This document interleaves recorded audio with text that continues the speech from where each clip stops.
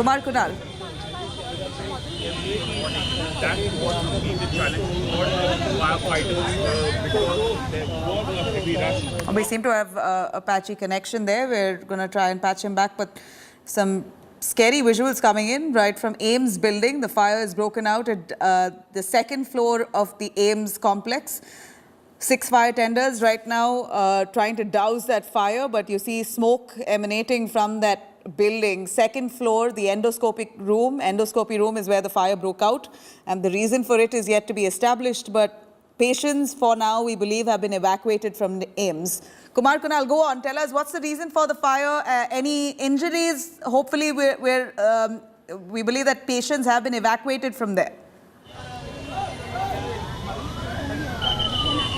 See, Nabila, I can show you the live pictures directly from the AIIMS, and although what we are learning from our sources that the fire is under control now, different firefighters are still working to douse whatever the things are there. I can show you the fire service vehicles, they are at work, the fire brigade vehicles are at work, and what we have gathered information from our sources that fire is under control now. It has started from the second floor, which is endoscopy department, and which is just nearby the emergency department.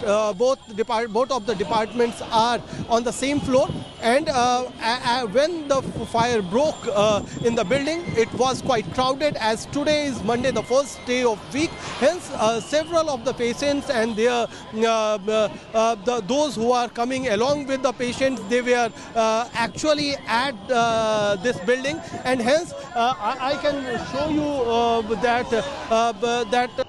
things are. A few more fire tenders are brought to the service. I can show you the main gate has been opened. I am taking you through the live pictures that at least 8 fire tenders are already inside the building. Now 2 more fire tenders have brought to the work. So it is significant because what we have been told by the fire department and the AIIMS administration that fire is under control. So if the fire has been doused, then why 2 additional fire tenders have been brought? That is a big question. But now what actually we are getting, we have shown through the pictures that these fire tenders have been brought inside the AIIMS campus, and still, although we can't see the fire from any of the windows or any of the facets, but still fire tenders are coming, and almost all the patients, all those who were present at that moment inside the building on the second floor, they have been rescued. More fire tenders are now coming and rushing towards the building. 2 more fire tenders are coming inside the building. So this is the situation right now. I can show you the live pictures which are coming directly from the most important, the biggest hospital in the country, which is All India Institute of Medical Sciences. So this is the situation, and firefighters as well fire tenders are continuously rushing to douse the fire. So there were obviously information that fire was controlled, but now the situation is not under. What is the situation? Well, we believe that the fire has broken out near the emergency ward of AIIMS. You see that thick ball of smoke emanating from the building, the AIIMS Institute, where several patients were present. They've been evacuated, thankfully. No injuries have been reported, at least no casualties as of now. It could be very well that the hospital management there are rushing many of those patients out. For now, we know that most of them have been evacuated. Atul Garg on the phone line with us, the chief fire officer. Mr. Garg, tell us what do you think has caused this fire, and are people safe? Is it an empty space now? See, the fire occurred around 12 o'clock. We rushed around 14 fire tenders. Fire is under control right now, and we are, searching the whole premises. We cannot say whether anybody is trapped or not, but that we'll let you know a little bit later. Now, for now, would we know what was the reason for the fire, and is it coming under control, or is this fire going out of hand? Images that we see here on television shows a thick ball of smoke and fire still ablaze. Fire is under control, absolutely under control. And cause of the fire is too early to tell what is the cause of fire. We are doing search operation to see if anybody is trapped there. Right, sir. Would you know if there's an emergency exit and if the building is compliant with the fire safety norms? See, in general, AIIMS has been, meeting all the requirements. But let us see whether system is working in this building or not. That is later on. Not right now. My priority right now is rescue the people if somebody is there. Okay, but for now, you're saying the fire is fully under control and people have been evacuated from there. So searches are on to see if anyone's trapped. Right. Search operation is continuing. We are seeing with this door to door, room to room, whether anybody is there or not. Fire is under control, absolutely under control. All right. Thank you, Atul Garg, for joining us. Chief Fire Officer Atul Garg says the fire is now under control. It's been brought under control. 11:54 a.m. That's roughly about 45 minutes ago when the fire tenders were alerted of this fire that broke out in the endoscopic room, very close to the emergency room of AIIMS, following which 6 fire tenders were rushed to the spot. In fact, Atul Garg tells us there are nearly 14 teams who are doing everything they can to bring this fire under control. Search operations across the AIIMS complex underway to see if there's anyone trapped. For now, people are safe. Kumar Kunal joins us more. Kumar, here we know that AIIMS is quite a busy area, even on that road that leads up to AIIMS. Tell us a little more on the ease with which fire tenders are able to reach the spot and do their duty. Is it true that fire has finally come under control? Happening at the AIIMS is still not quite known, because earlier what we have been told by the AIIMS administration and even the fire service officials that fire is under control.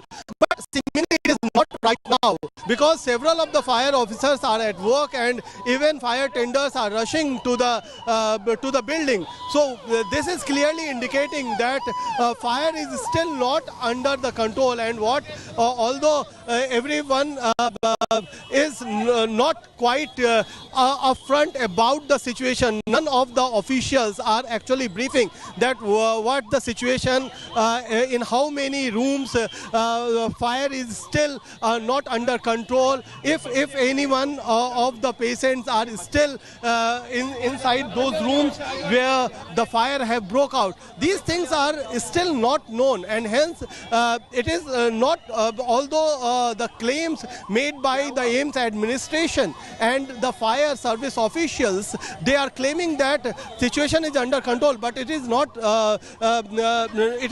from any of the officials which is coming from, because some of the officials who came to the main gate, we actually tried to ask them that what the situation inside, so they are non-committal about the situation. But the way more fire tenders are coming inside the AIIMS building, that is clearly indicating that still fire is not completely doused, and it will take some time to completely take the situation under control. So this is the situation right now. I will try to show some of the pictures that how fire tenders are still working, and still more fire tenders are being brought to the work. Meanwhile, all those who were present inside the premises, inside the building, they have been evacuated. No one is being allowed to go inside. Neither media personnel are being allowed. So situation is such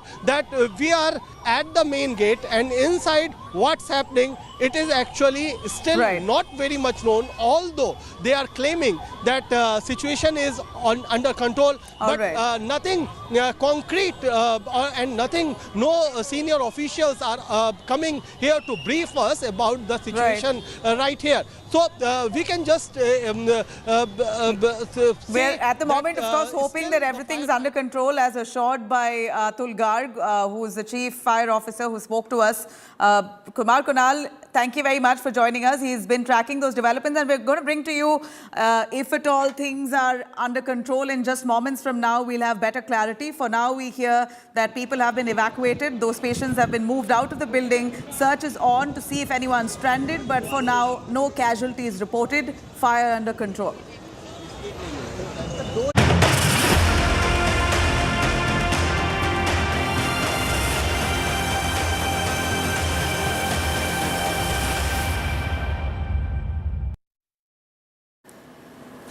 All right, cutting across to new violence, just days after the entire state of Haryana was engulfed in communal clashes. In the New district, where the clashes really broke out, bulldozers were completely razing down many of those constructions which the civic body accused of being illegal. And after much outrage and petitions before the High Court, now you have the Punjab and Haryana High Court asking for officials to stop razing down illegal construction. In fact, demolition of this demolition drive itself in the name of illegal encroachments was carried on in New. It continued for the 4th day straight. Started, in fact, on Sunday, it was already 4 days that these shanties, according to officers there, were illegal. A bunch of houses were broken down. Bulldozers razed it down. A curfew in New now has been lifted, though, for 4 hours on Sunday. In an attempt to restore some kind of normalcy, the curfew was relaxed in New even today. So about roughly 4 to 5 hours, curfew is relaxed so that people can move about doing their business. As far as investigation is concerned, Haryana police has now intensified probe. Police is in touch with Rajasthan government. This comes just after the state police on Saturday arrested 8 accused who are from Rajasthan, taking a dig at the district's law and order situation. The Congress has now alleged lack of security during the Jal Abhishek Yatra. नूह से लेकर सोहना तक में जितनी भी हिंसा हुई वो सब कुछ प्री प्लान थी। एक साजिश के तहत इस हिंसा को अंजाम दिया गया था। हरियाणा पुलिस ने राजस्थान से 8 से ज़्यादा आरोपियों को गिरफ्तार किया है और उनसे पूछताछ में यह खुलासा हुआ है कि वो साजिश के तहत हरियाणा की सीमा में दाखिल हुए थे। उन्हें मालूम था कि शोभा यात्रा निकलने वाली है और इसी के तहत वो दाखिल हुए थे और उन्होंने जमकर हिंसा फैलाई थी। इसके अलावा पाकिस्तानी यूट्यूबर के वीडियो में लगातार भड़काऊ कंटेंट थे, उस पर एसपी ने भी ये खुलासा किया है कि इस तरह के वीडियो लगातार पाकिस्तान से जारी किए जा रहे थे, जिस पर हरियाणा पुलिस की नज़र बनी हुई है। कैमरामैन अंकित के साथ अरविंद ओझा, नू। जब ये यात्रा हुई तो उसके पहले ये सुना है कि कोई 2, 4, 5 बड़े खतरनाक और बड़े सांप्रदायिक माहौल को बिगाड़ने वाले वीडियो सर्कुलेट हुए, कहा जाता है, जिस कारण से वहाँ उपद्रव हुआ। तो जब आपको मालूम है कि इस तरीके के वीडियो सर्कुलेट होंगे तो स्थानीय स्तर पर टेंशन तो हो सकती है। तो ये तो मैं नहीं मान सकता कि पुलिस वाले भी उसी समाज में रहते हैं, वहीं रहते हैं, उनके पास ये वीडियोस नहीं आए होंगे। धार्मिक कोई जगह, एक ऐसी जगह से जा रहा है जो संवेदनशील है या जहाँ कुछ भी हो सकता है, तो वहाँ आपको पुख्ता इंतजाम करना चाहिए था। अब तक 56 FIR रजिस्टर हो गया डिस्ट्रिक्ट में और 147 लोगों को हमने अरेस्ट कर दिया। इन्वेस्टिगेशन हमारा चल रहा है, 4 टीम्स को बनाया। इन्वेस्टिगेशन तेजी गति में प्रोग्रेस चल रहा है। अभी टेक्निकल एविडेंस में जोड़ा जाएगा और इन्वेस्टिगेशन वगैरह आगे बढ़ता जाएगा, सब कुछ खुलासा हो जाएगा। All right, now reacting to violence and riots that broke out in Haryana's New, Brahm Yadav, a Gurugram councillor, has said that Hindus should not give Muslims houses on rent and that the landlords should check the Aadhaar cards of their tenants before renting out their homes. In fact, he's also added that one should boycott shops run by Muslims. मेरा निवेदन ये है भाई कि इन किराएदारों को मत दो, meet मच्छी की दुकान जैसे तिगरा में घुसे हम भाई, ऐसे मुसलमानों को मत दे, भूखे रह लेंगे, लेकिन इनका पैसा हमारा पैसा इनके पास जाता है, इनसे हम ले। तो भाई हाथ जोड़ के निवेदन है सभी ग्रामीण वासियों से, जो यहाँ गुड़गांव के कोई भी आए हो, जैसे मैं कातीपुर से आया हूँ भाई, मैं भी अपने गांव वालों से निवेदन करूंगा, हाथ जोड़ के सबके आधार कार्ड देखो, जो मुसलमान हो उसको अपना मकान, कोई भी जमीन मत दो। और जो हमारे हिंदू भाई हैं, वाल्मीकि है, कोई भी है भाई, वो मीट की दुकान हिंदू भाई करे, बाहर से आके मुसलमान यहाँ कमाते हैं और फिर वही हमारे ऊपर गोलियां चलाते हैं। All right, that was a brazen statement by the BJP councillor in full public glare. Slipping into a short break on that note, coming up on the other side, Assam set to bring ban polygamy law. Hemanta Biswa pledges empowerment for women. Opposition calls the move as communal and diversionary. Stay with us.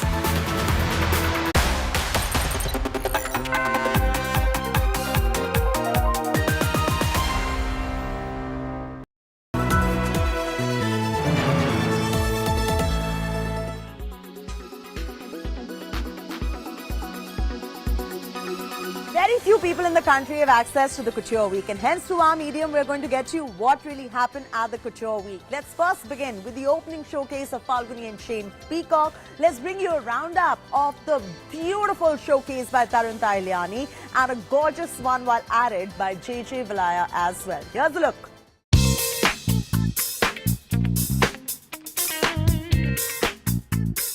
Designer Tarun Tahiliani presented his latest masterpiece capsule, For Eternity, at India Couture Week.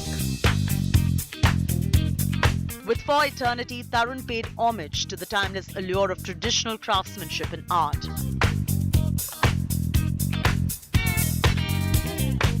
India's, as we've discussed before, a fashion tradition. This is a new Western interpretation where we are blending our craft with the Western idea of changing fashion and a modern fit and size-specific fit. It's taken me a long time to navigate myself back through a very organic but real process of what makes me feel better.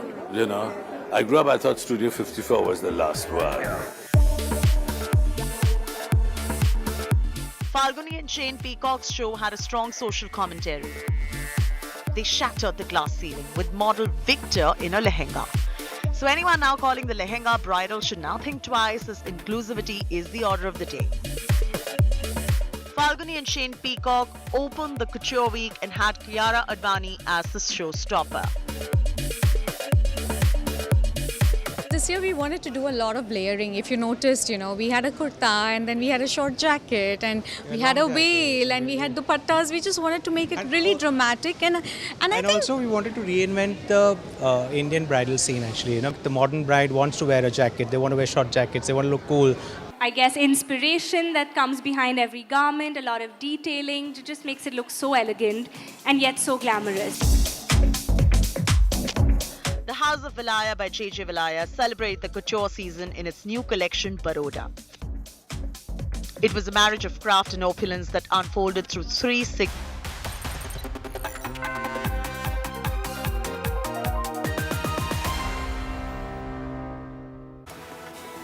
All right, now in the latest move, the Assam government is mulling over prohibiting polygamy in the state of Assam. Chief Minister Hemanta Biswa Sarma has said that a law to ban the practice of a man marrying multiple women will be brought this year in the Assam Assembly.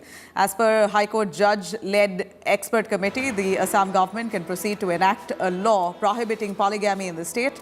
Going by the report submitted by the committee to Chief Minister Biswa Sarma, the state of Assam has the legislative competence to enact a law to end polygamy. This is what the government says. The Chief Minister has added that the law, however, will have to be cleared by the President of India instead of the Governor. Meanwhile, opposition has now slammed the decision of the government, calling this decision itself as diversionary and a communal act, especially at a time when suggestions are being brought in on UCC by the Law Commission. আইন কৰাৰ অধিকাৰ ৰাজ্য চৰকাৰৰ আছে নে নাই সেই সাবজেক্টৰ ওপৰতে আমি কমিটিখন বনাই দিছিলোঁ আজি কমিটিখনে আমাক সৰ্বসন্মতিক্ৰমে ৰায় দিছে যে পলিগমিৰ ওপৰত আইন কৰাৰ অধিকাৰ ৰাজ্য চৰকাৰৰ আছে খালি তাত যেটো ফাইনাল সিগনেচাৰ যেটো এসেন্ট বুলি কয় হেতু ৰাজ্যপালৰ পৰা নহয় ৰাষ্ট্ৰপতিৰ পৰা ল'ব লাগিব whether we will do it in September or December or January that is to be decided but within this financial year this law will definitely come 3-4 बार हम लोग बैठा है एक कमेटी बैठने का बाद एक हम लोग रिपोर्ट हम लोग प्रिपेयर किया है और रिपोर्ट प्रिपेयर करके आज हम लोग का रिपोर्ट चीफ मिनिस्टर का ऑफिस में हम लोग चीफ मिनिस्टर का हाथ में दे दिया अभी बाकी गवर्नमेंट का ड्यूटी गवर्नमेंट करेगा पोलीगामी का ऊपर क्या करना है क्या करना नहीं तो ये सब गवर्नमेंट करेगा. Our agenda was to basically see whether there was legislative competence for the state to enact a law, given the fact that polygamy, and particularly for Muslims, is also governed by the Sharia Act of 1937, which is a central law. So it was keeping this in mind that the committee sat and finally submitted its report and has generally pointed out that the state has the legislative competence to do so, subject to the doctrine of repugnancy under Article 254, which means it requires the presidential assent. Would this apply only with regard to the Sharia Act, as in the repugnancy with regard to the Sharia Act, or would the polygamy ban also apply to tribal practices, etc.? In fact, in the report, we have considered that very briefly, because this was specific to the Sharia Act. We've also pointed out that the tribals have a protection under the Hindu Marriage Act of 55. So polygamy, in a sense, or marriage laws, there's been codification of it. Hindu Marriage Act was 55, the Christian Marriage Act is 1872, the Parsi Marriage Act is 1936, and the Sharia Act is 1937. So with regard to that, we've pointed it out and said that this is something also that during the legislative process could be considered. All right, you could log on to indiatoday.in. You could also download our app for a lot more on that. Stay with us. On the other side, Rahul Gandhi's Lok Sabha membership has been restored after Lok Sabha Secretariat issues a notice. He is now reinstated as an MP back in the parliament. Stay.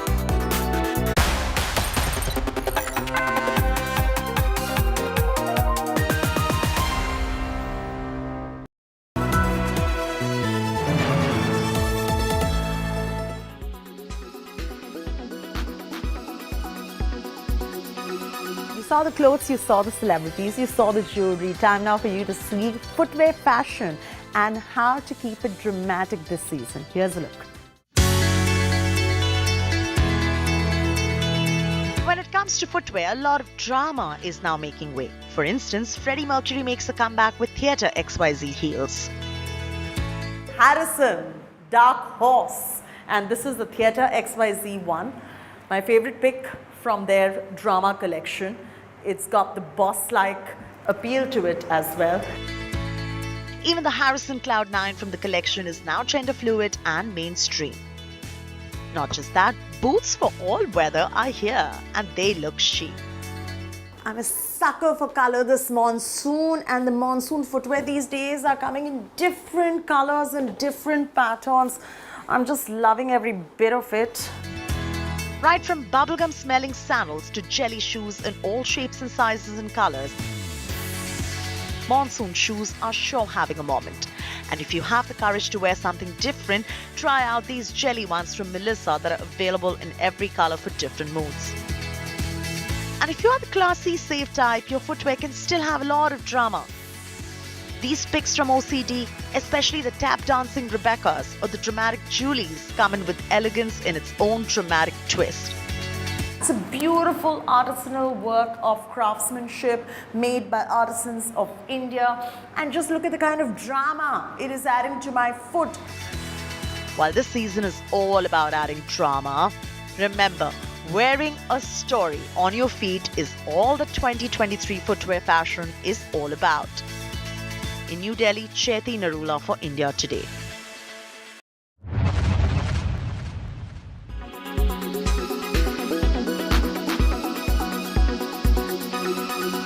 Make your media plan smarter with India Today Live TV on your connected devices.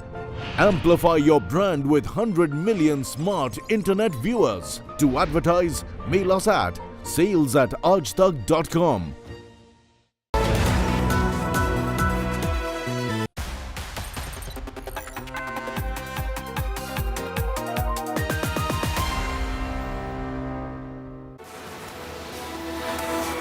A very good afternoon. You're watching India Today. I'm Nabila Jamal. Rahul Gandhi is now finally back as an MP in the parliament. I'm going to take you through the images of the Lok Sabha, Rajya Sabha, the headlines first. Rahul's Lok Sabha membership finally restored after Lok Sabha Secretariat issued a notice. Grand welcome there by the India Alliance MPs for Rahul Gandhi's reinstatement.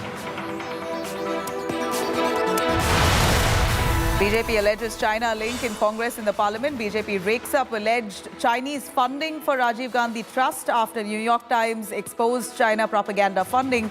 BJP says the probe BJP asking now for a probe on Congress's China links.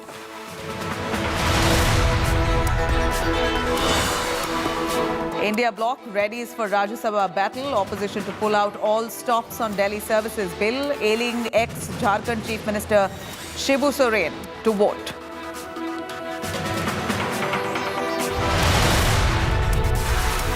Furious BSP MP, BJP MLC verbal spat on stage. Danish Ali stops the BJP MLC's Bharat Mata chant on stage. BJP Neta Vijay Vargiya threatens, says can kill anti-Bharat brigade. Fire breaks out at Delhi's AIIMS endoscopy room near the emergency ward. All patients evacuated. Fire tenders have managed to bring the fire under control.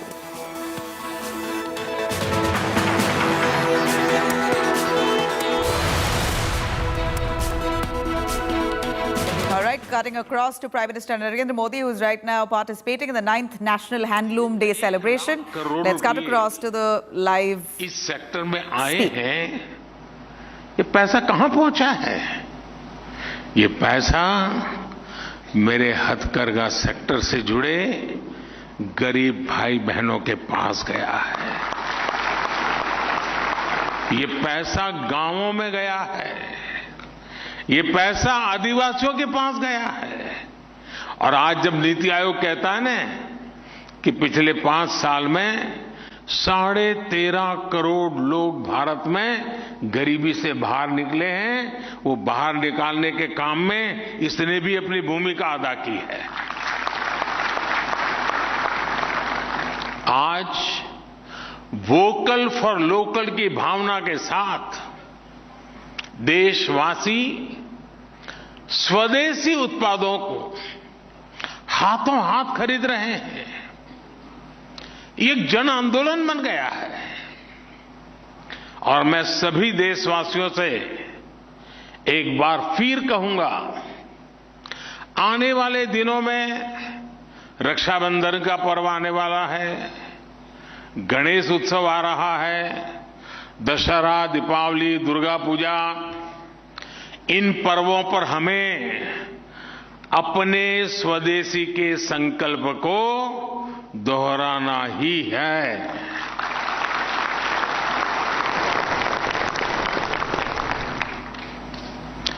और ऐसा करके हम अपने जो हस्तशिल्पी हैं, अपने बुनकर भाई बहन हैं, हथकरघा की दुनिया से जुड़े लोग हैं, उनकी बहुत बड़ी मदद करते हैं। और जब राखी के त्योहार में, रक्षा के उस पर्व में मेरी बहन जो मुझे राखी बांधती है, तो मैं तो रक्षा की बात करता हूं, लेकिन मैं अगर उसको उपहार में किसी गरीब मां से हाथ से बनी हुई चीज देता हूं, तो उस मां की रक्षा भी मैं करता हूं।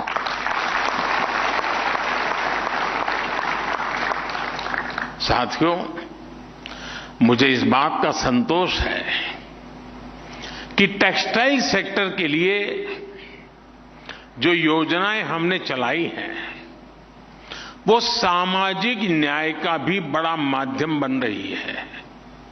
आज देश भर के गांवों और कस्बों में लाखों लोग हथकरघे के काम से जुड़े हैं। इनमें ज्यादातर लोग दलित, पिछड़े, पसमानदा और आदिवासी समाज से आते हैं। बीते 9 वर्षों में सरकार के प्रयासों ने न सिर्फ इन्हें बड़ी संख्या में रोजगार दिया है, बल्कि इनकी आय भी बढ़ी है। बिजली, पानी, गैस कनेक्शन, स्वच्छ भारत जैसे अभियानों का भी लाभ सबसे ज्यादा वहां पहुंचा है। और मोदी ने उन्हें गारंटी दी है मुफ्त राशन की। और जब मोदी गारंटी देता है तो उसका चूल्हा 365 दिन जलता ही जलता है। मोदी ने उन्हें गारंटी दी है पक्के घर की। मोदी ने इन्हें गारंटी दी है 5 लाख रुपए तक के मुफ्त इलाज की। हमने मूल सुविधाओं के लिए अपने बुनकर भाइयों और बहनों को दशकों का इंतजार खत्म किया है। साथियों, सरकार का प्रयास है कि टेक्सटाइल सेक्टर से जुड़ी जो परंपराएं हैं वे ना सिर्फ जिंदा रहे बल्कि नए अवतार में दुनिया को आकर्षित करें। इसलिए हम इस काम से जुड़े साथियों को और उनकी पढ़ाई, प्रशिक्षण और कमाई पर बल दे रहे हैं। हम बुनकरों और हस्तशिल्पियों के बच्चों की आकांक्षा को उड़ान देना चाहते हैं। बुनकरों को बच्चों को स्किल ट्रेनिंग के लिए उन्हें टेक्सटाइल इंस्टीट्यूट्स में 2 लाख रुपए तक की स्कॉलरशिप मिल रही है। पिछले 9 वर्षों में 600 से अधिक हैंडलूम क्लस्टर विकसित किए गए हैं। इनमें भी हजारों बुनकरों की ट्रेनिंग दी गई है। हमारी लगातार कोशिश है कि बुनकरों का काम आसान हो, उत्पादकता अधिक हो, क्वालिटी बेहतर हो, डिजाइन नित्य नूतन हो। इसलिए उन्हें कंप्यूटर से चलने वाली पंचिंग मशीनें भी उपलब्ध कराई जा रही है। इससे नए नए डिजाइन तेजी से बनाए जा सकते हैं। मोटर से चलने वाली मशीनों से ताना बनाना भी आसान हो रहा है। ऐसे अनेक उपकरण, ऐसी अनेक मशीनें बुनकरों को उपलब्ध कराई जा रही है। सरकार हथकरघा बुनकरों को रियायती दरों पर कच्चा माल यानी धागा भी दे रही है। कच्चे माल को लाने का खर्च भी सरकार वहन करती है। मुद्रा योजना के माध्यम से भी बुनकरों को बिना गारंटी का ऋण मिलना संभव हुआ है। साथियों, मैंने गुजरात में रहते हुए बरसों मेरे बुनकर साथियों के साथ समय बिताया है। आज मैं जहां से सांसद हूं, काशी, उस पूरे क्षेत्र की अर्थव्यवस्था में भी हैंडलूम का बहुत बड़ा योगदान है।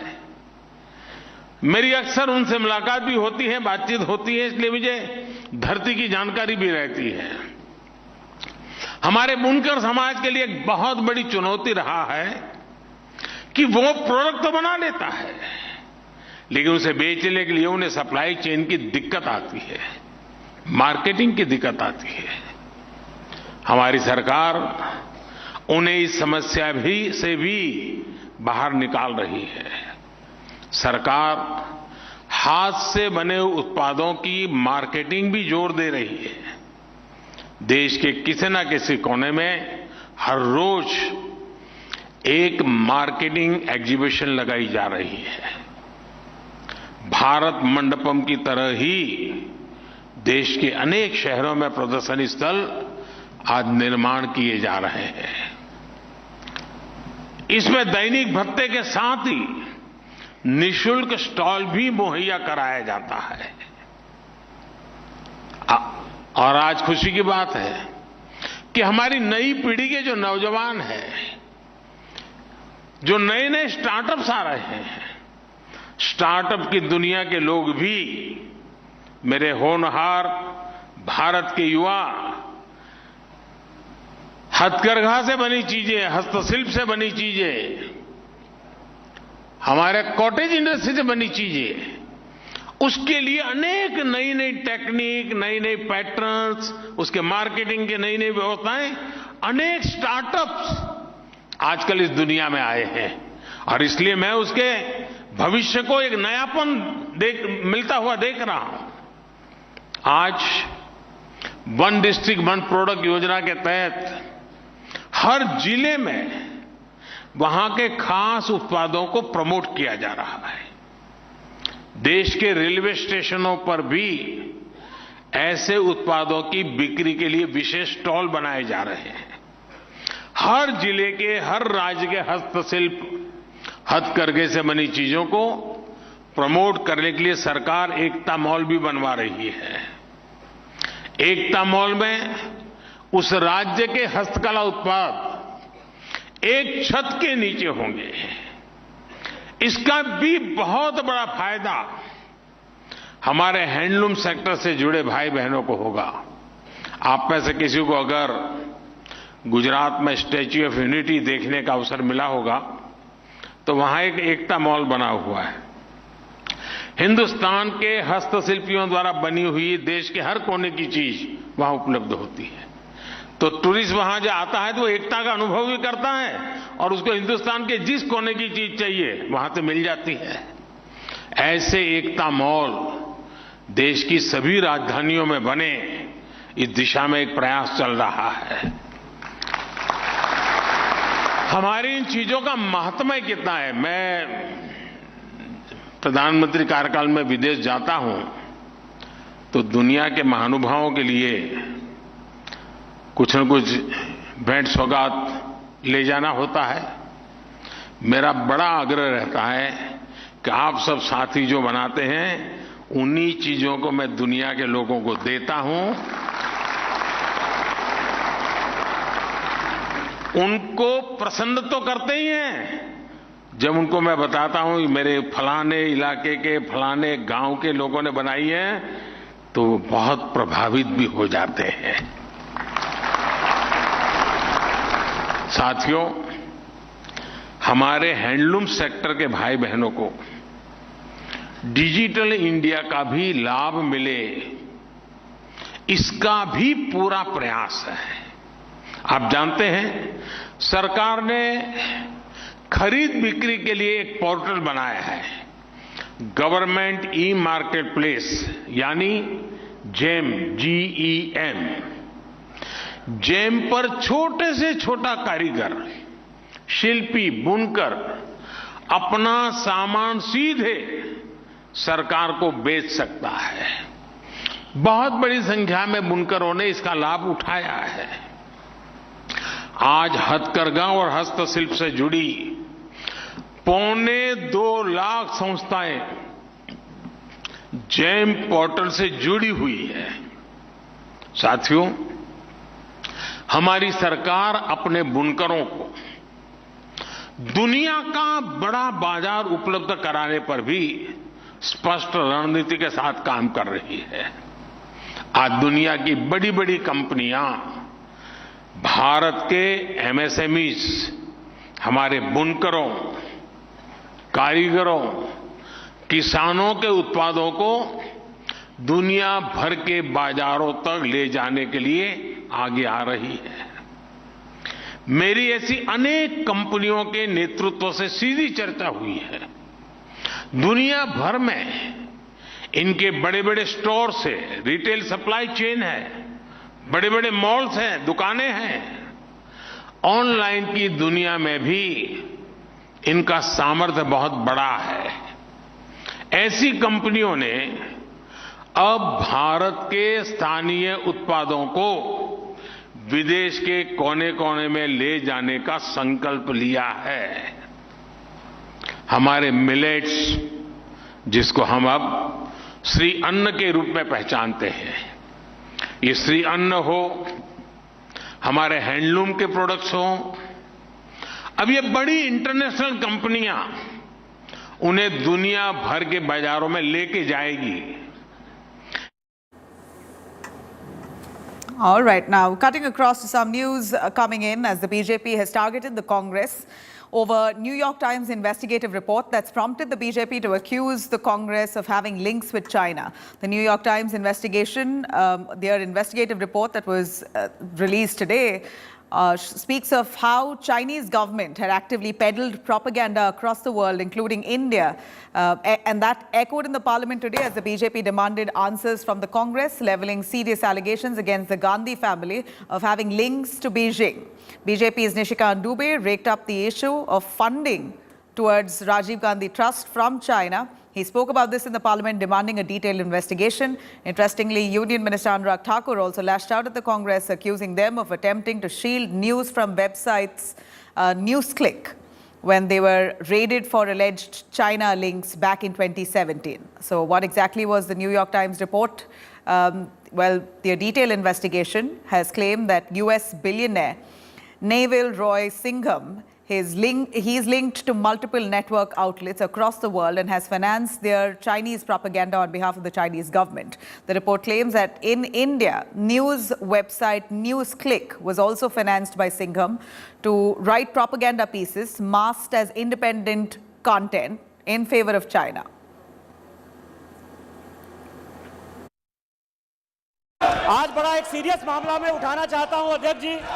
कारण यह है कि न्यूयॉर्क टाइम्स में इन लोगों को जो है केवल विदेशी ताकतों के साथ रहकर उन्हीं के न्यूज़पेपर में, उन्हीं के देश में उनके क्या हो रहा है उसी को ये मानते हैं। न्यूयॉर्क टाइम्स में एक बड़ा अच्छा न्यूज छपा है सर कि 38 करोड़ रुपया जो है न्यूज क्लिक जैसी संस्था को मिला है। और न्यूज क्लिक संस्था को जो न्यूयॉर्क टाइम्स ने लिखा है वो लिखा ये है कि भारत में ईडी ने जो रेड किया है, आइस के बारे में लगातार बोलते हैं सर, ईडी की रेड में जो खुलासा हुआ है उसका पूरा खुलासा किया है। और वो जो न्यूज क्लिक है सर, वो देशद्रोही गैंग, टुकड़े गैंग जो भारत को खंडित करना चाहते हैं, वो न्यूज क्लिक उस संस्था का जो है हेड कर रहा है, पुरकायस्त उसका मालिक है। उसके सारे पैसे में कहां से मिले, कैसे नक्सलाइट को दिए गए, कैसे माओवादियों को दिए गए, कैसे शर्मा को, रोहिणी सिंह को या मान लीजिए स्वाति चतुर्वेदी जैसे लोगों को केवल भारत के खिलाफ एक माहौल बनाने के लिए चाइनीज पैसा दे रहे हैं, उसके बारे में सर। दूसरा, मैं इस सरकार से मांग करता हूं सर कि जब भी भारत में संकट आया 2005 से लेकर 2014 तक चाइनीज गवर्नमेंट ने कांग्रेस को पैसा दिया, जिसका FCRA लाइसेंस भारत सरकार ने कैंसिल किया। All right. Well, we hear Nishikant Dubey of the BJP raising the issue in the parliament. While we've seen the monsoon session of the parliament has been a near washout, except for the Delhi Services Bill being passed in the Lok Sabha.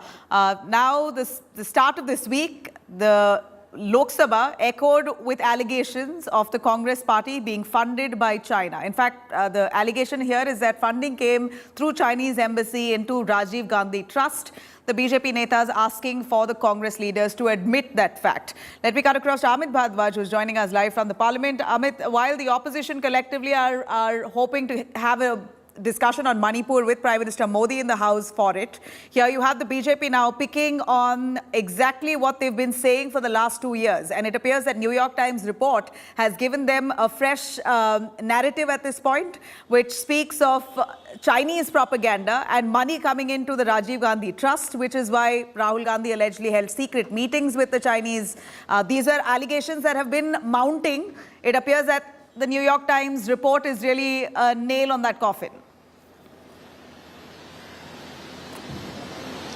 Well, Nabila, this has given fresh ammo to the Treasury benches, the Bharatiya Janata Party MPs. For the past 2 years, we have been, time and again, we have heard several BJP MPs, several press conferences at the BJP headquarters where they have tried to link the China funding with the Congress party via Rajiv Gandhi Foundation. And now you have a New York Times report, questioning the entire funding and the propaganda machinery being run, allegedly being run by one individual, Mr. Neville Roy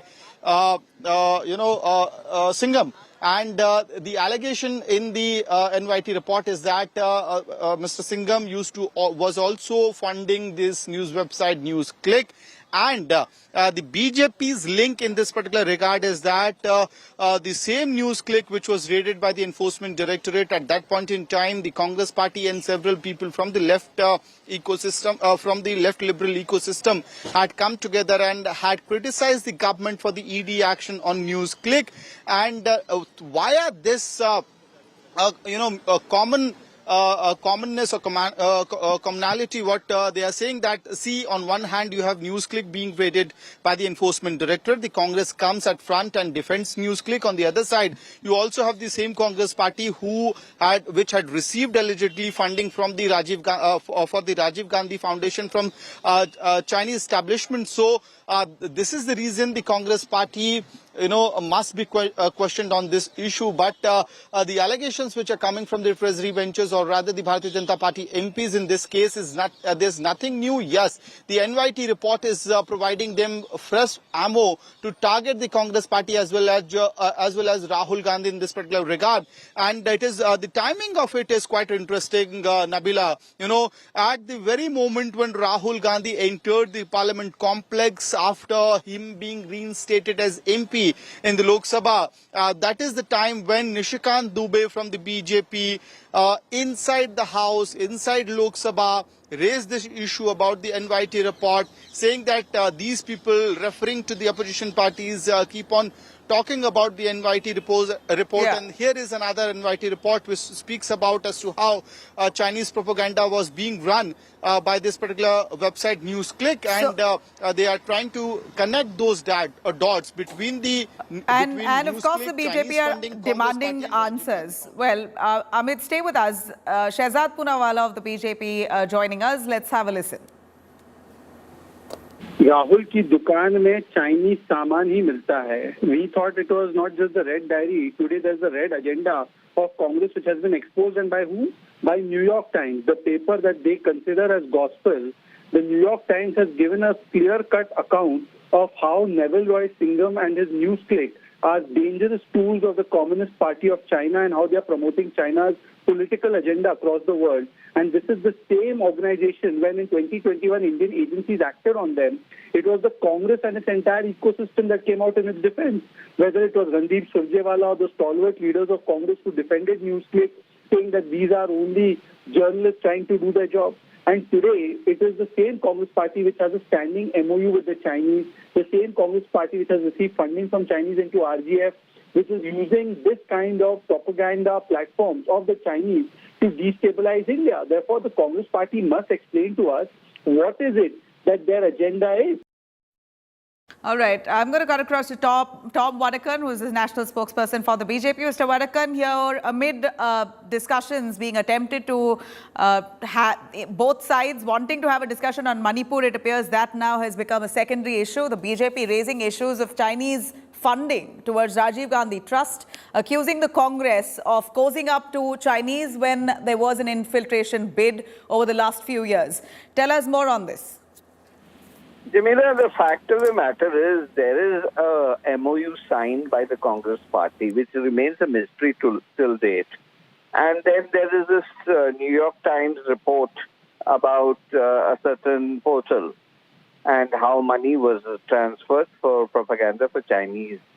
And they have been also been part of the ecosystem supporting the Congress party. So all this needs an explanation when I would call it an enemy country like China is using our media to expand its base in India. We have sensitive borders with them. Many of the Manipur issues which we said has gone into the background, no, it's not gone into the background. It is a lot of weapons coming in from China via Burma, which is a soft border. Now, these are issues that need explanation. And if the Congress party doesn't give a reply to this, then, well, we will take this to the logical end through discussions in Parliament to the streets of the country and raise issues. Because what is a political party doing meddling around with funds coming in from China? You know, at a time like this, we haven't heard a concrete response denying the same from the Congress. And this is not as if this is the first time the BJP is bringing this on the floor of the House. 2020 was the first that the BJP had raised the issue. And so far, no satisfactory answers have come from the Congress's end. Has an investigation rolled out with this regard?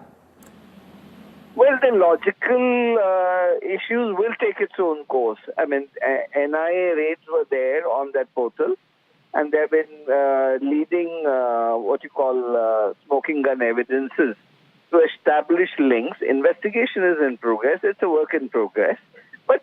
But the Congress party, which claims to be secular and what have you, should explain what is this connect. I mean, how many times have they connected with China?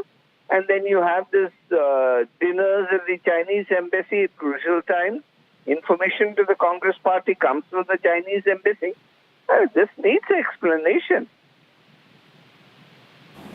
All right. Well, Mr. Ambadkar, thank you very much for joining us. We hear the BJP now raising this very question in the parliament as well. Nishikant Dubey of the BJP questioning the Congress and asking them to admit that they indeed received funding from China into Rajiv Gandhi Trust. What was the need for it? What was the amount taken? And this was precisely around the time when Chinese was trying to infiltrate to the Indian borders. And at a time like that, the Congress was allegedly cozying up with the Chinese. I'm going to cut across to give you a quick breakdown to what exactly the New York Times investigation exposes. Starting with the orchestrated international propaganda toolkit by China, it clearly suggests that China was trying very hard across the globe to push their propaganda, positive propaganda for the country. And then we have the investigative report there suggesting that Indian website called NewsClick had links to the Chinese government, and they had put out a lot of articles that spoke well of China or highly of China while along the time they were trying to infiltrate into Indian borders. Now, number 3 is the Indian website that was funded for propaganda pieces. That's precisely what I mentioned, as China was using this website to push positive propaganda for their country. Now, US billionaire Singham's role in this funding propaganda, Indian-born US billionaire, we believe, has been the man behind funding this entire propaganda act. Now, propaganda was disguised as independent content, which is all the more something that has been closely looked into and detailed in the New York Times report, that most of that content was made to look as if it was independent content that was being put out and that had no malice, but clearly it was propaganda. Amit Bharadwaj, who's still at the parliament, joins us live for more on that. Amit, now it seems like the whole narrative from Manipur has switched to Rahul, and also now that Rahul Gandhi has come back to the parliament, it appears the entire narrative has now switched towards Congress party receiving funding from Beijing. Tell us a little more. Has the Congress reacted at all? We know both houses will resume at 2 p.m.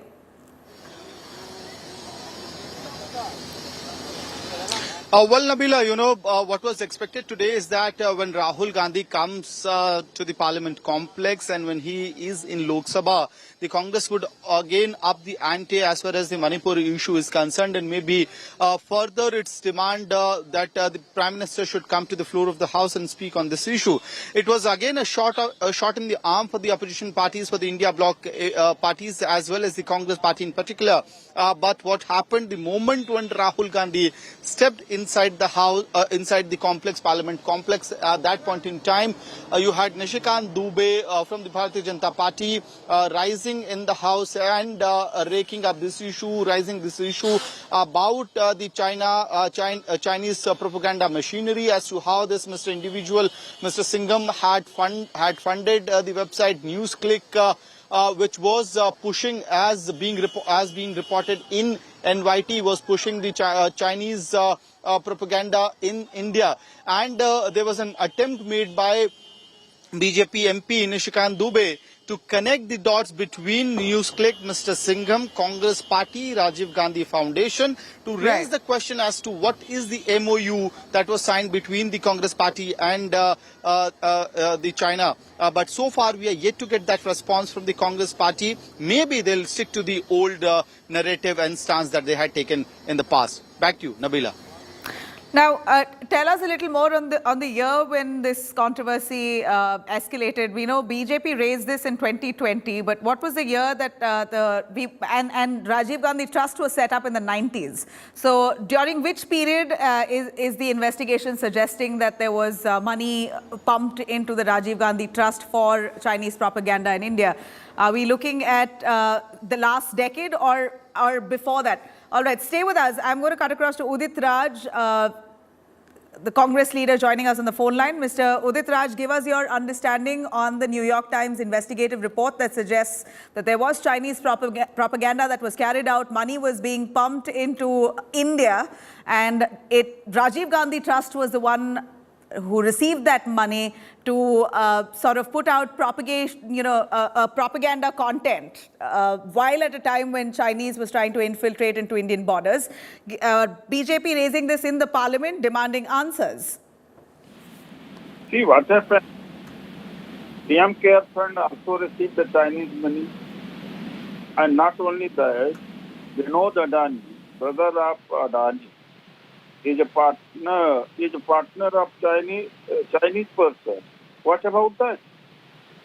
And Prime Minister explained it that hasn't he received the fund in PM Care Fund from Chinese corporate houses? That is also to be discussed. Let us discuss all together. Why this only? Isolated, make it isolated case. Let all such matters to be discussed. Those who have been funded from China, Chinese forces. And what the Prime Minister said that time that we will boycott Chinese and ban this TikTok, etc. And afterwards, business transaction increased and many other relations have increased. And so far, the BJP has not in position to explain that how much money they have got from the Chinese companies. No, but is it true that money was received by the Rajiv Gandhi Trust? Because the BJP claims an MOU was signed in 2008 and therefore there was a lot of money exchange that happened in the years subsequently. So are you admitting that this indeed happened? Will you ask it from the BJP that how could they receive money in PM Care Fund? How can you define? See what happened when Congress received, suppose if Congress received, I don't know still, but it's very obvious that the PM Care Fund has received the money from Chinese sources, Chinese companies. Explain that also. If that is wrong, then that is also wrong. Otherwise, you should not question, and I don't think they have a moral ground to raise the question in the parliament. All right. I don't have moral. All right, Udit Raj, thank you very much for joining us. But clearly here, the Congress has taken serious objection to what was said by Nishikant Dubey of the BJP. Leader of Congress in Lok Sabha, Adhir Ranjan Chaudhary, has now shot a letter to Lok Sabha Speaker Om Birla regarding the BJP MP Nishikant Dubey's comments that he made in the Lok Sabha today, precisely on the Congress allegedly receiving funding from China. Adhir Ranjan Chaudhary in that letter has written, and I quote, "We demand under Rule 380 that his remarks be expunged in full and that an inquiry be conducted into how such allegations was permitted to be made and was raised on record." Cutting across to the BJP, who is holding a press conference on the same. लोग कभी भारत का हित नहीं सोच सकते। भारत कैसे कमजोर हो, कैसे भारत के हितों को नुकसान पहुंचाया जाए और कैसे भारत विरोधी एजेंडे को कैसे हवा, खाद, पानी दिया जाए, ये सब चिंता इससे जुड़े लोग करते हैं और इसमें दिन रात लगे रहते हैं। भारत लंबे समय से दुनिया को बता रहा था कि न्यूज क्लिक भी प्रचार का एक खतरनाक वैश्विक जाल है। और आज मैं आपको बताने जा रहा हूं कैसे घमंडिया गठबंधन, अगर मैं कहूं तो कांग्रेस, चीन, न्यूज क्लिक सभी एक भारत विरोधी गर्भनाल से जुड़े हुए हैं। Congress, China, news click a part of a umbilical cord। और ये इससे सिद्ध होता है क्योंकि कुछ लोगों को तो ये भी आदत थी कि और मैं नाम लेके भी कह सकता हूं कि राहुल जी की नकली मोहब्बत की दुकान में चीनी सामान ये साफ नजर आने लगा है। चीन के प्रति प्यार ये दिखता था और भारत के खिलाफ दुष्प्रचार ये विदेशी जमीन पर भी और विदेशी न्यूज एजेंसियों के माध्यम से भी प्रोपेगेंडा के तहत होता था। एक एजेंडा था, anti India, break India campaign, ये लोग चलाते थे और इनके यहां सारा सामान चीनी है और चीन को सम्मान है। और जब मैं न्यूज क्लिक की बात करता हूं तो चीन के द्वारा संपोषित ग्लोबल मीडिया संस्थान जिसके द्वारा ये फंडिंग हुई है, न्यूज क्लिक की अगर मैं बात करूं इसकी फंडिंग की भी, तो जब भारत में इसके खिलाफ जो इसके रेड हुई और वो रेड 5 दिन तक चली, उसमें कहां कहां से पैसा लिया गया, कितने पैसे आए, वो सब जानकारियां भी मैं आपको देने वाला हूं कि क्या क्या उस समय हुआ। उस समय भी प्रश्न उठे थे कि आखिरकार ये फंडिंग एकदम से कैसे और कहां से आई। अगर आप इनकी फंडिंग का जाल देखेंगे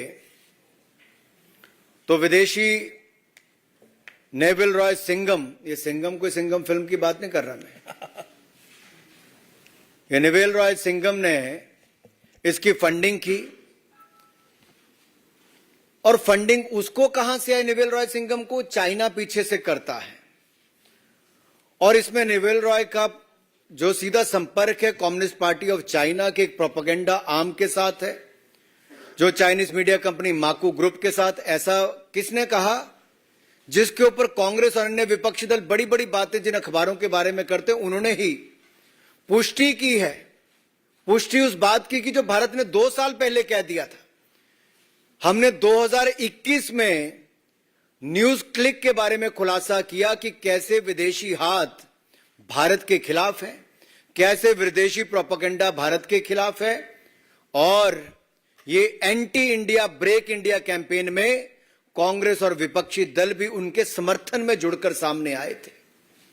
उस समय उनके किन किन लोगों ने ट्वीट किए, ये कांग्रेस के नेताओं के ट्वीट हैं।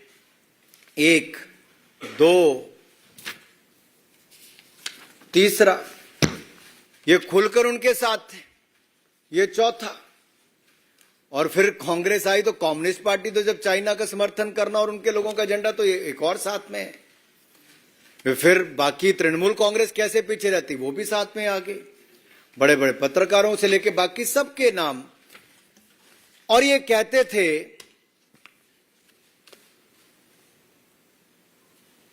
कि भारत सरकार फ्रीडम ऑफ प्रेस के खिलाफ कार्रवाई कर रही है। मैं इस पे भी आऊंगा। मित्रों, ये जो इसकी फंडिंग है उसके साथ साथ मैं एक बात ये भी कहना चाहता हूं, फंडिंग तो एक कर रहे थे न्यूज क्लिक को चाइनीज कंपनियां नेविल रॉय सिंघम के माध्यम से, लेकिन जो इनके सेल्समैन थे हमारे हिंदुस्तान के कुछ लोग हो गए थे।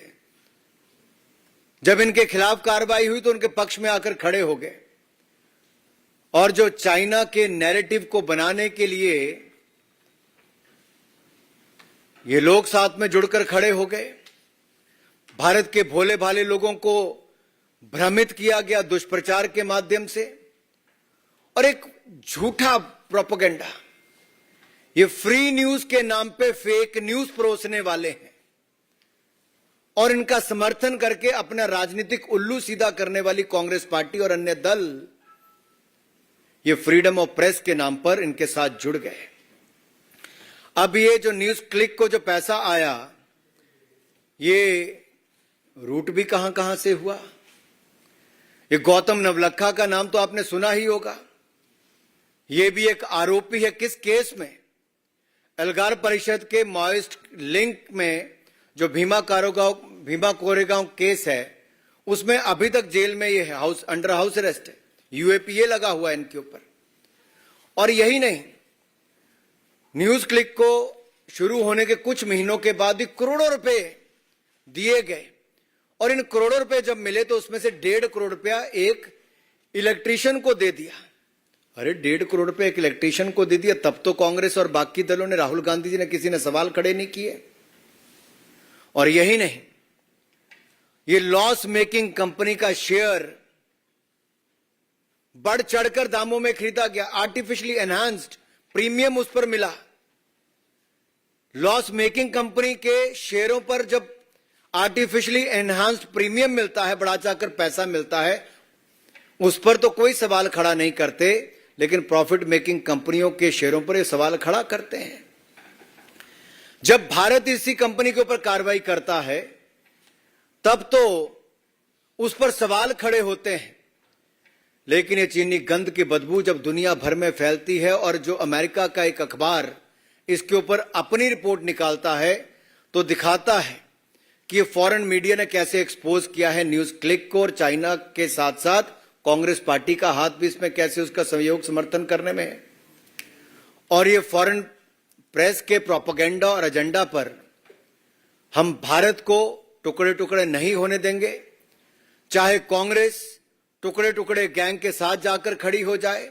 राहुल गांधी जी बीच रात को जाकर उनके साथ खड़े हो गए, बाद में टुकड़े टुकड़े गैंग के लोगों को अपने आप में शामिल भी करा लिया, और इनके समय तो सीबीआई और ईडी पिंजरे में बंद तोता होती थी, लेकिन आज अगर वो ईडी कार्रवाई न्यूज क्लिक जैसी फर्जी संस्थाओं के खिलाफ करती है तो उसके ऊपर ये प्रश्न चिन्ह खड़ा करते हैं। ये गलत सूचना के खिलाफ, मिस इन्फॉर्मेशन के खिलाफ युद्ध है और ये युद्ध जारी रहना चाहिए। भारत सरकार की एजेंसियों ने अगर कदम उठाए हैं तो भारत के खिलाफ दुष्प्रचार करने वाले जो चाइना का एजेंडा लेकर दुनिया भर में नैरेटिव खड़ा करने का प्रयास कर रहे हैं, जो ये अंतर्राष्ट्रीय अखबार ने भी बात कही है, तो उसको मैं आपके सामने रख रहा हूं। और ये anti India break India agenda नहीं चलेगा। आडवाणी जी ने एक बार बहुत पहले पार्लियामेंट में कहा था कि जब देश के खिलाफ कोई खड़ा होता है तो उसमें हम सबको इकट्ठे होकर आना चाहिए। और उन्होंने तो यह भी कहा था कि किस तरह से कौरव और पांडव भी एकजुट हो गए थे जब तीसरा कोई सामने आकर खड़ा हुआ था। लेकिन दुर्भाग्य देश का यह है कि कांग्रेस ने विदेशी लोगों के साथ हाथ मिलाने का प्रयास किया। और यही नहीं, जब इनको निमंत्रण मिला सोनिया जी को, राहुल जी को, कब मिला? जब ओलंपिक्स खेल हुए तो कांग्रेस पार्टी को भी, गांधी परिवार को भी वहां पर न्योता दिया गया, और ये लोग उस समय चाइना भी गए, खेल देखने गए थे, खेल करके आ गए। वहां पर एक एग्रीमेंट साइन करके आ गए जहां पर हाई लेवल एक्सचेंज होना था दो पार्टियों के बीच में। अब पता नहीं किस तरह का हाई लेवल एक्सचेंज होना था, ये तो 2017 में हमको जुलाई में देखने को मिला, जब डोकलाम में अतिक्रमण करने का प्रयास उस समय चीन की सेना ने किया तो हमारे सेना के जवानों ने मुंह तोड़ जवाब उनको दिया। लेकिन राहुल गांधी जी उस समय चीन के अधिकारियों के साथ, डिप्लोमेट के साथ हाथ भी मिला रहे थे, खाना भी खा रहे थे, ना जाने क्या रणनीति और क्या क्या एक्सचेंज कर रहे थे। ये इससे पता चलता है कि जो 2008 में इनको एग्रीमेंट हो गया था, उस समय एक पेमेंट भी की गई थी। पेमेंट किसको की गई? पेमेंट की गई थी राजीव गांधी फाउंडेशन को। और ये राजीव गांधी फाउंडेशन को जो पेमेंट की गई 2005-7 के बीच में, ये किस लिए की गई? और ये उस समय की गई जब सोनिया गांधी जी यूपीए की, और वही यूपीए सरकार जिसके ऊपर लाखों करोड़ के भ्रष्टाचार के गंभीर आरोप भी है। वो नैरेटिव के लड़ने के लिए क्या इनको चाइना के लोगों का सहयोग लेना पड़ेगा, या चाइना के समर्थक ऐसी एजेंसियों का सहयोग लेना पड़ेगा जो anti India break India campaign चलाते हैं, उनका सहयोग लेना पड़ेगा?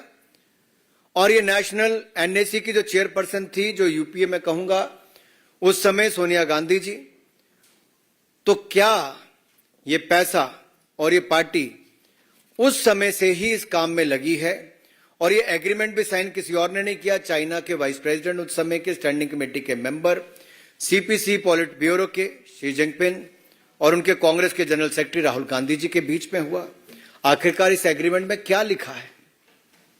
ये 2017 में भी देखने को मिला कि राहुल गांधी जी देश के साथ तो खड़े नहीं हुए, लेकिन उस समय उनके अधिकारियों के साथ रहे। इसका अगला उदाहरण आपको देखने को मिलता है जब कैम्ब्रिज जज बिजनेस स्कूल में मार्च 2023 में राहुल गांधी जी ने बड़े बढ़ा चढ़ाकर चाइना की प्रेज भी की, फोर्स ऑफ नेचर कहा, एस्पायरिंग सुपर पावर कहा। भारत की तो बढ़ाई नहीं कर पाए, भारत का अपमान ही करते रहे और democracy in India is under attack कहते रहे, लेकिन चाइना का समर्थन करते रहे। और ये जो हमारा पाक ऑक्युपाइड कश्मीर है, उससे गुजरने वाली वन बेल्ट वन रोड, इसको लेकर भी China belt and road initiative को लेकर उनके जिस तरह से वो गुणगान करते रहे, ये अपने आप में दिखाता है कि ये एक ही गर्भनाल के तीनों हिस्सा हैं। कांग्रेस, चीन और न्यूज क्लिक क्यों ना हो, ये एक बार नहीं कई बार देखने को मिला। और एक और कड़ी इसमें अगले उनके दौरे पे जुड़ जाती है जब इंडियन अमेरिकन मुस्लिम काउंसिल ने, जिनके ऊपर आप देखेंगे राहुल गांधी जी के अमेरिका दौरे में साथ साथ रहे, सहयोगी रहे, आयोजन में रहे, और इनके खिलाफ त्रिपुरा सरकार ने मुकदमा भी किया कि जिस तरह से फेक न्यूज फैलाने का काम किया गया। और ये आईएमसी वही है जो न्यूज क्लिक के समर्थन में उस समय भी आए थे। चोर चोर मुसेरे भाई कहां कहां इकट्ठे होते हैं, ये आप सबके सामने नजर आया। और ऐसे बहुत सारे लोग हैं जो जर्नलिस्ट हों, प्रेस गिल्ड से हों, या कोई अपने अवार्ड वापसी गैंग हो, ये सब लोग इकट्ठे हो जाते हैं समय समय पर anti India break India campaign को लेकर, उस एजेंडा को लेकर। और न्यूज क्लिक भी उसमें एक कैसी अहम भूमिका निभा रही थी। और ये कांग्रेस बैक्ड, या फिर मैं कहूं जो कम्युनिस्ट पार्टी बैक्ड भी, जो पैसे उनको अलग अलग रूट से आए हैं न्यूज क्लिक को या बाकी ऐसी कंपनियों को, जो पेड मीडिया हाउसेज जो झूठा नैरेटिव खड़ा करती हैं और झूठी खबर फैलाने में ये शातिर हैं। ये तो इतने शातिर हैं कि एक टेररिस्ट को भी एक एक्टिविस्ट बना देते हैं। ये टेररिस्ट को भी एक्टिविस्ट बना देते हैं। और ये न्यूज क्लिक जो चलाई जाती किसी और के द्वारा नहीं, पुरकास्था द्वारा चलाई जाती है, जो PPK news click studio private limited है। इसको पैसा भी किस किस से प्राप्त हुआ, वो अगर आप मनी ट्रेल भी देखेंगे जो सामने नजर आता है, तो स्पष्ट तौर पे दिखता है कि ये जो नेविल रॉय सिंघम है, इन्होंने ही यहां पर 27 करोड़ 51 लाख रुपया न्यूज क्लिक में दिया, जो आगे जाकर इसमें से गौतम नवलखा को भी 20,53,000 रुपए गए हैं। और एक बप्पादित्य सिन्हा जो आईटी सेल मेंबर है कम्युनिस्ट पार्टी ऑफ इंडिया के, 82 लाख रुपया उनको भी गया है। तो कम्युनिस्ट भी कैसे कांग्रेस से पीछे रहेंगे, सब ने कहीं ना कहीं से कुछ ना कुछ लिया है। तो न्यूज क्लिक के पीछे खेल कम्युनिस्ट पार्टी ऑफ चाइना और कांग्रेस पार्टी जो हमारे हिंदुस्तान की है, उनका सबका ये खेल इसमें दिखता है कि कैसे भारत विरोधी एजेंडा चलाना है और कैसे एक के बाद दूसरा पैसा इनको दिया गया। और बहुत सारे सीनियर जर्नलिस्ट को इसमें से पैसा गया, मैं उसके नाम लेने में नहीं जाऊंगा, वो इतने बड़े भी नहीं जिनको इतना बड़ा बना दिया गया है। लेकिन इतना जरूर कहूंगा, ये शुरू तो की गई थी चाइना का नैरेटिव खड़ा करने के लिए दुनिया भर के कॉन्टिनेंट्स में, लेकिन किस तरह से कांग्रेस पार्टी ने इसको साथ में ले लिया भारत विरोधी एजेंडा चलाने के लिए। क्या कांग्रेस इतनी गिर गई है और कुछ दल इनके समर्थन में न्यूज क्लिक के इतना गिर गए थे कि वो सत्ता पाने के लिए इतना गिर जाएंगे कि न्यूज क्लिक के समर्थन में आके पूरी कांग्रेस पार्टी खड़ी हो गई थी, इनके साथी खड़े हो गए थे, एक घमंडिया गठबंधन के लोग इसका एक हिस्सा बने रहे। और केवल यही नहीं, मैं श्रीमान अरविंद केजरीवाल जी कैसे पीछे रहते, आखिरकार वो तो चल के ही एनजीओ चलाकर आए थे, वो तो बात करते थे भ्रष्टाचार के खिलाफ वाली, आज उनकी पूरी पार्टी भ्रष्टाचार में घिरी हुई है, डूबी हुई है, मंत्री जेल में पड़े हुए हैं। तो क्या श्रीमान अरविंद केजरीवाल जी और मनीष सिसोदिया जी, इनके जिस एनजीओ में ये पार्टनर हैं, हिस्सेदार हैं, क्या उनके माध्यम से भी न्यूज क्लिक की कोई फंडिंग हुई है, क्या देश को बताना चाहेंगे? तो चाइना का पैसा भारत विरोध में एक न्यूज क्लिक के माध्यम से लगे और उसमें कांग्रेस से लेकर बाकी दल भी साथ में जुड़ जाएं तो ये अपने आप में दिखता है, अपने आप में दिखता है कि कैसे ये news click Congress, communist, China news क्या कर रहे हैं वो आपको दिख ही रहा है। मैं बात पे आपको अंत में इतना ही कहूंगा कि ये सारे ट्वीट्स जो मैंने आपको दिखाए, आज मेरा उन लोगों से कहना है कि आप जो धुआं ही धुआं है, कुछ ना हुआ है। आपने धुआं तो बहुत फैलाने का काम किया, भारत के खिलाफ एजेंडा फैलाने का काम किया, न्यूज क्लिक के समर्थन में खड़े हुए, विदेशी एजेंसियों, विदेशी ताकतों के साथ मिलकर सत्ता में आने के लिए देश विरोधी ताकतों के साथ खड़े हुए। आपने एजेंडा भी वहां पे चलाया, लेकिन आज जब एक विदेशी मीडिया हाउस ने उस प्रोपेगेंडा और एजेंडा को पूरी विश्व के सामने खोलकर रखा है, तो मेरा आपसे सवाल है कि क्या आप देश को, राहुल गांधी जी, जवाब दोगे कि ये 2005-7 में जो राजीव गांधी फाउंडेशन ने पैसा लिया वो कहां कहां खर्च हुआ? जो हाई लेवल आपने मीटिंगें करनी थी वो क्या चाइना के साथ हुई? क्या न्यूज क्लिक एक उसका हिस्सा है? क्या कांग्रेस, चीन, न्यूज क्लिक भारत विरोधी गर्भनाल से जुड़े हुए हैं? और मेरा सवाल समस्त घमंडिया गठबंधन, ये विपक्ष के लोगों से है कि क्या आपने भी समय समय पर इस माध्यम से पैसा जो कहीं ना कहीं से आया, आप लोगों ने भी इसका इस्तेमाल किया है? और ये एंटी इंडिया सिंगम जो नेवल रॉय सिंगम है, वो जो भारत के खिलाफ एजेंडा चला रहे हैं, फैक्ट चेकर के नाम पे या चाइनीज चेकर इन मीडिया फ्रीडम के नाम पर, ये भारत में एक प्रोपेगेंडा खड़ा करने के लिए आए हैं। और मैं तो कांग्रेस के बारे में अंत में इतना ही कहूंगा, from 1962 to 2022-2023 Congress has not changed a bit. The physical and intellectual space of India has been yet again handed by Congress to China on a platter. Soros से सिंगम, चाइना से कांग्रेस पार्टी तक, ये सब अलायंस पार्टनर दिखते हैं भारत के खिलाफ anti India agenda, break India agenda को लेते हुए। एक समय था महात्मा गांधी जी ने क्विट इंडिया चलाया था, ये एंटी इंडिया और ब्रेक इंडिया एजेंडा चला रहे हैं। इससे बड़ा दुर्भाग्य क्या होगा? श्रीमान राहुल गांधी जी, देश को जवाब दें।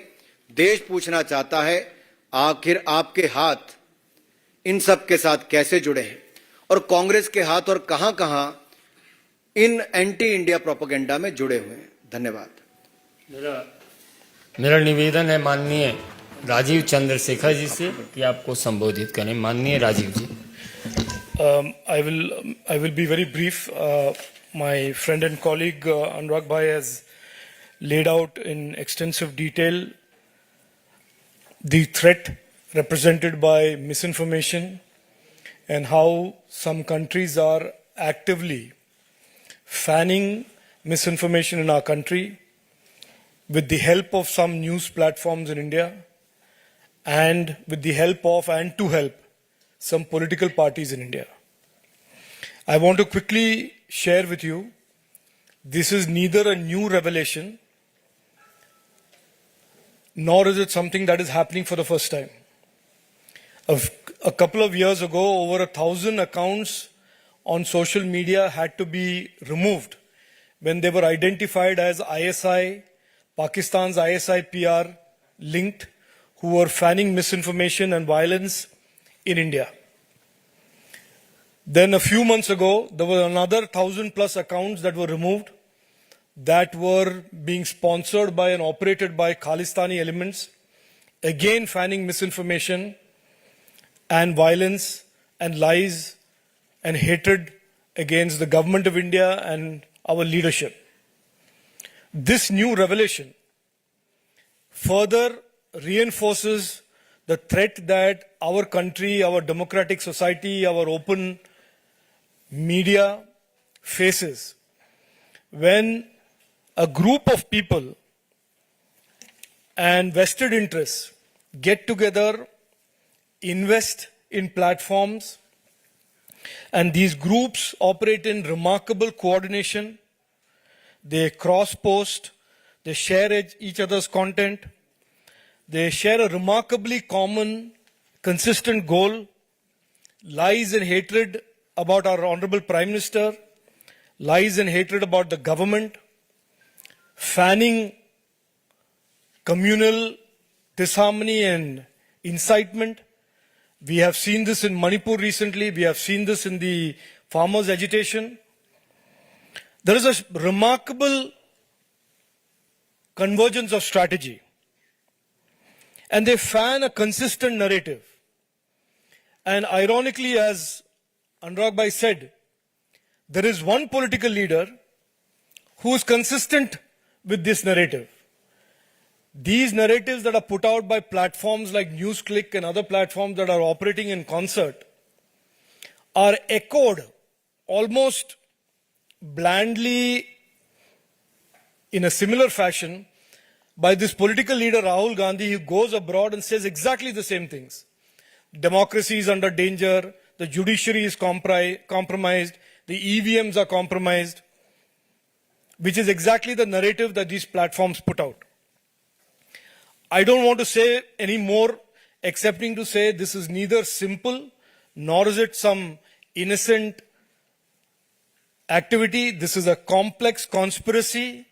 This is a network of operators being funded, being fanned by vested interests outside the country who are opposed to India's rise, opposed to India's confidence in the global community of nations, opposed to a growing economy and growing presence in the global value chains across the board in manufacturing and innovation. Misinformation is a real danger to our democracy. And every time, as again Anurag Bhai said, there is an attempt to rein in misinformation, these platforms jump along with their friends and rally behind this false cover of free speech. The right to free speech as guaranteed in our Constitution is certainly not and must not and should not be a cover for misinformation directed at our nation's rise.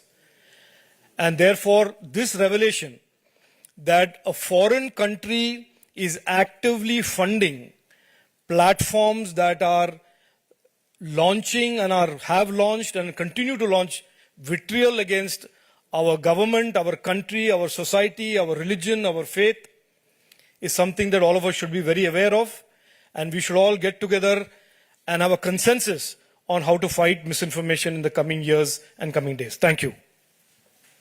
प्रश्न सादर आमंत्रित है।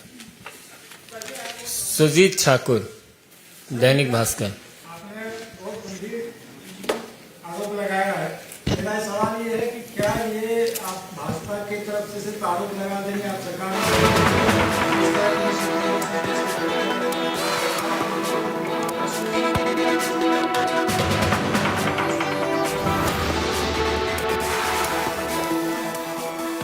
देखिए, जो दुष्प्रचार या झूठी खबर के खिलाफ मिस इन्फॉर्मेशन जो दुनिया भर के लिए एक बड़ी चुनौती बनी है और जिसको लेके रिपोर्ट एक विदेशी अखबार ने आप सबके सामने दी, और जब भारत की एजेंसियों ने उसके ऊपर कार्रवाई की थी, तब तो यहीं के कई पत्रकारों ने, कई मीडिया हाउसेस ने, कई विपक्ष के नेताओं ने उसके ऊपर प्रश्न चिन्ह खड़े किए थे।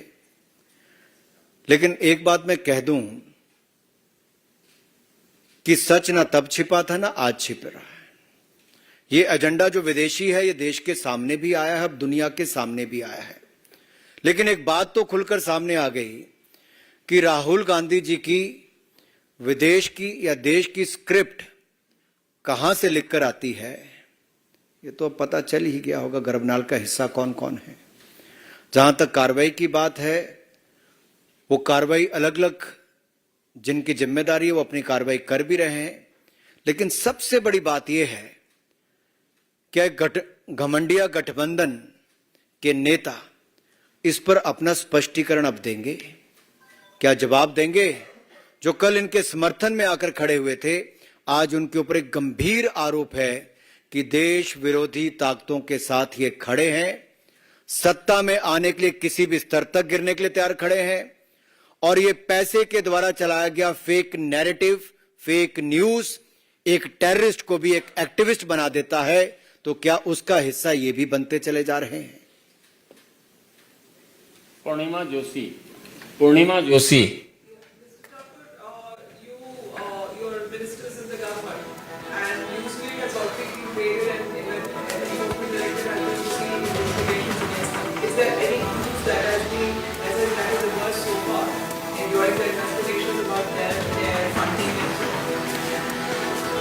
देखिए, वो जो एजेंसीज है वो अपनी कार्रवाई कर रही है। समय समय पर जब वो कार्रवाई पूरी होती है उसके बाद वो अगले कदम भी उठाते हैं।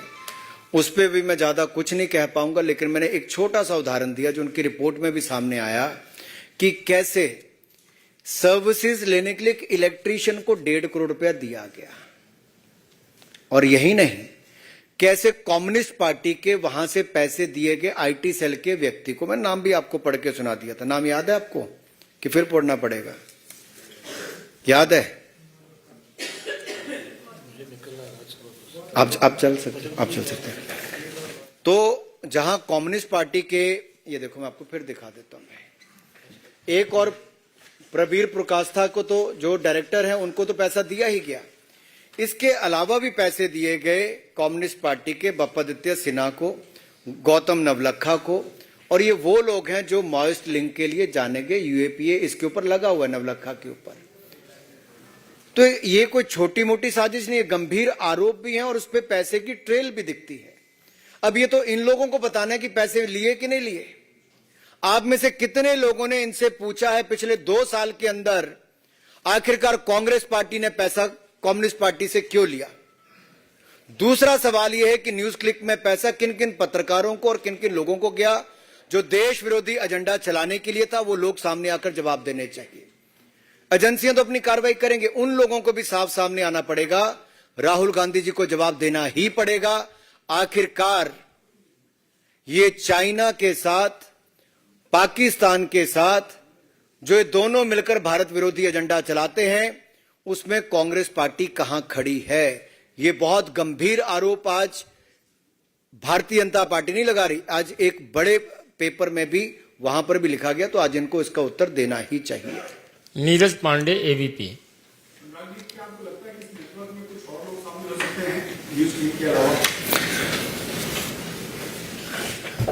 अभी जब राजीव जी अपनी बात कर रहे थे तो उन्होंने एक बात पर आपका प्रकाश डाला है कि समय समय पर देखा गया कि पाक द्वारा प्रायोजित या चाइना द्वारा प्रायोजित ऐसे विदेशी बहुत सारे चैनल्स या फिर ऐसे प्लेटफॉर्म्स जिसके माध्यम से भारत विरोधी एजेंडा चलाया जाता है, anti India, break India campaign चलाया जाता है, उसके खिलाफ नियमों के तहत समय समय पर कार्रवाई की भी जाती है। लेकिन ये लगातार प्रयास जारी है। अरे बाहर से कोई करे तो समझ आ सकता है, देश के अंदर बैठकर उनका टूल बनने वाले जो लोग हैं उनके ऊपर सवाल खड़ा होता है कि उन विदेशी प्रोपेगेंडा के ये एजेंट क्यों बन जाते हैं। ये फ्री न्यूज के नाम पर फेक न्यूज चलाने वालों के लिए समर्थन में कांग्रेस पार्टी और घमंडिया गठबंधन के लोग क्यों खड़े हो जाते हैं। और श्रीमान अरविंद केजरीवाल जी और मनीष सिसोदिया जी ये भी बताएं, जिस एनजीओ के हिस्सेदार हैं, क्या उन्होंने भी न्यूज क्लिक जैसी संस्था को फंड किया है? अरुण सीएन। अनुराग जी, देश में आपकी सरकार है और जिस तरह की अभी बातें आपने कही वो बहुत बड़े लेवल की कॉन्स्पिरेसी लग रही है। आपको नहीं लगता कि should be based on diplomatic level as well with China? देखिए, जो बाहर की बातें वो तो करेंगे जो हमें करना है सरकार के नाते, लेकिन जो नकली मोहब्बत की दुकान में चीनी सामान जिनके है राहुल गांधी जी, वो तो देश को बताएं कि आखिरकार ये गठजोड़ जो है, ये जो 2005-7 से पैसा राजीव गांधी फाउंडेशन में ले रहे हैं, अब तक कितना पैसा ले चुके हैं, कहां कहां खर्च किया, जो हाई लेवल इंफॉर्मेशन देनी थी वो क्या दिया, जो विदेशी प्लेटफॉर्म पे जाके भारत विरोधी बातें करते हैं, चाइना की तारीफों के पुल बांधते हैं राहुल गांधी जी और भारत को नीचा दिखाते हैं। क्या वो यहां पर इस बात का जवाब देंगे कि ऐसे और कितने प्लेटफॉर्म हैं जहां पर चाइना फंड कर रहा है और कांग्रेस पार्टी को उसकी जानकारी है? अगर भविष्य में उनके खिलाफ कार्रवाई होगी तो जैसा न्यूज क्लिक के मामले में ये आकर खड़े हुए और फ्रीडम ऑफ प्रेस के नाम पर दुहाई दे रहे थे, क्या उस समय भी कांग्रेस पार्टी भारत विरोधी ऐसे प्लेटफॉर्म्स के समर्थन में ही खड़ा होगी? अदिति त्रिभुवन। Rajiv ji flagged two things. He bracketed the fact that many URLs and many channels, suspect channels, were found during the Pharma agitation movement, and he also said in Manipur violence too. Can you throw some light on whether more suspicious handles have been red flagged for the Manipur violence, because he mentioned it? देखिए, अभी बहुत सारी ऐसी जानकारियां जो शायद मैं आपसे साझा ना भी कर पाऊं, लेकिन इतना जरूर कहूंगा, ये जो भारत को तोड़ने का या भारत विरोधी एजेंडा कुछ लोग कई वर्षों से चला रहे हैं, अब ये न्यू टेक्नोलॉजी का उपयोग करके भी भारत की छवि को खराब करने के लिए, भारत के बारे में दुष्प्रचार करने के लिए, भारत में फेक न्यूज को बढ़ावा देने के लिए, फ्रीडम ऑफ प्रेस के नाम पर ये अपनी दुकान चला रहे हैं। और इसके ऐसे बहुत सारे सबूत समय समय पर मिलते हैं और उचित कार्रवाई भी की जाती है। ये विदेशी हमले होंगे भविष्य में भी, लेकिन बात यह है, विदेशी हमलों के सामना करने के लिए क्या कांग्रेस पार्टी भारत के लोगों के साथ खड़ी है या ये विदेशी हमले करने वाली एजेंसियों के साथ खड़ी है? सवाल ये है। और आज ये दिखता है कि this Gamandiya Gathbandhan is a coalition which believes in collusion for corruption, which will lead to collision and collapse. इनका टकराव और पतन होना ही है इस गठबंधन का। कमलेश, भारत एक्सप्रेस। जब ये साबित हो गया कि उसकी एंटी इंडिया प्रोपेगेंडा में शामिल है,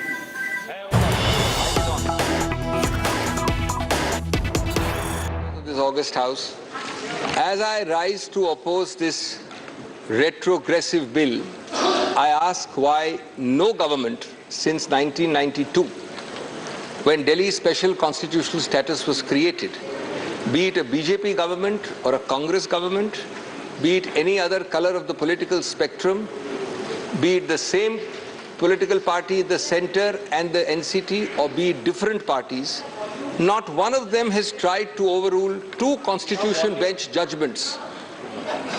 Not tried to overrule two Constitution bench judgments on the status. Please. The status of NCT. Why did no government create an authority where the Chief Minister of Delhi is in a minority? Why did no government empower two bureaucrats to overrule an elected chief minister? Why did no government make the Honorable LG, who is a constitutional figurehead except in 3 areas, into a super CM? And finally, why did no government make it available to the LG's powers to appoint heads of regulatory agencies, large number, all of Delhi, for Delhi, by Delhi, funded and budgeted by the NCT government, but the power of appointment of its heads is with the LG. Honorable members of this August House, this government and this bill has done it all. Something not done earlier. Friends, why was it not done earlier? Because unfortunately it is the fitrat of this control freak sarkar, whose vendetta, whose visiting card appears to be vendetta, whose identity badge is of a graceless and fuming electoral loser. Yes. Whose approach is to control by hook or by crook, usually more by crook and less by hook. Yes. So friends, make no mistake about it. As I will demonstrate shortly, this bill is completely unconstitutional. It is fundamentally anti-democratic. It is a frontal assault on the regional voice and aspirations of the people of Delhi. It violates all principles of federalism, all norms of civil service accountability, all models of assembly-based democracy, and of course, it violates, as I will demonstrate, the basic structure. Friends, it is not about this NCT government or that. It is the deliberate regression from a people's government guaranteed to the people of Delhi 30 years ago. And hence it is a decimation of the most fundamental constitutional values on the basis of which 239AA and that entire chapter was passed. That is why, friends, we must all collectively rise to oppose it. Because otherwise, friends, Iqbal's words will haunt us when he talked of Tariq ki nazrein, and he said, "Lamhon ne khata ki, sadiyon ne saza pai." Friends, we must also collectively oppose it, because someday this anti-federal knock will come at your door. ये उनके लिए सोचने की बात है जो इस bill का समर्थन कर रहे हैं या समर्थन करने की घोषणा कर दी है, जो आज दिल्ली सरकार के साथ हैं। शायद कभी आपके पास भी जल्द ही आपके साथ भी ऐसा ही हो सकता है। सबका नंबर आ सकता है। उस वक्त जब नंबर आएगा तो आपको सिर्फ याद आएंगे मार्टिन न्यूमेलर के वर्ड्स। वो पुराने जाने माने शब्द हैं, लेकिन मैं दोहरा रहा हूं। First they came for the socialists and I did not speak out because I was not a socialist. Then they came for the trade unionists and I did not speak out because I was not a trade unionist. Then they came for the Jews and I did not speak out because I am not a Jew. Then they came for me and for you, and there was no one left to speak for us. Friends, what does, let me start with my two heads. What does this bill do textually first? And secondly, what is the consequence of that text? Let me deal with these two aspects first. दोस्तों, ये bill एक civil services authority बनाता है और उसको व्यापक शक्तियां देता है सुझाव देने की, हर नियुक्ति, हर स्थानांतरण, हर चीज के बारे में, ग्रेड ए अफसर से लेके दानिश अफसर तक। व्यापक है, विशाल है। कौन किसी और की सरकार में वित्त का सेक्रेटरी बनेगा, कौन पीडब्ल्यूडी का सेक्रेटरी बनेगा, उनके बीच में अदला बदली कब और कैसे होगी, ये माननीय एलजी करेंगे निर्णय, न कि चुनावित सरकार। ये बड़े स्पष्ट प्रावधान है, मैं अभी आपको प्रावधान के नंबर नहीं दे रहा हूं। दूसरा, जितने भी सतर्कता के अधिकार क्षेत्र हैं और जितने भी नॉन सतर्कता, नॉन विजिलेंस, वो सभी केसेस अनुशासनहीनता के विषय में सब इस अथॉरिटी में आएंगे सुझाव के लिए और माननीय एलजी के पास निर्णय के लिए। इसका उद्देश्य बड़ा स्पष्ट है। उद्देश्य है एक भय और हिस्टेरिया का माहौल बनाना, एक खौफ पैदा करना, जिससे कि आप इन सभी सचिवों को कंट्रोल कर सके, जो कि दिख रहा है दिन प्रतिदिन। तीसरा, ये अथॉरिटी में 3 व्यक्ति हैं, चीफ सेक्रेटरी, प्रिंसिपल सेक्रेटरी और मुख्यमंत्री, और मुख्यमंत्री को बहुत बड़ा ओहदा दिया है, अध्यक्ष बनाया गया है। ये अजीब सा अध्यक्ष है दोस्तों, कोरम है 2 लोगों का, ये एक चेयरमैन है बिना चेयर के। मैंने वैश्विक और भौगोलिक रूप से आज तक कहीं नहीं देखा मेरे सीमित अनुभव में कि एक चुनावित चीफ एग्जीक्यूटिव 2 सचिवों के नीचे आएगा। ये 2 सचिव बैठ के निर्णय करेंगे, ये 2 सचिव बैठ के निर्णय करेंगे और वो मुख्यमंत्री वहां खड़ा होगा, देखता रहेगा, चुप्पी साधेगा या अपना डिसेंट नोट करवाएगा। और उसके बाद, और ये सब प्रावधान है, एक एक चीज में जो बोल रहा हूं प्रावधान है, उसके बाद ये निर्णय और सुझाव जाएगा पहले सुपर सीएम के पास और उसके बाद सुपर बॉस जो हमारे सामने बैठे हैं माननीय गृह मंत्री, ये सब गृह मंत्रालय में आएगा।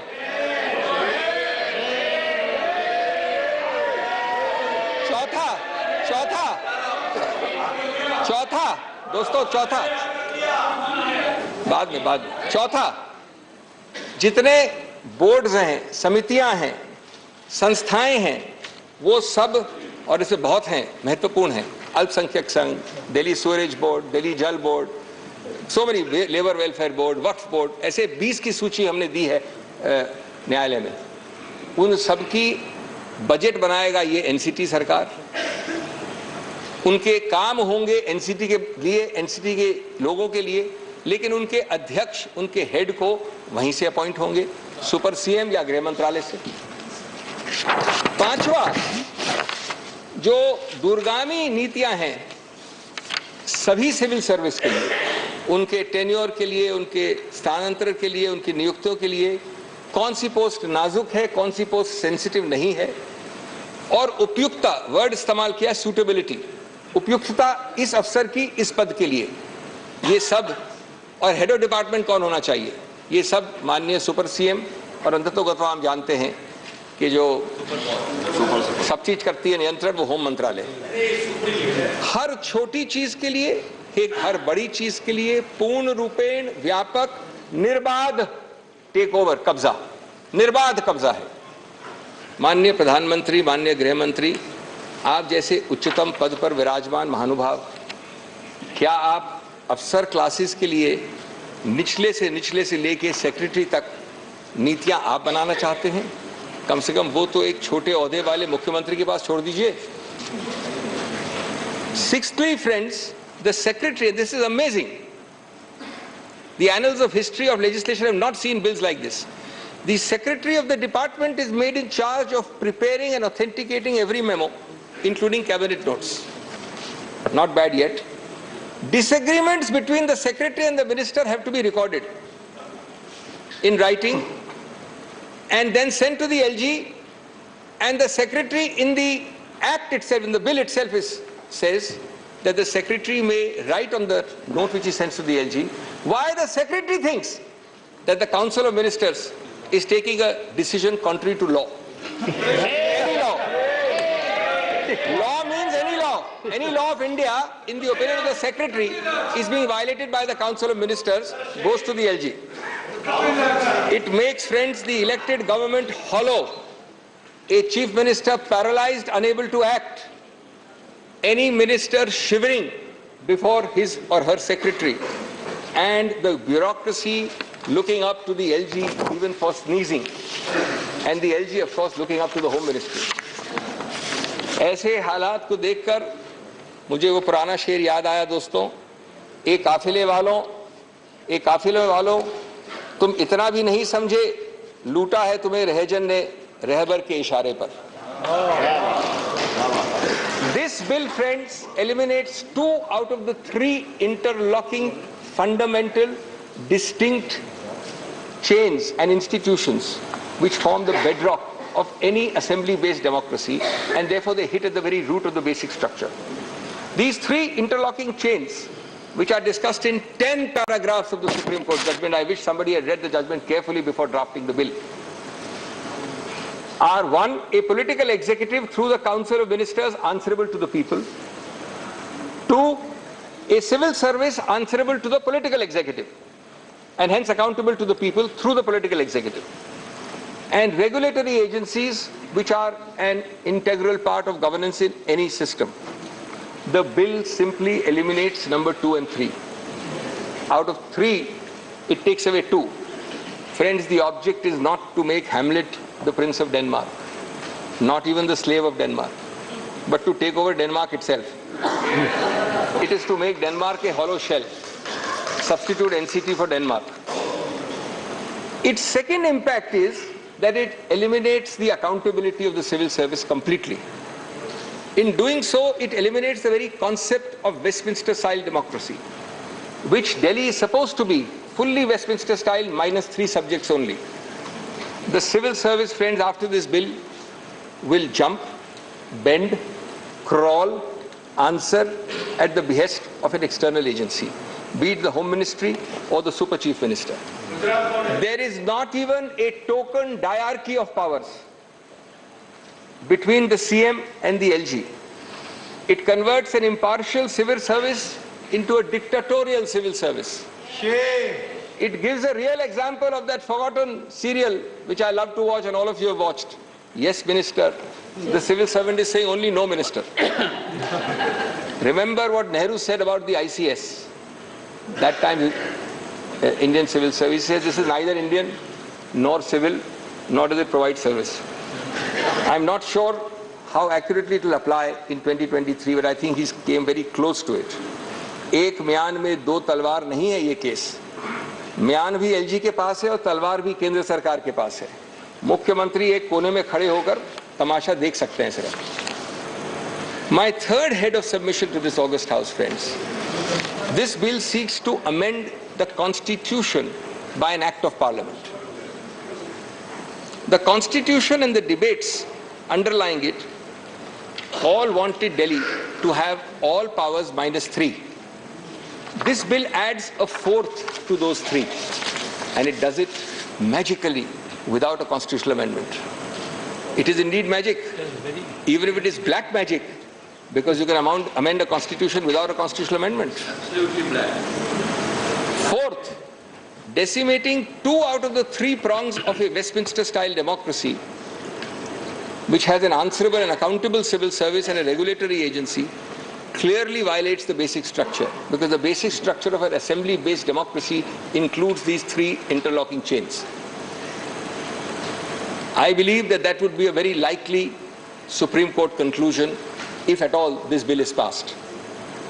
Fifthly, it also violates the basic structure in another manner.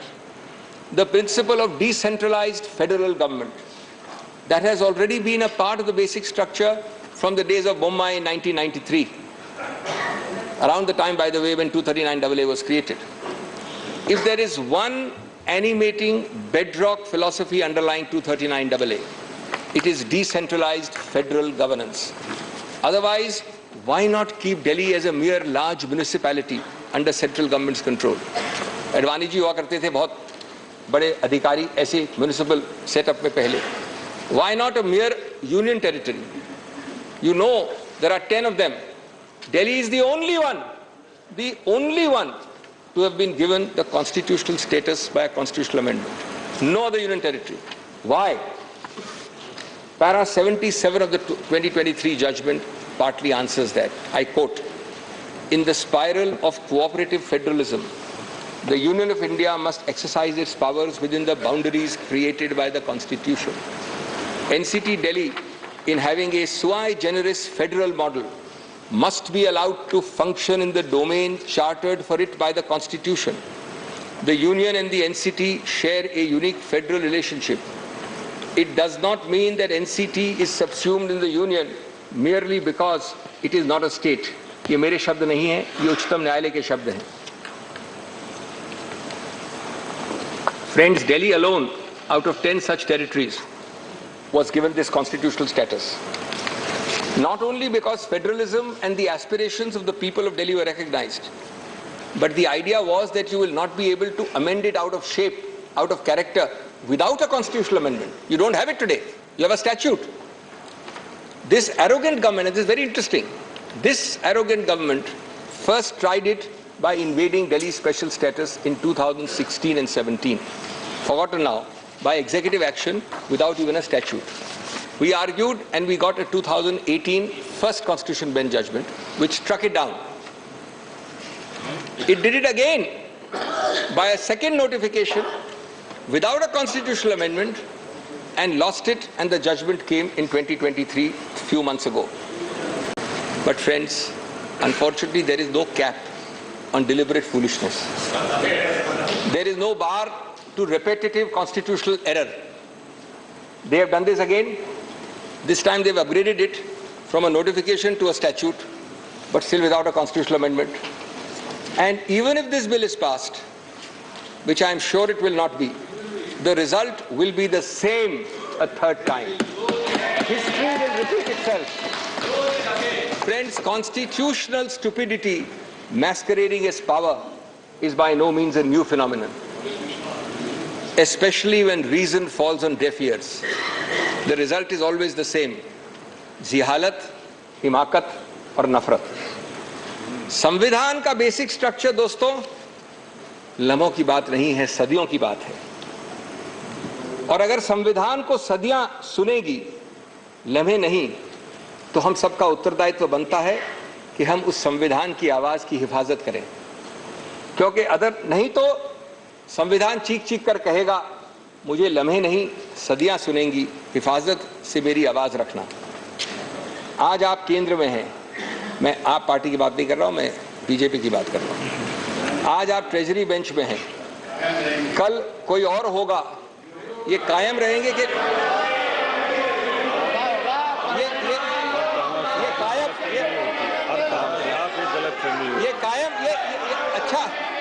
अच्छा किया आपने हस्तक्षेप किया, क्योंकि आपके कायम शब्द के लिए मेरे पास एक जवाब है।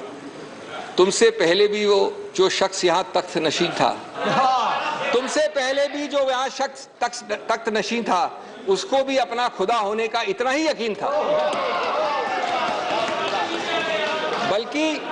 बल्कि बशीर बद्र को कृपया भूलिए नहीं।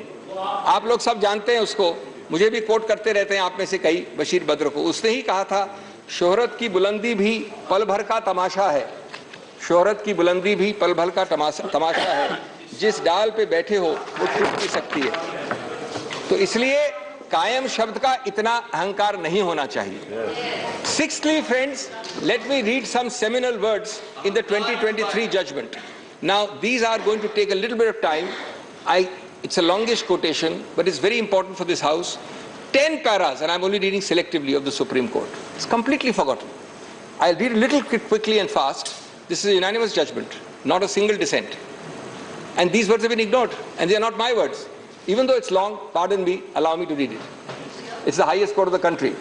In a democracy, each word I'm reading is a quotation, and I can assure you these words will come to haunt you. In a democracy, accountability lies with the people who are the ultimate sovereign. The cabinet, consisting of elected representatives, is collectively responsible for the proper administration of the country and is answerable to the legislature for its actions. The government is responsible for the decisions and policies of each of the ministers and of their departments. This creates a multi-linked chain of accountability, where the legislature is accountable to the people who elected them and the government is collectively responsible to the legislature. It's quite amazing. Collective responsibility is an important component of parliamentary democracies. The day-to-day decisions of the Council of Ministers are to be implemented by a neutral civil service under the administrative control of the ministers, in order to ensure that the functioning of the government reflects the preferences of the elected ministers and through them the will of the people. It is essential to scrutinize the link of accountability between the civil service professionals and the elected ministers who oversee them. Under the Westminster parliamentary democracy, civil service constitutes an important component of a triple chain of command that ensures democratic accountability. हर शब्द की धज्जियां उड़ा रहा है ये bill, हर शब्द की. The triple chain of command is as follows. Civil service officers are accountable to the ministers, ministers are accountable to parliament, and thirdly, parliament legislature is accountable to the electorate. An unaccountable and non-responsive civil service may pose a serious problem for governance in a democracy. It creates a possibility that the permanent executive, consisting of unelected civil service officers who play a decisive role in the implementation of government policy, may act in ways that disregard the will of the electorate. In a federal polity, a fundamental question which arises is which would be the more appropriate authority to whom the civil service officers would be accountable. Everything which the bill is saying is dealt with here. In a democratic form of government, only one more para is left, friends, the real power of administration must reside in the elected arm of the government. Subject to the confines of the Constitution, a constitutionally entrenched and democratically elected government needs to have control over its administration. If a democratically elected government is not provided with the power to control the officers posted within its domain, then the principle underlying the triple chain of command of collective responsibility would become redundant. That is to say, if the government is not able to control and hold to account the officers posted in service, then its responsibility towards the legislature as well as the public is diluted. The principle of collective responsibility extends to the responsibility of officers, who in turn report to the ministers. If the officers stop reporting to the ministers or do not abide by their directions, the entire principle of collective responsibility is affected. Therefore, GNCT ought to have control over the services. Now, I know there's a statute. I'll deal with their best defense, which has been raised by the government.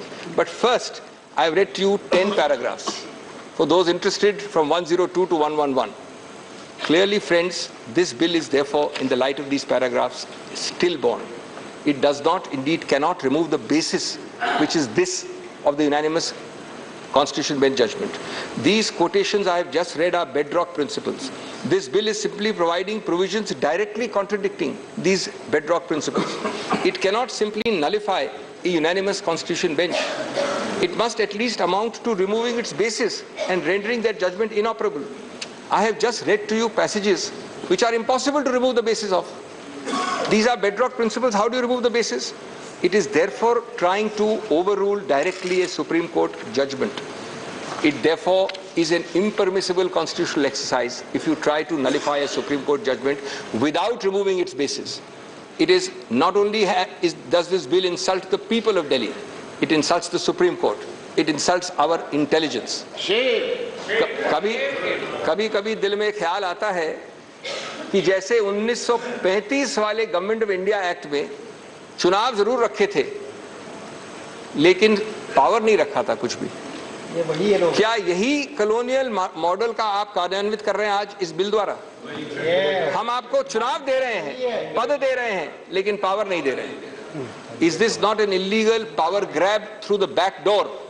Yes. Now, seventhly, friends, I come to the main defense, the only defense of the government, because you should know this, how wrong and how fallacious it is. It is based on clause 7A and B of the article. Can I just read? None of you need to be lawyers to understand this, the text of the, and you'll get the answer automatically. This is the entire defense. Parliament may by law make provision for giving effect to or supplementing, mark the word, for giving effect to or supplementing the provisions contained in the foregoing clauses and for all matters incidental or consequential thereto. Friends, these words on bare text mean that to reinforce, operationalize, effectuate and implement the earlier provisions which provide the entire architecture for Delhi, Parliament can make laws. This was a provision put so that every time something is to be made to fill a gap, to plug a hole, you don't have to have a constitutional amendment. Parliament is sufficient to plug that hole, to reinforce the Delhi's architecture. Friends, the short point is, can you destroy or decimate that architecture and structure by resorting to a provision that says that the power is exercisable to reinforce it or implement it? ये इस प्रावधान के साथ विश्वासघात नहीं है क्या? 7A and 7B were created when implementing the true letter of, you could reinforce or plug the gaps without amending the constitution. It can never be used to destroy, to supersede, to bury that architecture itself. If this ridiculous interpretation is accepted, does it mean that by this brute parliamentary majority, today you have transferred services to the central government, tomorrow you will do this for each item, electricity, parks, highways, Waqf board, labor board. Then why not have Delhi as a municipality? Why create the constitutional architecture? And that too by using clause 7, which says supplement, reinforce, implement, incidental. At the end of para 46 of the 23 judgment, which nobody appears to have read, as far as the bill makers are concerned, it says again, if we interpret the phrase insofar as such matter is applicable in a manner, insofar as such matter is applicable to union territories, in a manner to exclude a greater number of entries than what is already excluded, that is in addition to 3, it will defeat the very purpose of granting a special status to NCT. This is the Supreme Court in para 46. In other words, friend, this government, like Alice in Wonderland, says words will mean what I say they will mean. That's their interpretation of 7. I will use 7 as a Brahmastra, not to supplement and implement 239AA, but to supplant it, to reduce it to vanishing point. The scalpel created to heal, to cauterize, to cure, to fill gaps, to make you more healthy, will now be used to stab and kill. Obviously, only Alice in Wonderland in this government is on the same page on this. दोस्तों, ये सब प्रावधान जैसे clause 7 है और इस तरह प्रकार के प्रावधान कई जगह होते हैं, आम चीज है, लोगों की आवाज को ज्यादा सशक्त बनाने के लिए है, विकास और समृद्धि की गति और दिशा को प्रोत्साहित करने के लिए है। न कि वोट डालने वाली जनता को निहत्था बनाने के लिए, उसको बेबस करने के लिए। इस बिल ने ऐसे सभी उद्देश्यों को अपने माथे पे उल्टा करके लग दिया है। संविधान को इस प्रकार से विकृत करेंगे आप तो परवीन शाकर के शब्द पूरी तरह से लागू होंगे। ए मेरी गुलजमी तुझे चाह थी एक किताब की। अब संविधान वाली किताब की बात कर रहे हैं। ए मेरी गुलजमी तुझे चाह थी किताब की, अहले किताब का मगर क्या तूने हाल कर दिया। Those in the treasury benches adopting this are actually distorting it out of recognition. The fundamental error of the central government and of the Honorable Home Ministry is to confuse the existence of power with the validity of its exercise. For the last several days, we've been hearing curtain raisers coming from the Home Ministry that we have the power. We are not talking about competence. The question is, if you have the power, its existence is subject to substantive limits. 3-4 minutes more. What you do not have is the power to cross the Lakshman Rekha, which this bill is designed to cross. The question of competence to pass a law, which I am not at all addressing here, is quite different from whether the law is a valid exercise of such competence. Not when it violates the basic structure, not when it violates substantive provisions. Friends, the bill is designed to violate specifically all those substantive limits. This is beyond the remit of any statutory bill. Whether even a constitutional amendment can do it, we will see when they bring a constitutional amendment in a 4th round. But the statute being lower than the Constitution must go. The Constitution is itself challengeable if it violates the basic structure. That stage has not come. Turning now to my 8th head, and I'm finishing very quickly, just give me a few minutes more. It is convenient to forget, and this you'll be interested to know, now that we are having a bill, we tend to forget this. There were no exigent circumstances on 19th of May when you passed the ordinance. The Supreme Court has said in 100 judgments, you must demonstrate how, quote unquote, it is necessary to take immediate action. Immediate necessity is distinguished from mere desirability. These are not my words, they're Supreme Court words. Expression necessity coupled with immediate action conveys the sense that it is imperative due to an emergent situation to promulgate an ordinance. Now I want to tell you, on 11 May, 2 महीने की जिरे और बहस के बाद ये constitution bench ने निर्णय दिया। 6 दिन बाद 17 मई को कैबिनेट ने अप्रूव कर दिया ऑर्डिनेंस, लेकिन पारित नहीं किया, घोषित नहीं किया, क्योंकि वो जानते थे 2 दिन बचे हैं अभी उच्चतम न्यायालय के बैठने के लिए। 19 तारीख को उच्चतम न्यायालय अवकाश पे जारी थी। The revised time given to you by the LOC was 1 second. Some of my friends here are prepared to donate some time. 30 minutes. You have left only 13 minutes for Mr. Chidambaram. 2 minutes more. 2 minutes more. So you will leave 11 minutes for him? Yes, yes. Then there are other people to donate time to us. There are other people. On 19th May. 1 second. Important legislation रहने के ये जरूरी है कि बहस अच्छी हो रही है। बहुत दिन के बाद बहस अच्छी हो रही है। सभी लोगों को सुनने में आ रहा है और नॉलेजेबल है, तो आप कंसीडर करिए, आपके हाथ में है, और एक 10 मिनट एक्सटेंड कर दीजिए। Every minute used by you, doctor, will cut into the time of Mr. Chidambaram. No. Initially, both were given equal time. Then his time was increased. माननीय अध्यक्ष, Go ahead. माननीय अध्यक्ष महोदय, Last 1 minute. 17 तारीख को ये अप्रूव हो गया कैबिनेट द्वारा। इसको आप 19 की शाम को 5 बजे के बाद जब मैं घर जा रहा था कोर्ट से क्यों लाए? क्योंकि आपको मालूम है कि 19 तारीख लास्ट डे था कोर्ट के फंक्शनिंग का, उसके बाद अवकाश थी। क्या you wait for 2 days fearful that the Supreme Court is sitting till 19th May? Is this not cheap tactics and chicanery at its worst? The deleterious effects of this ordinance were visible in the last 2 or 3 months it's been there. Governance is at a standstill. 2 bureaucrats are threatening to take majority decisions over the Chief Minister's head. The LG daily trespasses in all domains of elected reps. Heads of bodies funded and operated by NCT are approved and controlled by the Home Ministry. NCT is reduced to a fiefdom of the central government. Insubordination is at its peak. हमारी बात आप सुनते, मैं बस अंत कर रहा हूं 1 मिनट में। हमारी बात तो आप सुनेंगे नहीं, सुनते नहीं हैं। कम से कम अपने मार्गदर्शक मंडल की बात तो सुन लिया करिए, या कभी कभी उनसे बात करते हैं, पूछते हैं, उनको भी भूल गए आप लोग। मार्गदर्शक मंडल से बात कर लीजिए, क्योंकि आपकी सरकार, भारत रत्न अटल बिहारी वाजपेयी की सरकार में आपके मार्गदर्शक गृह मंत्री अडवाणी जी दिल्ली को पूरा स्टेटहुड जाने का बिल लाए थे।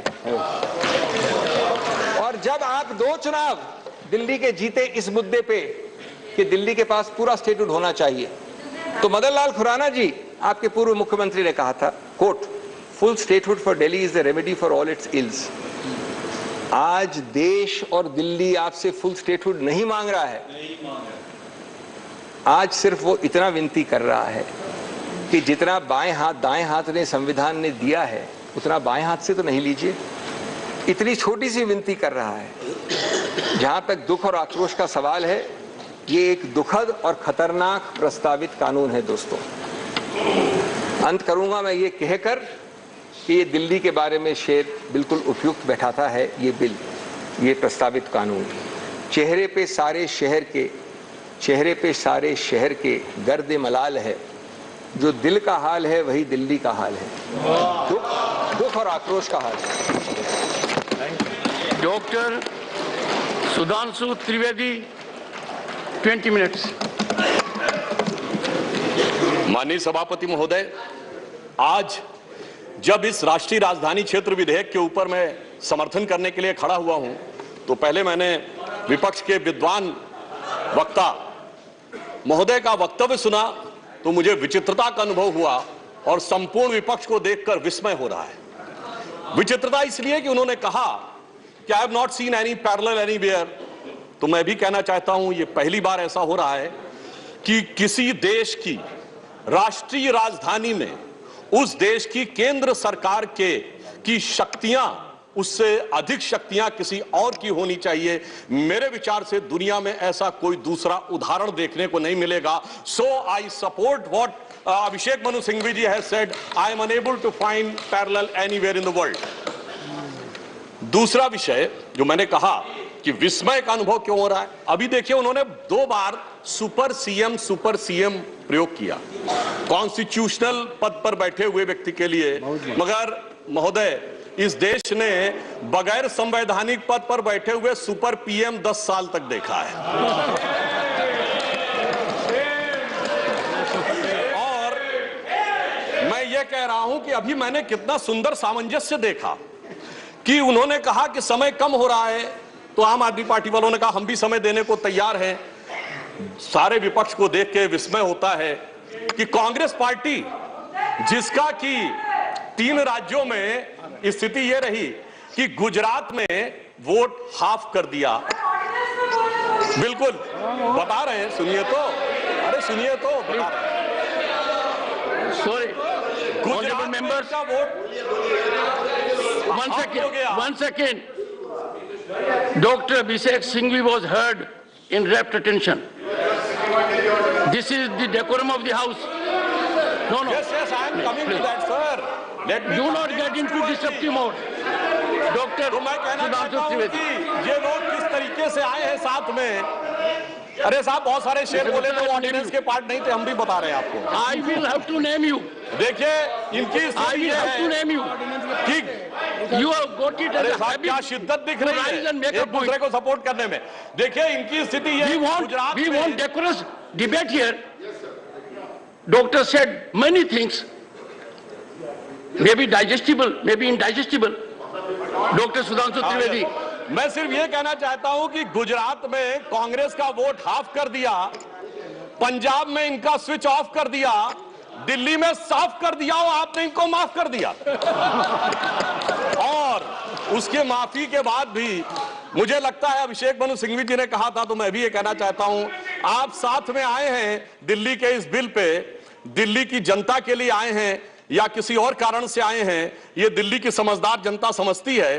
तो मैं भी एक पंक्ति कहना चाहूंगा कि शाम तक सुबह की नजरों से उतर जाते हैं, इतने समझौतों पे जीते हैं कि जमीर भी मर जाते हैं। अब यह एक संवैधानिक विषय है, संवैधानिक विषय है कि यह जिस प्रकार से संविधान में लागू होना चाहिए, परंतु उसके साथ राजनीतिक टीका टिप्पणी की जा रही है। तो एक सैद्धांतिक विषय भी आता है, तो मैं संवैधानिक और सैद्धांतिक दोनों विषयों का जवाब दूंगा। I will reply both the constitutional and conceptual aspect. देखिए, माननीय गृह मंत्री जी ने लोकसभा में बहुत स्पष्ट किया था कि दिल्ली पूर्ण राज्य नहीं है, ये एक विशेष श्रेणी का यूनियन टेरिटरी है, यानी विशेष श्रेणी का संघ शासित राज्य है। वैसे मुझे लगता है संघ शब्द आते ही बेचैनी ज्यादा हो सकती है दूसरी तरफ, और संघ शासित से बेचैनी और हो सकती है, इसलिए मैं यूनियन टेरिटरी वर्ड प्रयोग करूंगा। It is a special category of union territory. और वैसे भी आजकल अंग्रेजी के प्रति मोह बहुत ज्यादा है, क्योंकि अपने गठबंधनों का भी नाम अंग्रेजी में ही ज्यादा रखा जा रहा है। संविधान में जो भाग 8 में उल्लिखित, वैसे तो जब मैंने टीवी चर्चा के दौरान कई बार विपक्ष के लोगों से INDIA का हिंदी फुल फॉर्म पूछा, तो पहले दिन तो लोग गूगल देख के भी नहीं बता पाए। खैर, अब मैं कहना चाहता हूं कि संविधान के भाग 8 में उल्लिखित प्रावधानों के अनुसार, अरे सुनिए बात, देखिए संविधान के भाग 8 में उल्लिखित प्रावधानों के अनुसार अनुच्छेद 239 से 242 तक संविधान में इस विषय का पूर्ण वर्णन है। अनुच्छेद 239AA में इसका विशेष प्रावधान किया गया है। यदि उसके क्लॉज को 239AA3B को देखें तो संसद को दिल्ली संघ राज्य यूनियन टेरिटरी से संबंधित किसी भी विषय पर कानून बनाने का पूरा अधिकार है। इसमें किसी भी प्रकार का कोई संशय नहीं है। सर्वोच्च न्यायालय के जिस निर्णय का बार बार उल्लेख किया जाता है और हमारे विरोधी उसको अपने हिसाब से प्रयोग करते हैं, उसमें भी बहुत साफ देख लें कि 105 पेज के उस निर्णय में कहीं पर भी सर्वोच्च न्यायालय ने संसद के द्वारा दिल्ली के बारे में कानून बनाए जाने के विषय के ऊपर किसी प्रकार की कोई टिप्पणी नहीं की है। इसके बाद भी न्यायालय के आदेश में पैरा 161 और 162 को कई बार उल्लेख किया जाता है, परंतु यदि पूरे संदर्भ में देखें तो पैरा 86, 95 और पैरा 164F को पढ़ें तो वहां पर संसद के द्वारा दिल्ली के संदर्भ में किसी भी विषय के ऊपर कानून बनाने की शक्तियों का विधिवत अनुमोदन है, कहीं पर निगेशन नहीं है। और स्पष्टता के साथ इसकी आवश्यकता क्यों थी? ताकि शासकीय आदेश को एक विधायी शक्ति भी मिल सके, एग्जीक्यूटिव ऑर्डर को एक लेजिस्लेटिव पावर भी मिल सके। इसलिए उस अस्पष्टता को दूर करने के लिए, to remove any an iota of suspicion, यह आवश्यक था। इसलिए मैं इस बिल का समर्थन करता हूं। अब कई बार लोग कहते हैं साहब अध्यादेश की आवश्यकता क्यों थी? वैसे तो माननीय गृह मंत्री जी ने भी इस विषय को लोकसभा में बताया था। अभिषेक मनु सिंघवी जी ने कहा कि 19 तारीख को अध्यादेश क्यों आया। शायद उन्हें ध्यान हो कि दिल्ली सरकार में जैसे ही चंद दिनों में ताकत मिली तो सबसे पहले किन फाइलों के बारे में, सतर्कता के साथ सतर्कता विभाग की फाइलों के बारे में कार्रवाई की गई। मीडिया में प्राप्त समाचारों के अनुसार सतर्कता सचिव ने यह रिपोर्ट किया कि रात 9 बजे मंत्री के द्वारा उनको कॉल किया गया, सुबह 3 बजे तक वह कार्रवाई चलती रही, 76 से अधिक फाइलें मंगाई गईं और उन्होंने उपराज्यपाल महोदय को यह आशंका भी व्यक्त की कि उसमें कई ऐसी फाइलें थीं जो कि गोपनीय थीं और उसके अनुसार उन फाइलों में किसी भी प्रकार की छेड़छाड़ भी संभव है। अब मुझे बहुत आश्चर्य होता है कि दिल्ली में बाढ़ आई तो दिल्ली फ्लड कंट्रोल अथॉरिटी की बैठक तो 2 साल से नहीं हुई, मगर विजिलेंस की फाइलें ओवरनाइट सर्च की गई। तो मेरे विचार से, और ये सर 16 और 17 मई की रात का था, तो मानी हुई बात है जब ऐसी परिस्थिति नजर आएगी तो उसके 1-2 दिन के अंदर अध्यादेश की आवश्यकता महसूस होगी। यहां मैं एक और बात भी कहना चाहता हूं कि ब्यूरोक्रेसी पर नियंत्रण की बात आम आदमी पार्टी की सरकार के द्वारा की जाती है, तो ये लोग तो अपनी एक पैरेलल ब्यूरोक्रेसी भी बना चुके हैं, क्योंकि अनेक प्रकार के समाचार पत्रों में आया है कि कई ऐसे लोग जो कि आम आदमी पार्टी के पदाधिकारी हैं, वो सरकारी पदों पर भी विद्यमान हैं और सरकारी पदों पर रहते हुए सरकारी शक्तियों का भी उपयोग कर रहे हैं। वैसे ये लोग बहुत दावा करते हैं कि इन्होंने बहुत सारी चीजें फ्री दिया, कुछ 100 रुपए दिल्ली की जनता को कुछ मामलों में फ्री मिला और अपने लोगों को कई मौकों पे, कई जगहों पे, दर्जनों से ऐसे लोग हैं जिनको लाख लाख 1.5 लाख की तनख्वाहें मिली। और यदि आरोपों को देखा जाए तो करोड़ों रुपए के घोटालों के आरोप हैं। एक कहावत होती है, माले मुफ्त दिले बेरहम। तो मैं कहना चाहूंगा इनकी तो स्थिति यह है कि माले मुफ्त दिले बेरहम, दिल्ली पे सितम और करोड़ों हजम। अब एक एक और बात जो ब्यूरोक्रेसी के नियंत्रण की बात है, तो मैं ध्यान दिलाना चाहता हूं, इस दिल्ली प्रदेश में एकमात्र ऐसा प्रकरण हुआ जो पूरे देश के इतिहास में बहुत विचित्र था कि दिल्ली के मुख्य सचिव ने दिल्ली के मुख्यमंत्री आवास के अंदर अपने साथ मैन हैंडलिंग का आरोप लगाया।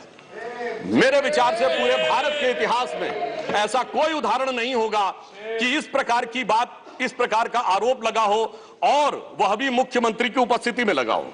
यह दर्शाता है कि ब्यूरोक्रेसी को नियंत्रण करने की जो छटपटाहट है उसमें वास्तविकता में वो फितरत क्या है। और मैं एक टेक्निकल पॉइंट कहना चाहता हूं, दिल्ली का कोई स्टेट कैडर नहीं है, जैसे राज्यों का कैडर होता है तो राज्य का मुख्यमंत्री उस कैडर को नियंत्रित करता है।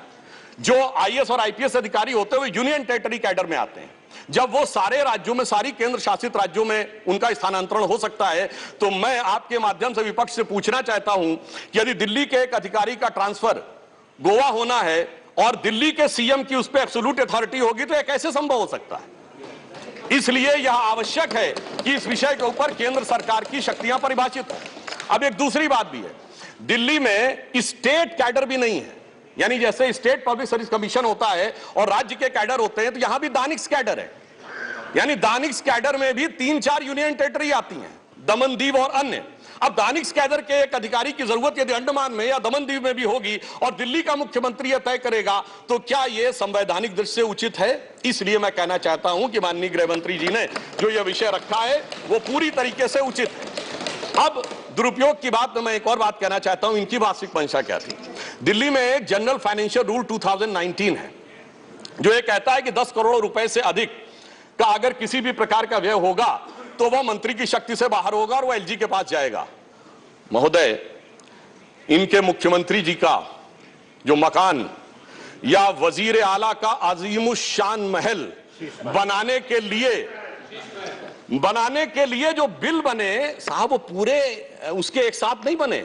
10 करोड़ से कम के 8.5, 8, 7.5, 9 करोड़ रुपए के डिफरेंट बिल बने और एक मद ऐसा है जिसमें कि मुख्यमंत्री कार्यालय के कर्मचारियों के लिए, महोदय जानते कितने का बिल बना? 9.99 करोड़।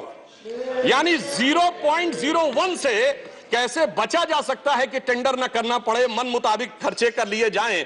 यह दर्शाता है कि नियमों के प्रति और ब्यूरोक्रेटिक नियमों के प्रति इनके मन में क्या आस्था है। और इतना ही नहीं, दिल्ली मेट्रो के लिए तो वृक्ष काटने की परमिशन वर्षों तक नहीं मिलती थी, मगर मुख्यमंत्री आवास के लिए वृक्ष काटने की परमिशन उनको मिल जाती थी। अब इसके साथ मैं एक और बात कहना चाहता हूं, एक नैतिकता, सैद्धांतिकता का सवाल उठाया जाता है। तो मैं कोट करना चाहता हूं कि दिल्ली के मुख्यमंत्री जी ने, जिनका वो आलीशान शीश महल बना हुआ है, उन्होंने 27 अक्टूबर 2013 को शीला दीक्षित जी के विषय में लिखा था ट्वीट, और उनको मैं कोट कर रहा हूं। उन्होंने कहा कि दिल्ली की मुख्यमंत्री शीला दीक्षित जी के घर में 10 एसी लगे हैं, मैंने तो सुना है कि बाथरूम में भी एसी लगे हैं, कौन भरता है इस एसी का बिल।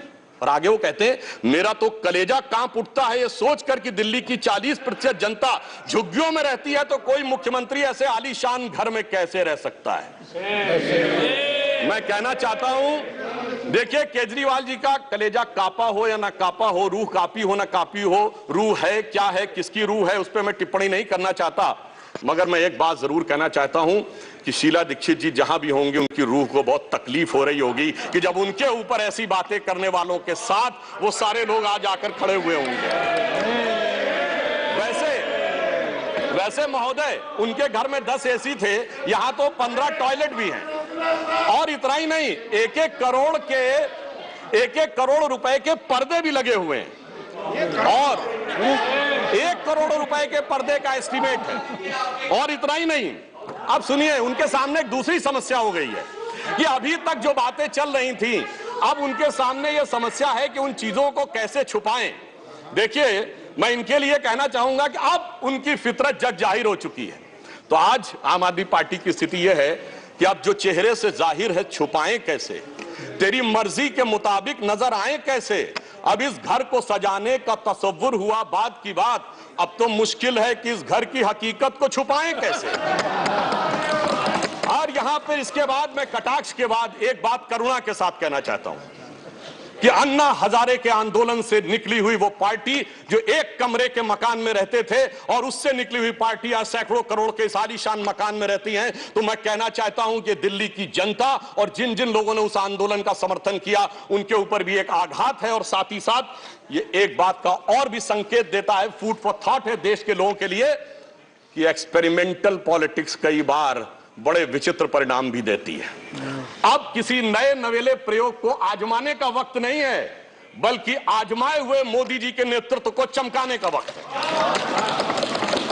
और बहुत से लोग ये कहते हैं, संवैधानिक नैतिकता का प्रश्न उठाते हैं कि अध्यादेश क्यों लाया गया। अध्यादेश के लाने का तात्कालिक कारण मैंने बता दिया, और वैसे मैं अपने विपक्ष के लोगों के सुलभ संज्ञान के लिए बता देना चाहता हूं कि इन लोगों ने कितनी बार अध्यादेश लाए हैं। नेहरू जी की सरकार में 70 बार, इंदिरा जी के जमाने में 77 बार, राजीव जी के समय में 35 बार, नरसिम्हा राव जी के समय में 77 बार, मनमोहन सिंह जी के समय में 61 बार, और जो यूनाइटेड फ्रंट गवर्नमेंट बनी थी भाजपा विरोध में, उसमें 1.5 साल में 77 बार। तो मुझे लगता है अध्यादेश का विषय उठाने से पहले इस अंक गणित को भी देख लेना चाहिए। अब मैं एक और बात कहना चाहता हूं, जो संविधान की दुहाई देते हैं उनके लिए, ये तो वो लोग हैं सभापति महोदय जिनकी संविधान में क्या आस्था है। इन्होंने संसद के द्वारा पारित सीए कानून के खिलाफ विधानसभा में प्रस्ताव पारित कर दिया। यह संविधान का सम्मान है। और वो सिटीजनशिप अमेंडमेंट एक्ट था, नागरिकता का विषय तो पूर्ण राज्य का भी विषय नहीं हो सकता, और तो उसके बावजूद दिल्ली सरकार ने पारित कर दिया। तो इसका अर्थ हुआ कि ये जिस प्रकार के कार्य करते हैं उनका संविधान में कोई आस्था नहीं है। और अभिषेक मनु सिंघवी जी अभी कह रहे थे इलेक्टेड गवर्नमेंट, तो मैं याद दिलाना चाहता हूं, after the 72nd and 73rd constitutional amendment there are 3 tier of government, जिसमें एक म्युनिसिपल और जिला पंचायत, एक स्टेट और एक सेंटर। तो मान्यवर, ये तो राजीव गांधी जी लाए थे। तो आपके मन में All right, that's the parliamentary showdown over Delhi Services Bill. On that note, we're slipping into a short break. We'll be back with a lot more on this. Stay with us.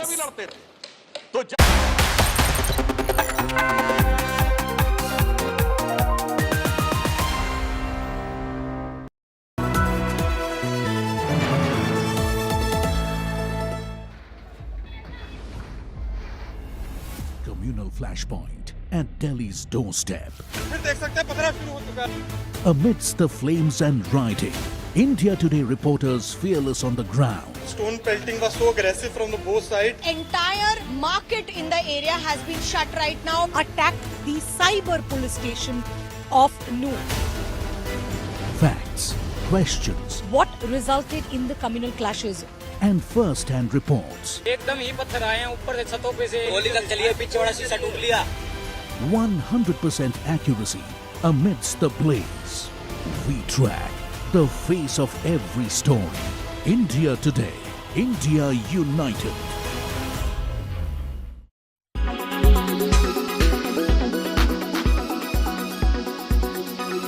Very few people in the country have access to the Couture Week, and hence through our medium we're going to get you what really happened at the Couture Week. Let's first begin with the opening showcase of Falguni and Shane Peacock. Let's bring you a roundup of the beautiful showcase by Tarun Tahiliani and a gorgeous one while added by JJ Valaya as well. Here's a look.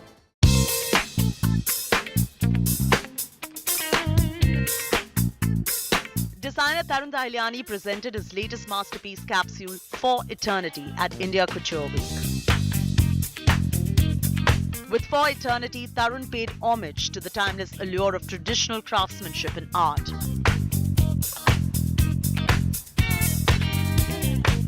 India's, as we've discussed before, a fashion tradition. This is a new Western interpretation where we are blending our craft with the Western idea of changing fashion and a modern fit and size-specific fit. It's taken me a long time to navigate myself back through a very organic but real process of what makes me feel better, you know.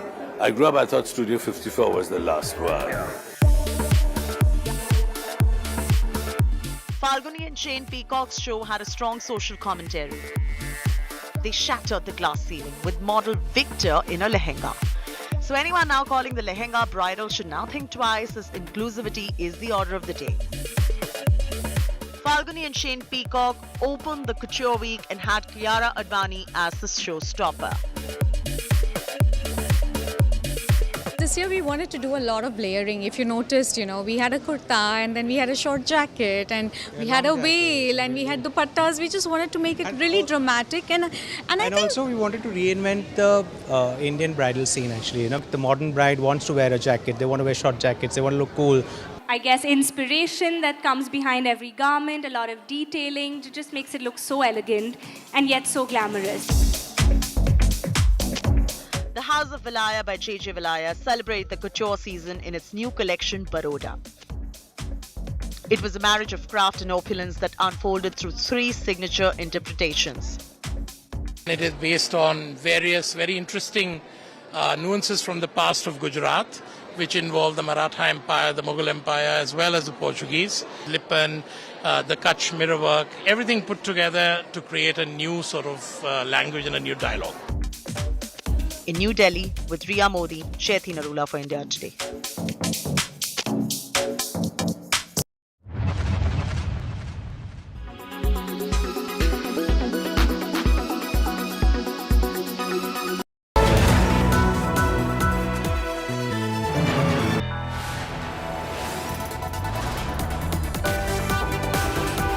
You are watching India Today.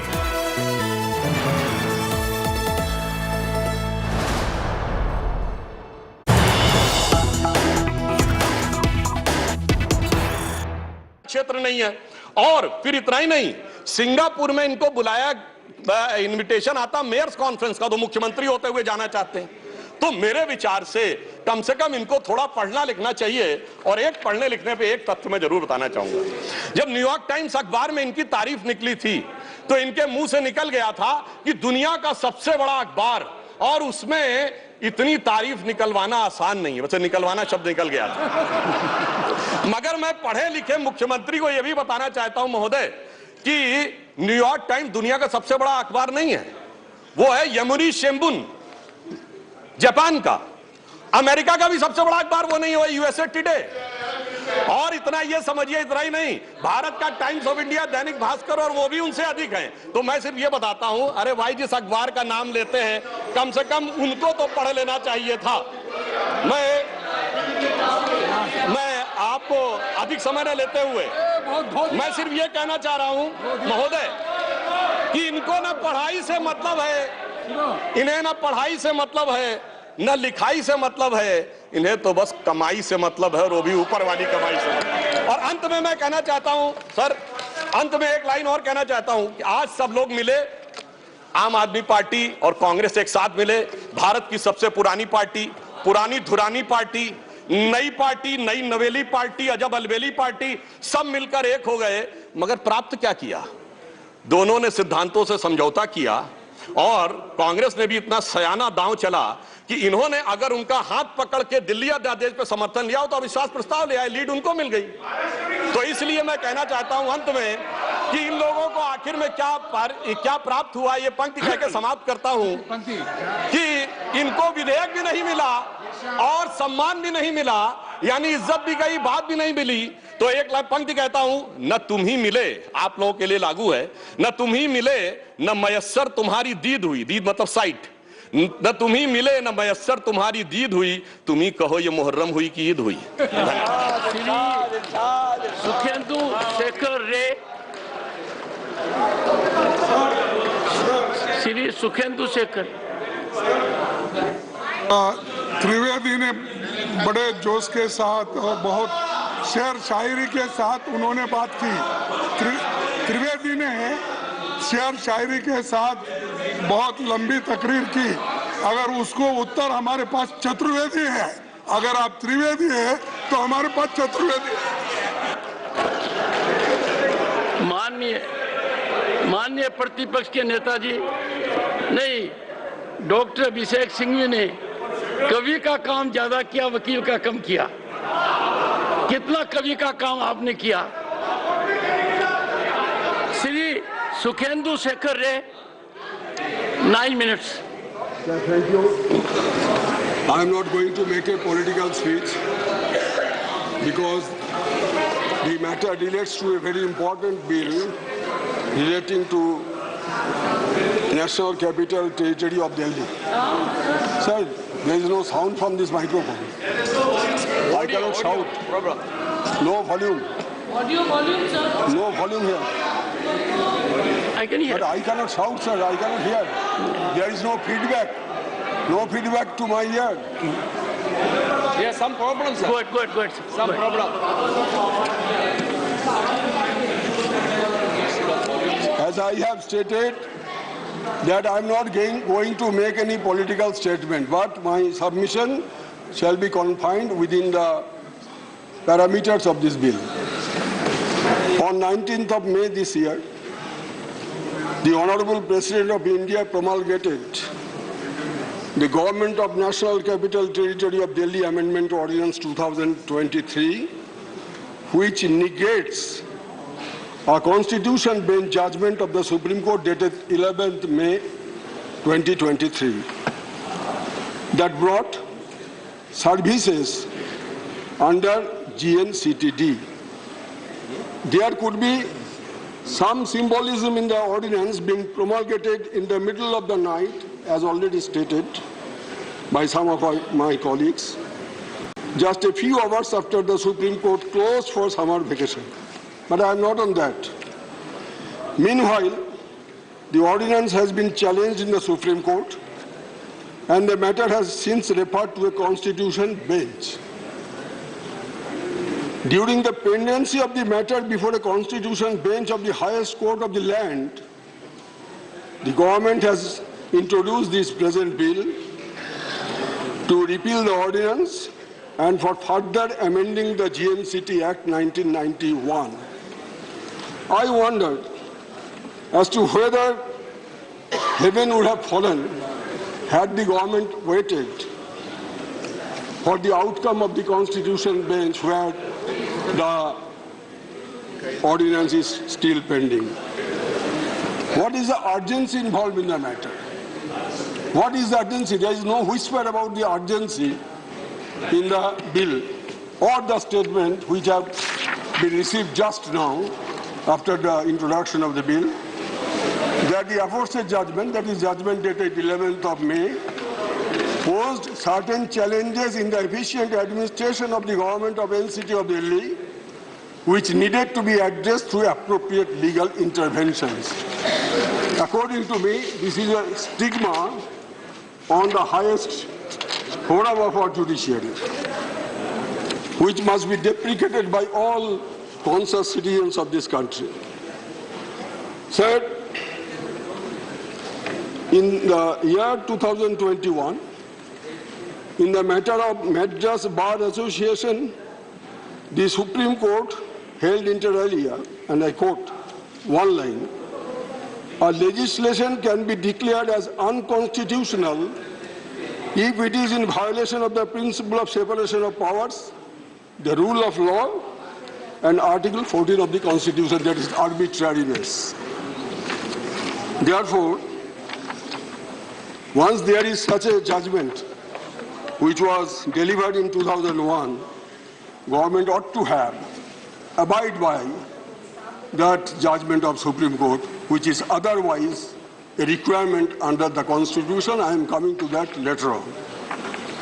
Third, the question is whether the Legislative Assembly of Delhi has powers over all matters in List 2, except the matters in entries 1, 2, and 18, which is public order, police, and land. In apparent defiance of the 11th May judgment, this bill seeks to amend the GNCT Act for abridgment of the powers conferred upon the GNCT legislation by the Constitution, because the entry number 41 is sought to be taken away, is sought to be inserted through this bill, so 3 will be 4, rightly pointed out by our senior counsel, Mr. Abhishek Manu Singh Bichi. Now, sir, when a constitution bench comprising 5 judges of Supreme Court declares or interprets Article 239 AA3A of the Constitution, the same is binding upon all courts and authorities in India in terms of Article 141 and 144 respectively. Neither Article 239A3A nor Articles 141 and 144 can be negated without a constitutional amendment. I repeat, without a constitutional amendment, this cannot be done. And if at all the government brings, subsequently will have to bring, if they wish, because this legislation will be declared null and void.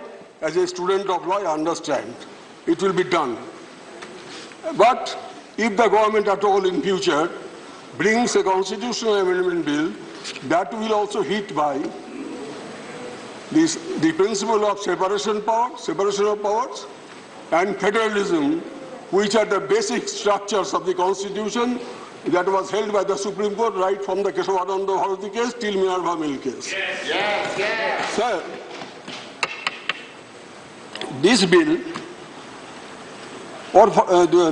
this bill seeks to render the GNCTD Assembly, or for that matter the Delhi government, virtually toothless and ineffective insofar as the services and service commission are concerned.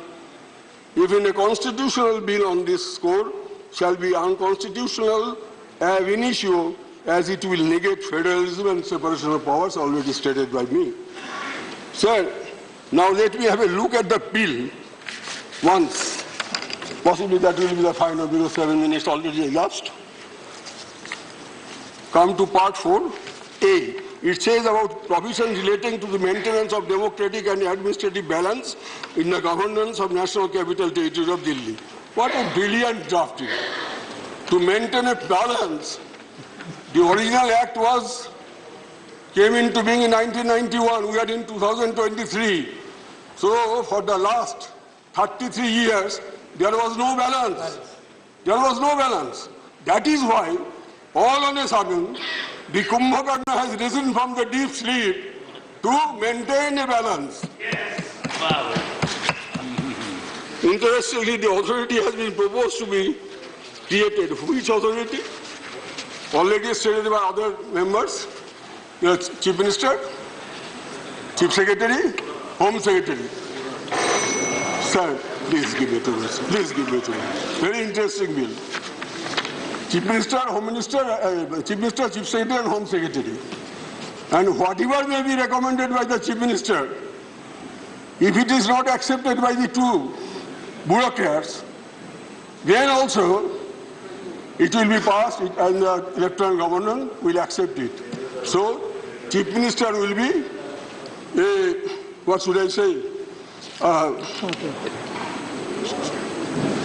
What should I say? Without any authority. He doesn't have any authority. The bureaucrat will prevail upon him. So in democracy, will of the people is supreme. Vox populi, vox dei. Sabar upore manush satya tahar upore nai. Will of the people. But here, the will of the people, which has been reflected through election, the duly elected, constitutionally elected government, his Chief Minister has no power, the bureaucrat will overrule the recommendations of the Chief Minister. This is a draconian bill. This is against all spirit of the Constitution, and every citizen of this country should oppose this bill in the manner, not only inside Parliament, even outside Parliament, voice is to be raised. Sir, finally, with your kind permission, I would like to quote from judgment online of former Chief Justice Y.V. Chandrachud, the father of the present Honorable Chief Justice of India. Quote, Parliament cannot, under Article 368, expand its amending power so as to acquire for itself the right to repeal or abrogate the Constitution or to destroy its basic essential features. Here is a case where the basic features are being destroyed. And sir, according to me. All right, the BJP and Congress are now at loggerheads at a New York Times investigative report that's prompted the BJP to accuse the Congress of having links with China. The New York Times investigative report on how the Chinese government has actively peddled propaganda across the world, including India, echoed in the parliament and outside, as well as BJP demanded answers from the Congress, leveling serious allegations against the Gandhis of having links to Beijing again. BJP's Anurag Thakur raked up the funding of Rajiv Trust, once again demanding a detailed investigation. Anurag Thakur also lashed out at the Congress party. He accused them of attempting to shield the news website NewsClick when they were raided for alleged China links back in the year 2021. So what exactly was the New York Times report? What did it claim? That detailed investigative report has claimed that a US billionaire, Neville Roy Singham, is linked to multiple network outlets across the world and has financed the Chinese propaganda on behalf of the Chinese government. The report claims that in India, news website NewsClick was also financed by Singham to write propaganda pieces masked as independent content in favor of China. Congress, China, NewsClick are part of a umbilical cord. Rahul ji की नकली मोहब्बत की दुकान में चीनी सामान ये साफ नजर आने लगा है। चीन के प्रति प्यार ये दिखता था और भारत के खिलाफ दुष्प्रचार ये विदेशी जमीन पर भी और विदेशी न्यूज़ एजेंसियों के माध्यम से भी प्रोपेगेंडा के तहत होता था। एक एजेंडा था, anti India, break India campaign ये लोग चलाते थे। कांग्रेस ने विदेशी लोगों के साथ हाथ मिलाने का प्रयास किया और यही नहीं, जब इनको निमंत्रण मिला सोनिया जी को, राहुल जी को, कब मिला?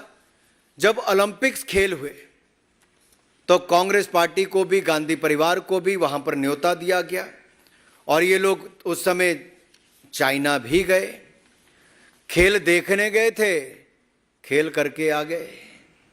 विदेशी नेविल रॉय सिंघम, ये सिंघम कोई सिंघम फिल्म की बात नहीं कर रहा मैं, ये नेविल रॉय सिंघम ने इसकी फंडिंग की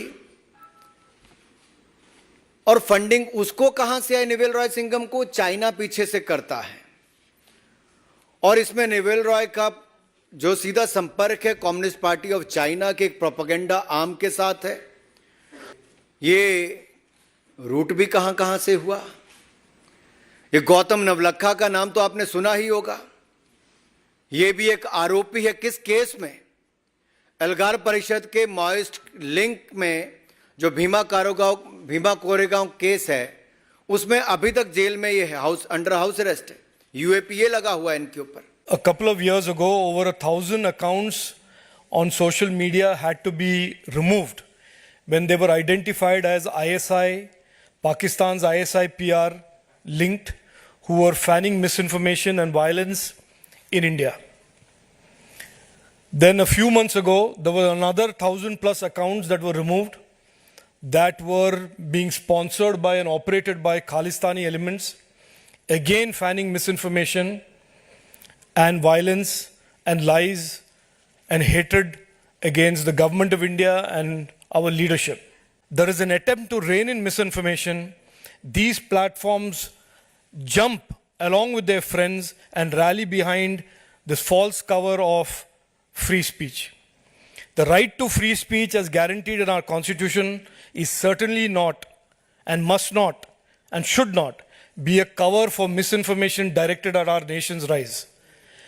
And therefore, this revelation that a foreign country is actively funding platforms that are launching and have launched and continue to launch vitriol against our government, our country, our society, our religion, our faith, is something that all of us should be very aware of, and we should all get together and have a consensus on how to fight misinformation in the coming years and coming days. See what happened. PM Care Fund also received the Chinese money, and not only that, Vinod Adani, brother of Adani, is a partner of Chinese person. What about that? And Prime Minister explained it that hasn't he received the fund in PM Care Fund from Chinese corporate houses? That is also to be discussed. Let us discuss all together. Why this only? Isolated, make it isolated case. Let all such matters to be discussed. Those who have been funded from China, Chinese forces. And what the Prime Minister said that time that we will boycott Chinese and ban district talk, etc. And afterwards, business transaction increased and many other relations have increased. And so far, the BJP has not in position to explain that how much money they have got from the Chinese companies. Let's now walk you through what the New York Times investigation exposes. Investigation exposes, number one, it was an orchestrated international propaganda toolkit by China. Point number two, Indian website NewsClick's link to the Chinese government was exposed to. Point number three, the Indian website NewsClick, which I just spoke to you about, was funded for propaganda pieces. The fourth point is that US billionaire Singham's role in funding propaganda was also exposed by this investigation by the New York Times. Point number five, the propaganda was disguised as independent content. All right, let's get to the flowchart now. The Chinese money trail and how it has been decoded. ED sources have also spoken to India today. So this is what our ED sources have indicated. You've got the Communist Party of China. You've got Neville Roy Singham. He's a tech billionaire who is living in Shanghai. 38 crore rupees was given to NewsClick. PPK NewsClick Studio Private Limited, they got the money to carry out this particular Chinese propaganda. 21 lakhs was given to Gautam Navlakha. Now, Gautam Navlakha happens to be NewsClick shareholder. So you'll get to know how it is all eventually goes back to be linked to the Communist Party of China as well. Aishwarya now joins us for the very latest development on this. Aishwarya, walk our viewers through this raging debate that is even taking place now in the Parliament on the back of this New York Times expose that we're talking about.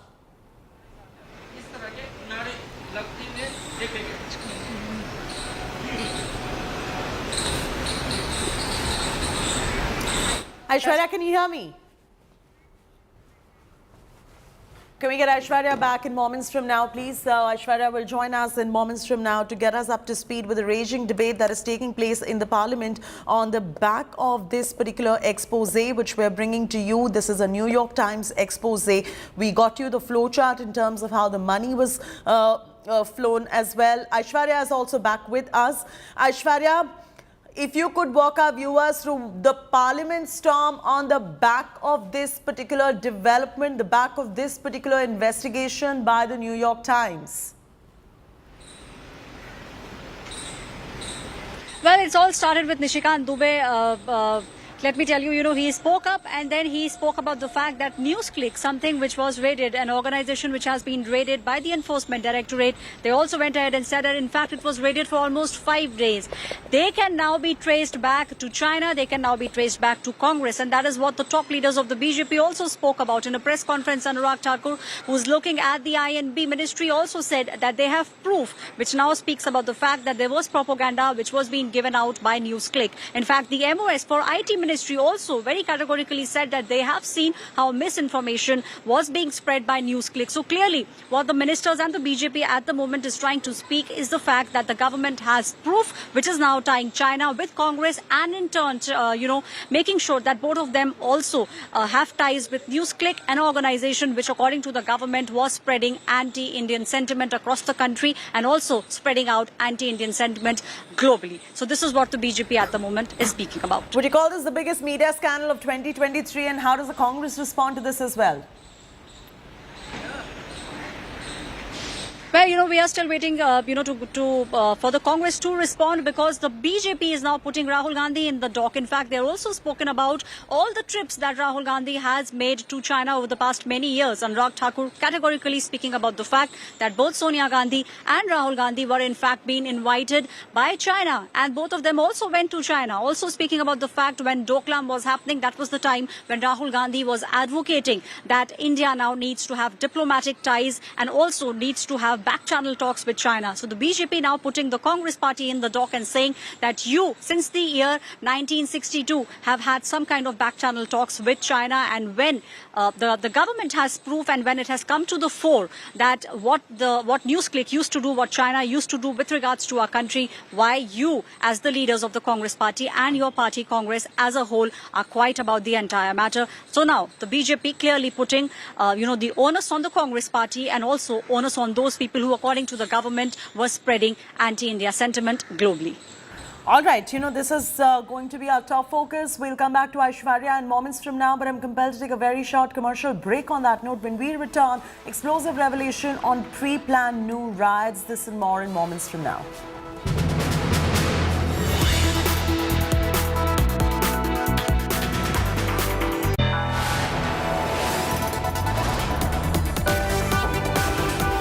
You are watching India Today.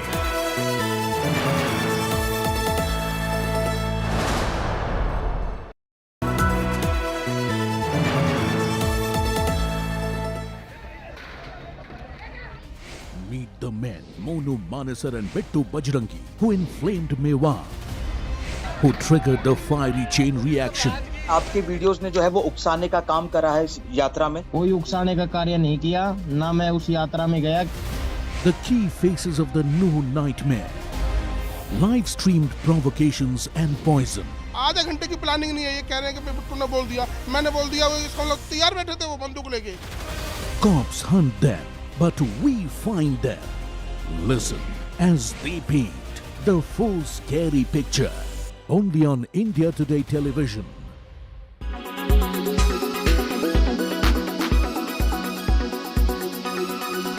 UNESCO has recommended Venice to be added under World Heritage in Danger list ahead of its 45th meet that is to be held in September. Climate change and over-tourism are some major issues for which Venice has been recommended under the danger list. Take a look. The United Nations Educational, Scientific and Cultural Organization has recommended that one of the most popular and fragile tourist destinations of Italy, Venice, be added to its list of World Heritage in Danger, a designation that is given when a vulnerable heritage site is in need of support. The recommendation to put Venice on the World Heritage in Danger list was made by UNESCO and its advisory body experts ahead of the 45th session of the agency's World Heritage Committee meet, which will be held in Riyadh, Saudi Arabia in September this year. Mass tourism, development projects and climate change are some major reasons behind UNESCO's recommendation to put Venice under the danger list. According to the organization, these issues are causing deterioration and damage to the building structures and to the urban areas, degrading the cultural and social identity of the property and threatening the integrity to its cultural, environmental, landscape attributes and values. UNESCO has asked the Italian government to ensure that utmost attention is given to Venice and its long-standing problems should be addressed that have been causing damage to the city. Over-tourism in Venice has been a serious issue. Venice is one of the places that is currently designated as a World Heritage Site because of its outstanding universal value, cultural and natural offerings. With Neha Kumari, Bureau Report, India Today.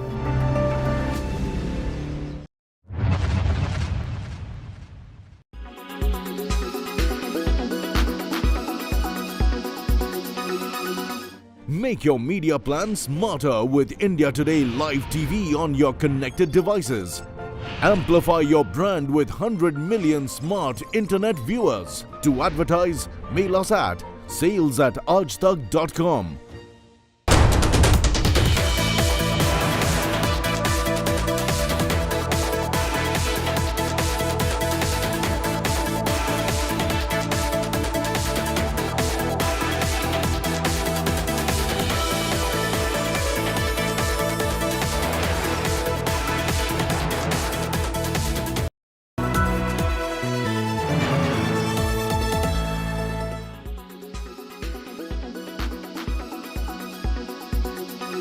As the Lok Sabha polls approach near, political showdown between opposition BJP is escalating. Prime Minister Modi took a jab at the opposition alliance, recalling that Mahatma Gandhi's Quit India movement was launched on 9th August. The Prime Minister said similarly the country wants dynasty, corruption and appeasement to quit India.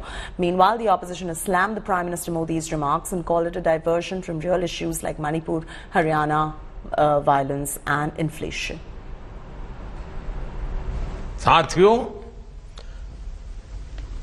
7 तारीख के एक दिन बाद 9 अगस्त आ रही है। 9 अगस्त वो तारीख है जब ऐतिहासिक क्विट इंडिया मूवमेंट की शुरुआत हुई थी।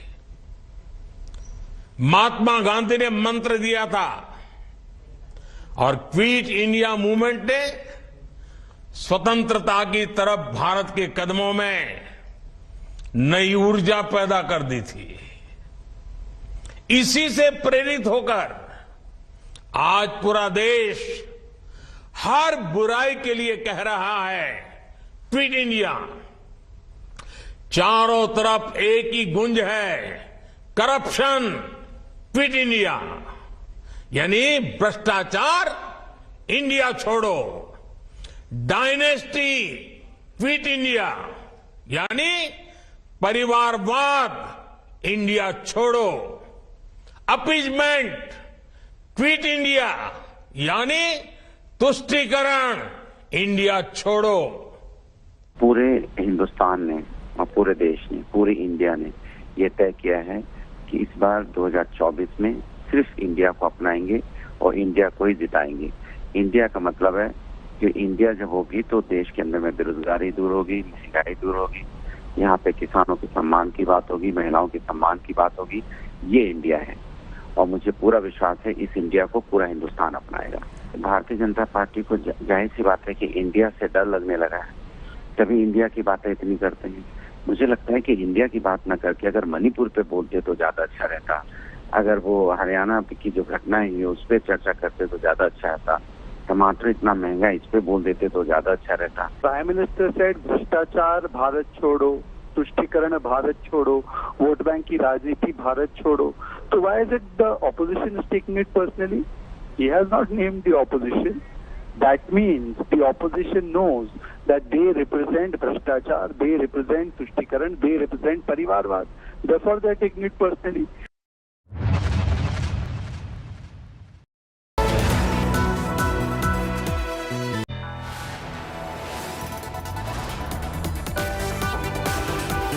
You are watching India Today.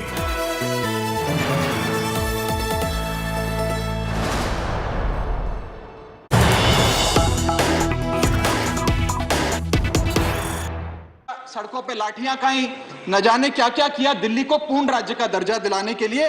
और अंततः वो दिन आया जिस दिन वाजपेयी सरकार और वाजपेयी सरकार के उप प्रधानमंत्री आदरणीय लाल कृष्ण आडवाणी जी इस सदन के भीतर एक बिल लाए, द कॉन्स्टिट्यूशनल अमेंडमेंट बिल 2003, जो दिल्ली को पूर्ण राज्य का दर्जा देता है। ये बिल आडवाणी जी इस सदन के भीतर लाए और कहा कि दिल्ली को अधिकार देने की जरूरत है, दिल्ली को पूर्ण राज्य का दर्जा भाजपा दिलाएगी। यहां भी बात खत्म नहीं होती सर। इसके बाद 2013 के अपने मैनिफेस्टो में बीजेपी ने कहा हम पूर्ण राज्य का दर्जा देंगे। बिल्कुल सर। इनकी जून 2013 में नेशनल एग्जीक्यूटिव की मीटिंग हुई, उसमें मता पास कर कहा हम दिल्ली को पूर्ण राज्य का दर्जा देंगे। यहां तक कि इनके सांसद डॉक्टर हर्षवर्धन ने बयान दिया कि जब आदरणीय नरेंद्र मोदी जी देश के प्रधानमंत्री बनेंगे हम दिल्ली को पूर्ण राज्य का दर्जा देंगे। ये इन सब ने सर लगातार बातें कही और दिल्ली को पूर्ण राज्य का दर्जा दिलाने की मांग लगातार भारतीय जनता पार्टी दिल्ली वालों के सामने रखती रही। सर, ये बिल सिर्फ संविधान का और लोकतंत्र का अपमान नहीं है, ये बिल लाल कृष्ण आडवाणी जी का, अटल बिहारी वाजपेयी जी का, मदन लाल खुराना जी का, सुषमा स्वराज जी का, अरुण जेटली जी का, सबका अपमान करने का और उनके 40 साल के संघर्ष को मिट्टी में मिलाने का काम करता है। सर, मैं माननीय गृह मंत्री जी का बयान लोकसभा में सुन रहा था। उन्होंने कहा कि नेहरू जी ने, पंडित नेहरू ने यह बात रखी थी कि दिल्ली को पूर्ण राज्य का दर्जा नहीं मिलना चाहिए। मैं माननीय गृह मंत्री जी से कहना चाहता हूं, नेहरूवादी मत बनिए, आडवाणीवादी बनिए, वाजपेयीवादी बनिए और दिल्ली को पूर्ण राज्य का दर्जा देने का आज आपके पास ऐतिहासिक मौका है। दिल्ली को पूर्ण राज्य का दर्जा दीजिए। सर, इस बिल को लाने का असल कारण क्या है? यह बिल क्यों लाया गया है? पिछले 25 साल में दिल्ली में 6 बार विधानसभा के चुनाव हुए। 6 के 6 चुनाव भारतीय जनता पार्टी बुरी तरीके से हारी।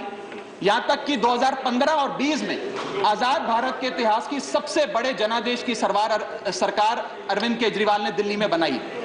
क्योंकि ये पिछले 25 साल चुनाव नहीं जीत पाए और अरविंद केजरीवाल और आम आदमी पार्टी के आने के बाद ये जानते हैं कि अगले 25 साल भी ये लोग चुनाव नहीं जीत पाएंगे, तो सरकार को नष्ट करने का काम कर रहे हैं।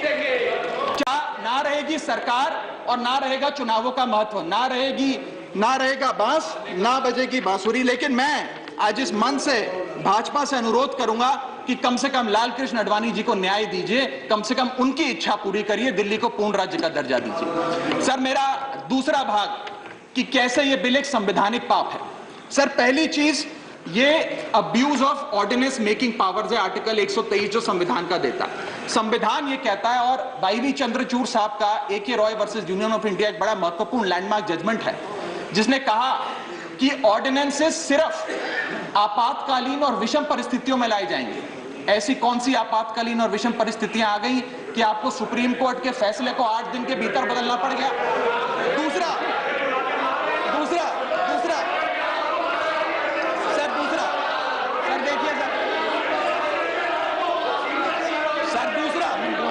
सुप्रीम कोर्ट की दूसरा बिंदु, यह सुप्रीम कोर्ट का अपमान है। सुप्रीम कोर्ट के फैसले को 8 दिन के भीतर 5 जजों के संवैधानिक पीठ के सर्वसम्मति के फैसले को बदल के आज भारतीय जनता पार्टी ने एक मैसेज दिया है कि हम सुप्रीम कोर्ट को भी चैलेंज करते हैं, सुप्रीम कोर्ट के फैसले को भी नहीं मांगते। आपको जो ऑर्डर जारी करना है करो, हम चंद दिनों के अंदर ऑर्डिनेंस लाकर उस फैसले को बदल देंगे। They have challenge the majesty of the honourable supreme court. Sir, और मैं आपको ये कहना चाहता हूं कि आजकल जो ऑर्डिनेंस लाने की जो एक फेटिश इस सरकार ने देखी, चाहे वो लैंड एक्विजिशन बिल हो, चाहे वो फार्म बिल हो, चाहे ईडी के डायरेक्टर का एक्सटेंशन हो, जो ये सारी चीजें ऑर्डिनेंसेस के माध्यम से इन्होंने करी थी, इस बिल का हश्र भी वही होगा जो सारे पुराने बिलों का हुआ था। सर, थर्ड बिंदु कि कैसे ये बिल संघीय ढांचे को एरोड करता है। हमारा भारत का संविधान और सुप्रीम कोर्ट का 2023 का 2018 का संवैधानिक पीठ का फैसला कहता है कि दिल्ली के पास एक यूनिक फेडरल आइडेंटिटी है, यूनिक कॉन्स्टिट्यूशनल आइडेंटिटी है, और भारत का संविधान जो हमें संघीय ढांचा देता है, जो शक्तियां देता है, उन शक्तियों को एनक्रोच करने का काम यह सरकार करती है, हमसे अफसरशाही और तमाम शक्तियां छीनकर। मैं आपको सुप्रीम कोर्ट का वो एक वाक्य पढ़ के सुनाना चाहूंगा। The majority in the 2018 constitutional जज bench held that while the NCT of Delhi could not be accorded with the status of a state, the concept of federalism is applicable to Delhi. हम पूर्ण राज्य नहीं है, लेकिन फिर भी राज्य का दर्जा एक संघीय ढांचे के परिप्रेक्ष्य में दिल्ली को मिलता है। उसके बाद सर, इन लोगों ने तो कमाल ही कर दिया। आज बिना संवैधानिक संशोधन लाए संविधान को बदल दिया, मात्र एक एक्ट ऑफ पार्लियामेंट से, जो आज तक शायद भारत के इतिहास में कभी नहीं हुआ। सर, इसके बाद यह बिल पार्लियामेंट्री अंडरमाइन करता है प्रिंसिपल्स ऑफ कलेक्टिव रिस्पॉन्सिबिलिटी को। भारत का संविधान कहता है सर कि परमानेंट एग्जीक्यूटिव और पॉलिटिकल एग्जीक्यूटिव मिलके लेजिस्लेचर के प्रति जवाबदेही होंगे। ये प्रिंसिपल ऑफ कलेक्टिव रिस्पॉन्सिबिलिटी है।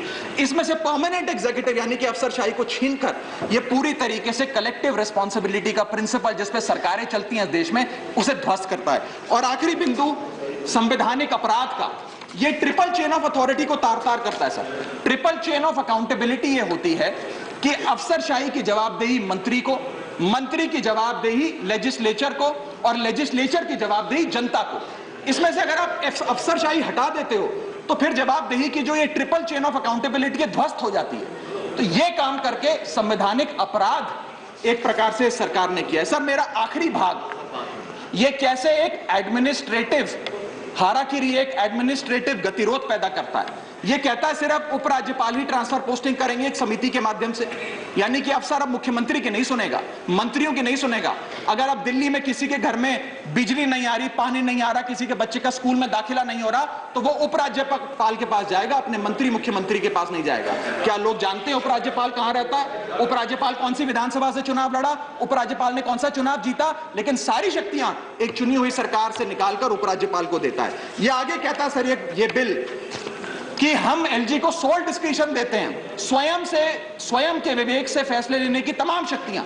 आज तक उपराज्यपाल और गवर्नर काउंसिल ऑफ मिनिस्टर्स की एड एंड एडवाइस से बाध्य थे, लेकिन यह बिल उपराज्यपाल को सुपरसीडिंग पावर देता है। आगे सर ये बिल जितने भी ब्यूरोक्रेट्स हैं उन्हें एक जुडिशियल अथॉरिटी बना देता है। यह कहता है अफसरशाही तय करेगी कि मंत्री का फैसला सही है कि मंत्री का फैसला गलत है, और अगर अफसर को मंत्री का कोई फैसला पसंद नहीं आया तो अफसर मंत्री का फैसला लागू करने से मना कर सकते हैं। और सर यह बिल अथॉरिटी, कमीशंस और कॉरपोरेशंस बनाने की तमाम, गठन करने की, नियुक्ति करने की शक्तियां सारी की सारी केंद्र सरकार को दे देता है, यानी कि सरकार की चाबी एक प्रकार से केंद्र सरकार को हाथ में पकड़ा देता है। सर, माननीय गृह मंत्री जी ने कहा था कि आम आदमी पार्टी एक सुपारी सी जितनी पार्टी है, एक सुपारी जितनी छोटी सी पार्टी है। सर, ये वो सुपारी जितनी पार्टी है जो आजाद भारत के इतिहास का फास्टेस्ट ग्रोइंग पॉलिटिकल स्टार्टअप कहलाती है। ये वो सुपारी जितनी पार्टी है जिसने 3 बार भाजपा को दिल्ली में हराया और 2 बार 2015 और 20 में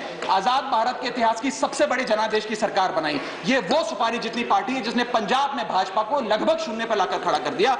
ये वो सुपारी जितनी पार्टी है जो 10 साल में राष्ट्रीय पार्टी बनी। ये वो सुपारी जितनी पार्टी है जिसके 161 विधायक और 11 सांसद है। और ये वो सुपारी जितनी पार्टी है जिसका काम देखने के लिए first lady of United states of America और यूनाइटेड जनरल के पूर्व प्रमुख बान की मून आते हैं। सर, मैं आज अपने साथी जो आंध्र प्रदेश और उड़ीसा की सरकार चलाते हैं उन्हें कहना चाहूंगा, आपकी जरूर कुछ मजबूरियां रही होंगी जिसके चलते आपने ये फैसला लिया इस सरकार के इस बिल का समर्थन करने में। कुछ तो मजबूरियां रही होंगी, यूं ही कोई बेवफा नहीं होता। लेकिन मैं आपको कहना चाहता हूं कि आग जब लगेगी तो बहुत दूर तक जाएगी। राहत इंदौरी साहब का एक बड़ा महत्वपूर्ण शेर है, अगर खिलाफ है होने दो, जान थोड़ी है, ये सब धुआं है, आसमान थोड़ी है, लगेगी आग तो आएंगे कई घर जद में, यहां सिर्फ हमारा मकान थोड़ी है। लेकिन जब आपके घर में आग लगेगी, आम आदमी पार्टी आपके साथ खड़ी होगी, मैं आपको विश्वास दिलाता हूं। और सर, मैंने अपनी बात शुरू करी थी महाभारत के एक अंश से, मैं समाप्त भी महाभारत के एक अंश से करूंगा। सर, बीच कुरुक्षेत्र के मैदान में जब युद्ध प्रारंभ होने वाला था तो युधिष्ठिर ने शंखनाद करने से पहले एक घोषणा करी और कहा कि ये धर्म की लड़ाई है। मेरी सेना में खड़े मेरे पीछे जितने योद्धा हैं, अगर उन्हें लगता है कि धर्म मेरे साथ नहीं कौरवों के साथ है, तो मेरी सेना छोड़कर सामने वाली मेरी दुश्मन की सेना में जाकर खड़े हो जाएं, उनकी ओर से युद्ध करें। और अगर कौरव सेना में कोई योद्धा है जिसे लगता है कि धर्म युधिष्ठिर के साथ है, पांडवों के साथ है, तो आप कौरवों की सेना छोड़कर मेरी सेना में आइए, मैं बाहें फैलाकर आपका स्वागत करूंगा। उस समय कौरवों का एक भाई युयुत्सु कौरव सेना छोड़कर पांडवों की ओर आया और पांडवों की ओर से युद्ध लड़ा। मैं उसी बात का जिक्र करते हुए आज इस सदन में बैठे तमाम सांसदों को कहना चाहता हूं, राज्यसभा काउंसिल ऑफ स्टेट्स है, हम लोग काउंसिल ऑफ स्टेट्स है, जहां ज्यादा जिम्मेदारी बनती है राज्यों के हकों की, अधिकारों की रक्षा करने की। मैं मांग करता हूं, आज आप लोग पार्टी लाइन से ऊपर उठकर, विचारधारा से ऊपर उठकर संविधान को बचाने के लिए, लोकतंत्र को बचाने के लिए इस बिल को हराइए। आज ये इतना असंवैधानिक और गैर कानूनी बिल अगर ये सफल हो गया तो हो सकता है आज के बाद आने वाले समय में ये लोग देश में चुनाव ही ना कराएं, चुनावी प्रक्रिया को खत्म करने से। बहुत बहुत शुक्रिया। Doctor Sasmit Patra, Thank you. 12 minutes. Honorable Chairman, sir, I rise to speak on behalf of the Biju Janata Dal. Sir, speaking on this bill in the Lok Sabha, our party's senior member of parliament and leader of the BJD parliamentary party in Lok Sabha, Shri Pinaki Mishra ji has already made our stand very clear and has made it very eloquently and succinctly expressed that the Biju Janata Dal's equidistant stand from the BJP and the Congress and the reasons for the same and the fact that BJP is our principal opposition party. I reiterate and place on record that we are equidistant from the BJP and the Congress, and our principal opposition party in Odisha is the BJP. Our stand today does not change anything in that regard. Sir, BJD is in favor of this bill because it supports the constitutional standpoint of this bill and the Parliament's power to enact legislations and the Parliament's legislative competence to such matters. Sir, I need a protection, sir. You can imagine the kind of ruckus being made. I should be heard. 4.5 crore people in Odisha want to hear, whether people here want to hear or not. Honorable members, please keep calm. Thank you, sir. You see, Sir, in July 4th, 2018, the Supreme Court judgment in its civil appeal has very clearly said on para 277, और ये मैं supreme court के अध्यादेश और supreme court के judgement से refer कर रहा हूं, 2018 जुलाई 4. क्या कहती है supreme court? Supreme court in the matter of civil appeal 2357 says, however, if the parliament makes laws in respect of certain subjects falling in the state list or the concurrent list, this is referring to Delhi, the executive.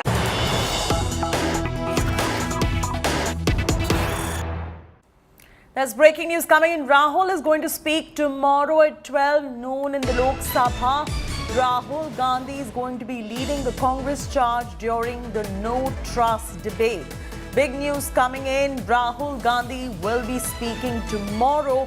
He will be speaking at noon tomorrow in the lower house of the parliament in Lok Sabha.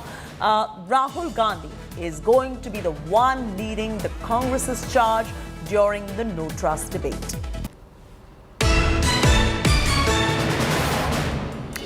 The latest coming in. Our reporter will also join us in moments from now. The No Trust debate is going to be an important one, and Rahul Gandhi is going to be leading the charge as far as the no confidence motion is concerned in the parliament. What we're picking up at the moment is that Rahul Gandhi is going to be speaking at 12 noon tomorrow, and the No Trust debate will take place in the parliament, and he's going to be leading the charge on the No Trust vote debate. We'll get you more details on this in moments from now. In fact, it was Adhir Ranjan Chaudhary who was going to decide which leaders are going to be speaking on this particular issue. Rahul Gandhi is going to be delivering the speech during the debate on no confidence motion, which is going to be taken up most likely tomorrow. In fact, all the Congress MPs have been talking about how they want Rahul to speak, and we've got Maushmi joining us for the very latest on this story. Maushmi, if you could walk our viewers through the no confidence motion, the no trust vote debate, and Rahul Gandhi's speech tomorrow at 12 noon in the Lok Sabha. So clearly, Chaiti, as my colleague Rahul Gautam has confirmed that Rahul Gandhi would be speaking at 12 noon in the Lok Sabha. That really means this is a comeback. After his comeback, Rahul Gandhi will make his first speech after his membership has been reinstated. So clearly the Congress and the India Party trying to corner the government and pitch it as a battle between the India Party and versus the NDA. Clearly Rahul Gandhi would, since the entire matter comes on in the backdrop of the Manipur crisis that is unfolding, Rahul Gandhi is expected to launch a frontal attack on Prime Minister Narendra Modi. He did meet a member delegation of Manipur Congress leaders today and took an update of what's happening in Manipur. So perhaps he is gearing up to in fact make his first speech after becoming the Member of Parliament again. And this is going to be his first speech. Like you said, this is his comeback. And he obviously, we know, Maushami, that he attended his first Lok Sabha session also after 4.5 whole months. So all eyes are going to be on what he has to say tomorrow noon. Absolutely, because Rahul Gandhi, as far as, the no confidence motion is concerned, and this particular one, everybody knows that the numbers are stacked heavily against the opposition, and it's not about the number game. And then it is about the issue that the opposition parties want to rake up, and that is the Manipur issue. So Rahul Gandhi would be laying threadbare the attack of the opposition on the government, the complacency and the allegations of, large-scale violence and crime against women. Remember, Prime Minister Narendra Modi has not spoken in the House, and that's been one of the primary demands of the opposition parties, that the PM should answer in the well. And having left no choice, the opposition parties say that they had to move the no confidence motion to get the government and the Prime Minister to speak on this entire issue. So we'll have to wait and see how long does he really speak, whether it's a speech extended to 1 hour. The equation between the opposition and the government will be there for all to see on a topic that has seen several adjournments in this monsoon session. So we will have to wait and see how Rahul Gandhi, with the Congress party in an upbeat mood, with a fresh alliance between the India we'll come members. back to you for more on this, Maushami. Thanks so much for joining us on this breaking news. Rahul Gandhi, of course, as Maushami was also mentioning, has got his parliament membership back. Congress MP Rahul Gandhi did attend his first Lok Sabha session after 4.5 months today. Right after he entered the Sansad, he paid tribute at the Gandhi statue. He got a grand welcome by India Bloc as soon as he stepped inside the parliament premises. The Lok Sabha Secretariat also cleared Rahul's return 3 days after Supreme Court stayed his conviction. Congress hailed his comeback as a moral victory. With his return now, the stage is all set for Rahul's participation in no trust motion debate against Prime Minister Modi. Celebrations also erupted outside Congress headquarters moments after his membership was restored. Congress cadres rejoiced with dhol, dance and firecrackers for Rahul Gandhi. Rahul Gandhi was disqualified, remember, on 23rd of March after Gujarat court convicted him in a defamation case over his Modi surname remark and sentenced him to 2 years in jail.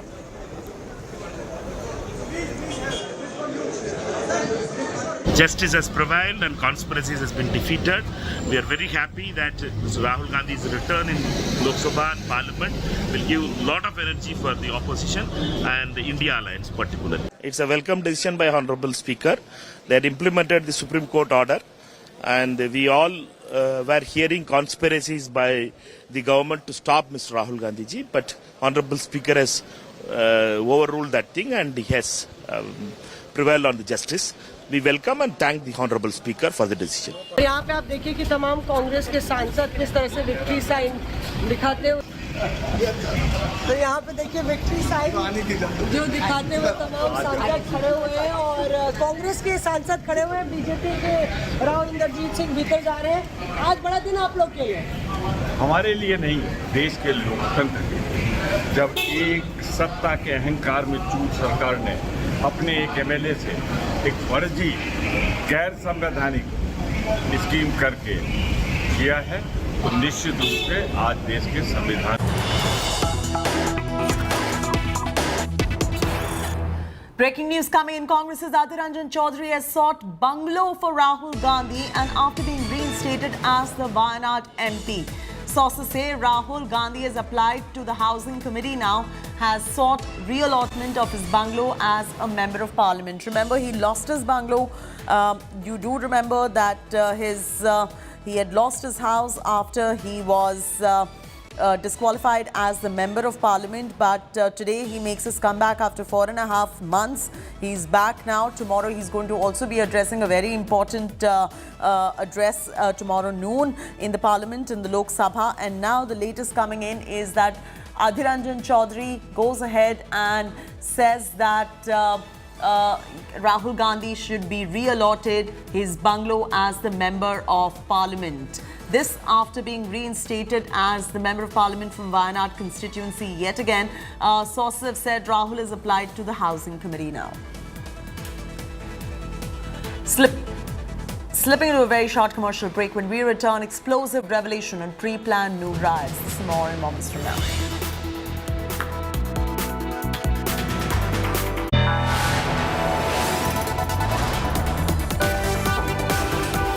You are watching India Today.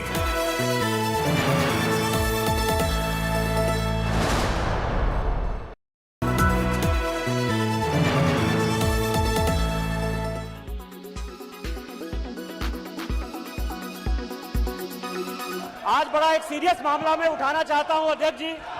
कारण यह है कि New York times में इन लोगों को जो है केवल विदेशी ताकतों के साथ रहकर उन्हीं के न्यूज़पेपर में, उन्हीं के देश में उनके क्या हो रहा है उसी को यह मानते हैं। न्यूयॉर्क टाइम्स में एक बड़ा अच्छा न्यूज छपा है सर कि 38 करोड़ रुपया जो है न्यूज क्लिक जैसी संस्था को मिला है। और न्यूज क्लिक संस्था को जो न्यूयॉर्क टाइम्स ने लिखा है वो लिखा यह है कि भारत में ईडी ने जो रेड किया है, आइस के बारे में लगातार बोलते हैं सर, ईडी की रेड में जो खुलासा हुआ है उसका पूरा खुलासा किया है।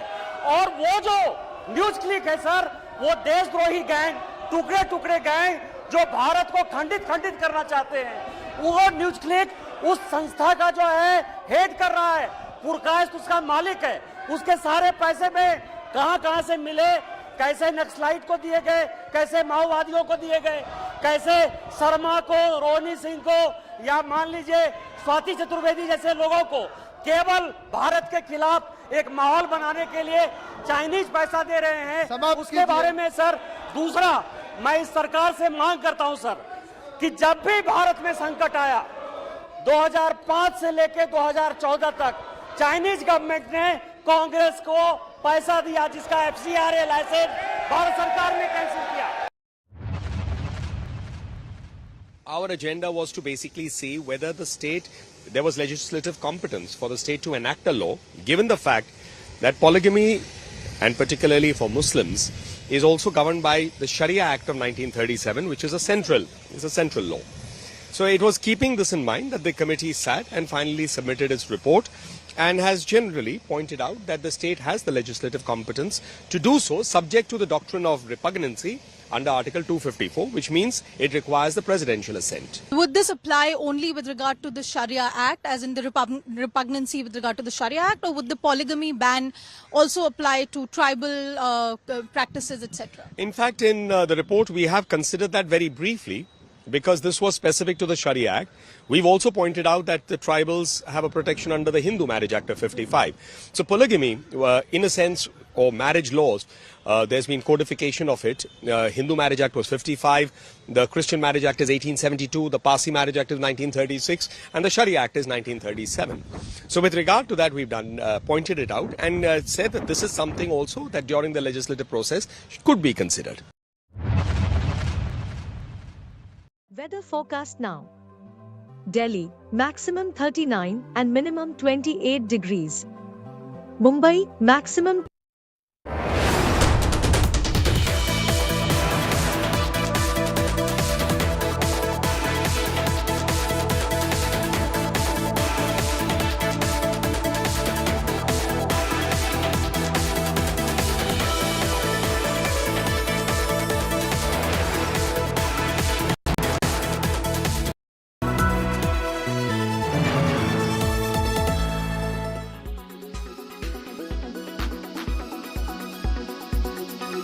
As the Lok Sabha polls approach near, political showdown between opposition BJP is escalating. Prime Minister Modi took a jab at the opposition alliance, recalling that Mahatma Gandhi's Quit India movement was launched on 9th August. The Prime Minister said similarly the country wants dynasty, corruption and appeasement to quit India. Meanwhile, the opposition has slammed the Prime Minister Modi's remarks and called it a diversion from real issues like Manipur, Haryana, violence and inflation. साथियों,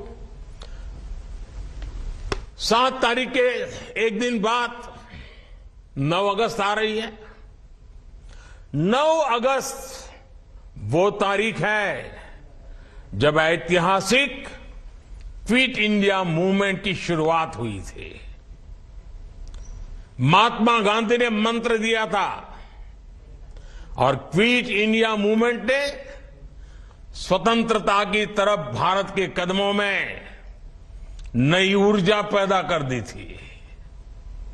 इसी से प्रेरित होकर आज पूरा देश हर बुराई के लिए कह रहा है quit India.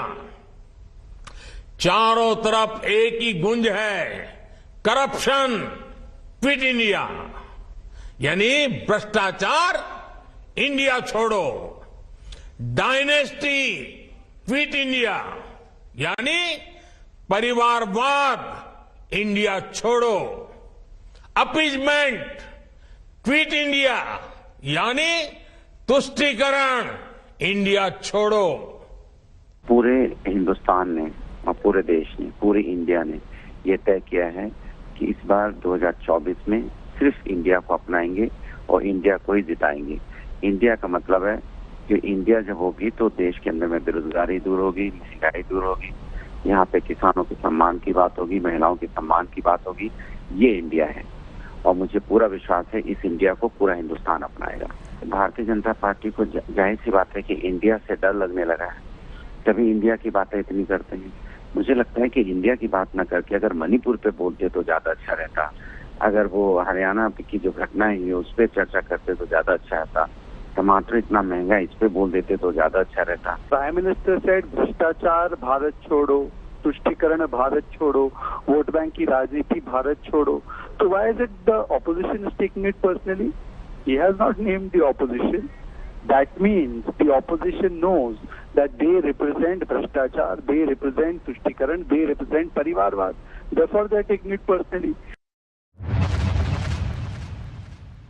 Weather forecast now. Delhi, maximum 39 and minimum 28 degrees. Mumbai, maximum 28 and minimum 26 degrees. Kolkata, maximum 29 and minimum 25 degrees. Bangalore, maximum 30 and minimum 21 degrees. Chennai, maximum 35 and minimum 28 degrees. Hyderabad, maximum 29 and minimum 22 degrees.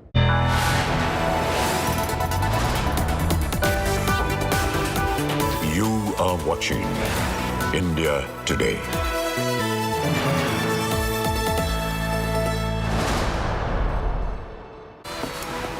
Hey, good evening and thank you for being with us here on India Today. I'm Chaiti Narula joining you with all the top stories. Let's start with the headlines first. Rahul's Lok Sabha membership restored after Lok Sabha Secretariat issues notice. Grand welcome by India MPs for Rahul in the parliament. BJP alleges China linked to Congress in Parliament. BJP rakes up alleged Chinese funding for Rajiv Gandhi Foundation after New York Times exposed Chinese propaganda funding. BJP says probe Congress's China links. China news clip a part of a umbilical cord. Rahul ji की नकली मोहब्बत की दुकान में चीनी सामान ये साफ नजर आने लगा. Explosive revelation on pre-planned new riots, chilling WhatsApp chats, exposed conspiracy, communal poison spewed to mobilize mob, sinister attack on Shobha Yatra orchestrated.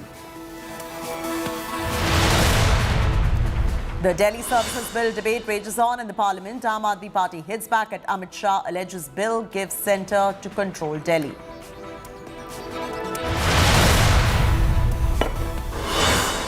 Furious BSP MP, BJP MLC verbal spat on stage. Danish Ali stops BJP MLC's Bharat Mata chant on stage. BJP Neta Vijay Vargiya threatens, says can kill anti-Bharat brigade. Fire breaks out at Delhi AIIMS endoscopy room near emergency ward. All patients evacuated. Fire tenders douse fire.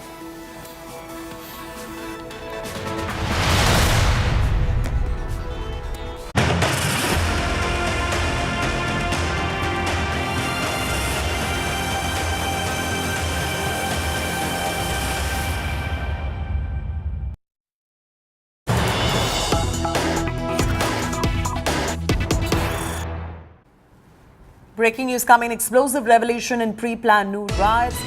2 minutes 50 seconds of sinister mob planning. Here how VHP Yatra was targeted. Chilling WhatsApp chats are now exposing conspiracy. The plot was to kill and bleed. New temple attack plan on WhatsApp group. The communal poison spewed to mobilize the mob is what we're picking up. Voice that incited mob killings in New. Scary, disturbing and blood-curdling. Listen in. अस्सलाम वालेकुम रहमतुल्लाह। अरे भाई तुमनो बताओ, ये मेवात कहा इतने एक बुजदिलन किए के कम से 100-200 आगे होंगे, कहा 10-20 भी ना टपके इनमें से कम से कम। जैसे गाड़ी जलाई, गाड़ी इनके साथ में कहा 10-20 ने टपका था। कहीं चूड़ी पहन रखी है मेवात ने। जितने भी हैं तमाम की तमाम जो है सिंगार के मंदिर पे इकट्ठे हो जाओ फटाफट, ठीक है। गुजारिश है ये आपसे, आज मौका है। देखो हाथ अड़ाओगे तो भी इतनी गाड़ भीड़ आएगी, अगर जान से भी मार दोगे 10-20 तो भी उतनी आएगी, या मत सोचिए ना से। हाँ तो यानी आज मौका है, अपने आप है पेश कर लो, ठीक है। मरना तो एक दिन जब भी, आज भी मरना और कल भी मरना, ठीक है भाई। जितने भी है ग्रुप में ज्वाइन हैं ये बंदे, 10 हैं, 20 हैं, 50 हैं, 150 हैं, जितनों भी हैं, इनसे भी मेरी हाथ जोड़ के रिक्वेस्ट है कि ये भी इन पर अगर मेमन के ग्रुप हैं ना, चाहे 1000 ग्रुप हैं, उन 1000 में बांट दीजिए, चाहे सऊदी अरब तक ग्रुप हैं, सबन में बांट दीजिए, ठीक है। देखो आज तो तुम मोहब्बत कर लो, काई सु कर लो, चाहे बीवी से कर लो, बच्चे से कर लो, दौलत से कर लो, धन से कर लो, किसान से कर लो, एक ना एक दिन ही तो सारी छूटेगी। या तो खुद छोड़ दे जो चीज़ से मोहब्बत कर रहे हो, या खुद तुम छोड़ दो, या मौत आने से छूट जाए, या वो चीज़ वैसे बर्बाद होने से छूट जाए। या मत सोचियो कि मेरी मेहरबानी रह रही है, मेरे बालक रह रहे हैं, या मेरी दौलत रह रही है, या मत सोचियो, ठीक है। जब मैं अपनी कौम पे बात बने तो बिल्कुल निडर होकर खड़े हो सामने, ठीक है। इन मैदान में भागनो, पसे पुष्ट भागनो, ये बुजदिलन को काम है। या सो बढ़िया तुम जो है चूड़ी पहन लियो, वो बढ़िया है, ठीक है। जब यार खुदा के बंदे न सोचो, जो मेवात को गढ़ मानो जावे, वहाँ में से ये लोग बच के चले जाऊँ, कम से भी कम 1-20 तो इनमें से एक बार दफन ना हो जाऊँ, जब तक कि कमेटी निचावली ना बैठे जाऊँ। और एक ख़ास तौर से बहुत गंदी आदत हमारे मेवन में, दुनिया चल रही है, आप वीडियो बनाने में लगे। अरे खुदा के बंदे तुम नो बताओ, वीडियो बना ली गए कौन? कम से भी कम याद छोड़ दो, अपनी कौम में बचाओ, ठीक है। इन्हें शेयर करने में मत लगे रहो, वीडियो बना के नहीं छोड़ दी, वीडियो बनाने में। अरे 100 एक आदमी 32 वीडियो बना लिया, हज़ारों आदमी वीडियो बनाने में लगे हैं, तो आगे का काम कौन देखोगे तुम वीडियो बनाएंगे तो।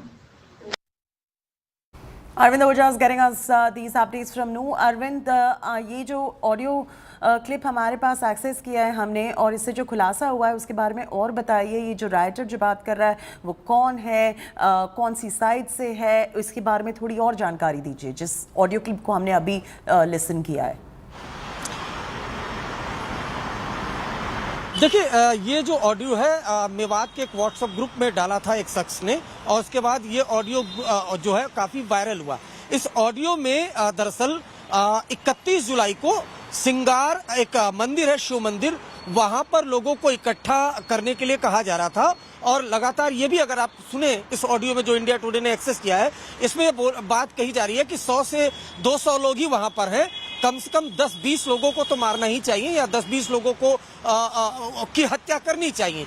इस तरह की ये ऑडियो है। और साथ ही साथ भीड़ को ये कहा जा रहा है कि वो सिंगार मंदिर के पास पहुंचे। दरअसल सिंगार मंदिर वो नू से 45 किलोमीटर दूर एक इलाका है, वहां पर शिव मंदिर है, जहां पर शोभा यात्रा जो नू से स्टार्ट होनी थी वो वहां पर आकर खत्म होनी थी। और जैसे ही ये ऑडियो वायरल होता है, उसके बाद जो श्रृंगार मंदिर है उसके आसपास वायलेंस स्टार्ट हो जाती है। इंडिया टुडे के पास 31 जुलाई की वो तस्वीरें भी हैं, जब इस ऑडियो के वायरल होने के बाद वहां पर वायलेंस हुई, आम लोग थे उन पर स्टोन पेल्टिंग हुई, कई लोग उसमें जख्मी हुए थे।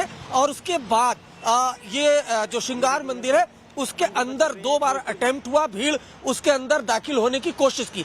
दरअसल देखिए, ये ऑडियो क्लिप ये दिखाता है कि ये जो वायलेंस है वो अचानक से नहीं हुआ था, बल्कि कहीं ना कहीं एक बड़ी कॉन्स्पिरेसी थी और नूह में स्टार्ट हुआ था। अगर ये सडन वायलेंस था, अगर कोई अचानक से वायलेंस होता तो नूह तक ही ये वायलेंस सिमट करके रह जाता। लेकिन जैसे ही नूह में ये इंसिडेंट शुरू होता है, 45 किलोमीटर दूर सिंगार में ऑडियो क्लिप एक व्हाट्सएप ग्रुप में डाला जाता है, उसके बाद वायलेंस स्टार्ट हो जाता है। तो ये पूरी कॉन्स्पिरेसी कहीं ना कहीं लगती है और हरियाणा पुलिस इसी एंगल पर जांच कर रही है। लेकिन ये काफी शॉकिंग ऑडियो क्लिप है जो इंडिया टुडे ने एक्सेस किया है। ये बताता है कि कितनी डीप रूटेड ये कॉन्स्पिरेसी है मेवात को हिंसा में झोंकने की।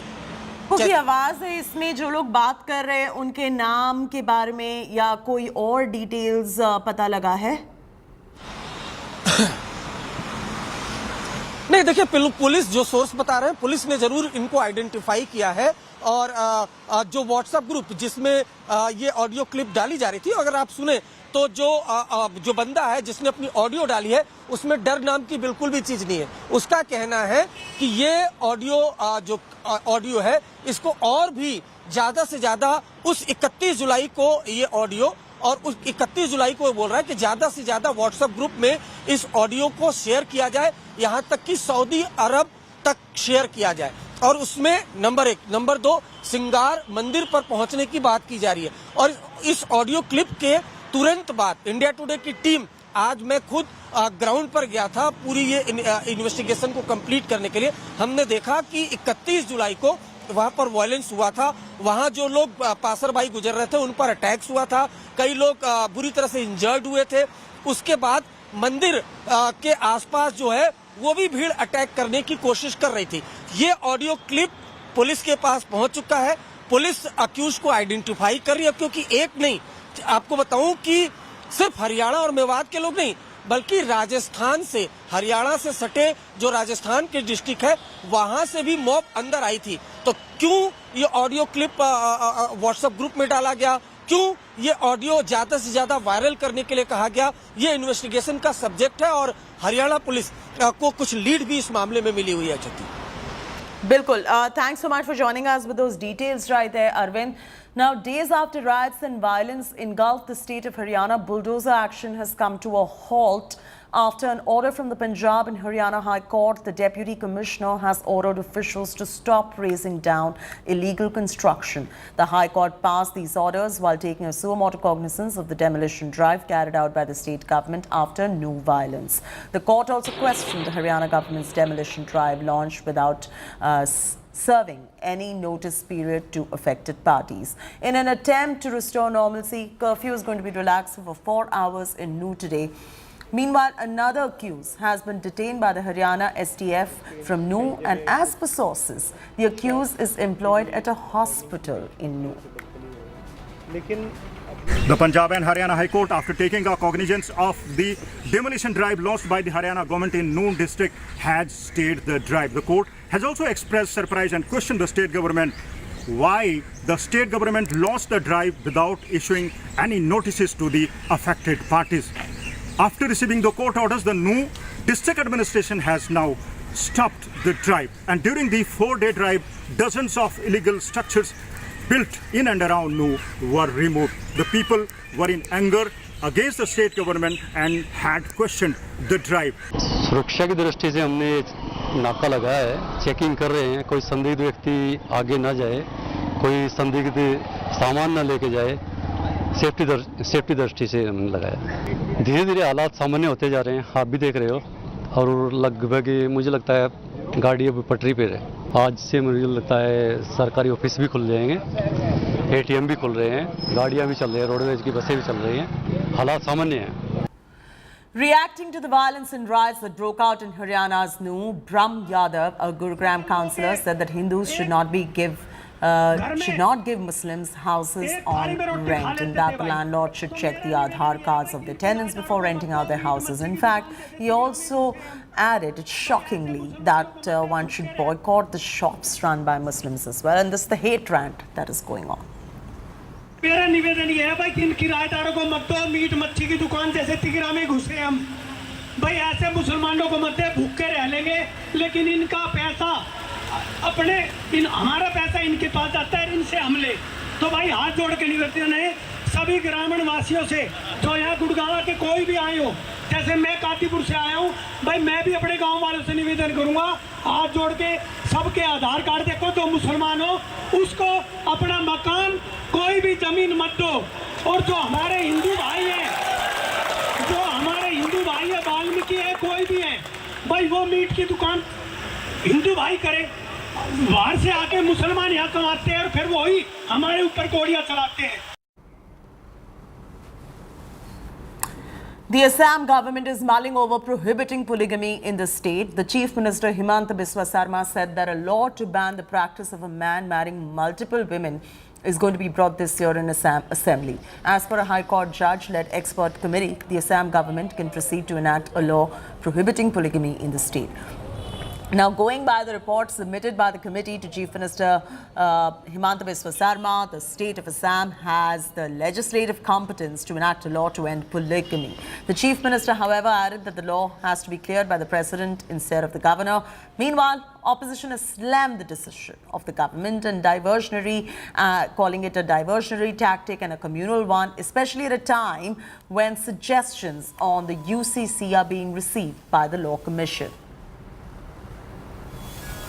কৰাৰ অধিকাৰ ৰাজ্য চৰকাৰৰ আছে নে নাই সেই সাবজেক্টৰ ওপৰতে আমি কমিটিখন বনাই দিছিলো আজি কমিটিখনে আমাক সৰ্বসন্মতিক্ৰমে ৰায় দিছে যে পলিগমিৰ ওপৰত আইন কৰাৰ অধিকাৰ ৰাজ্য চৰকাৰৰ আছে খালি তাত যেটো ফাইনাল সিগনেচাৰ যেটো এসেন্ট বুলি কয় হেতু ৰাজ্যপালৰ পৰা নহয় ৰাষ্ট্ৰপতিৰ পৰা ল'ব লাগিব Whether we'll do it in September or December or January, that is to be decided. But within this financial year, this law will definitely come.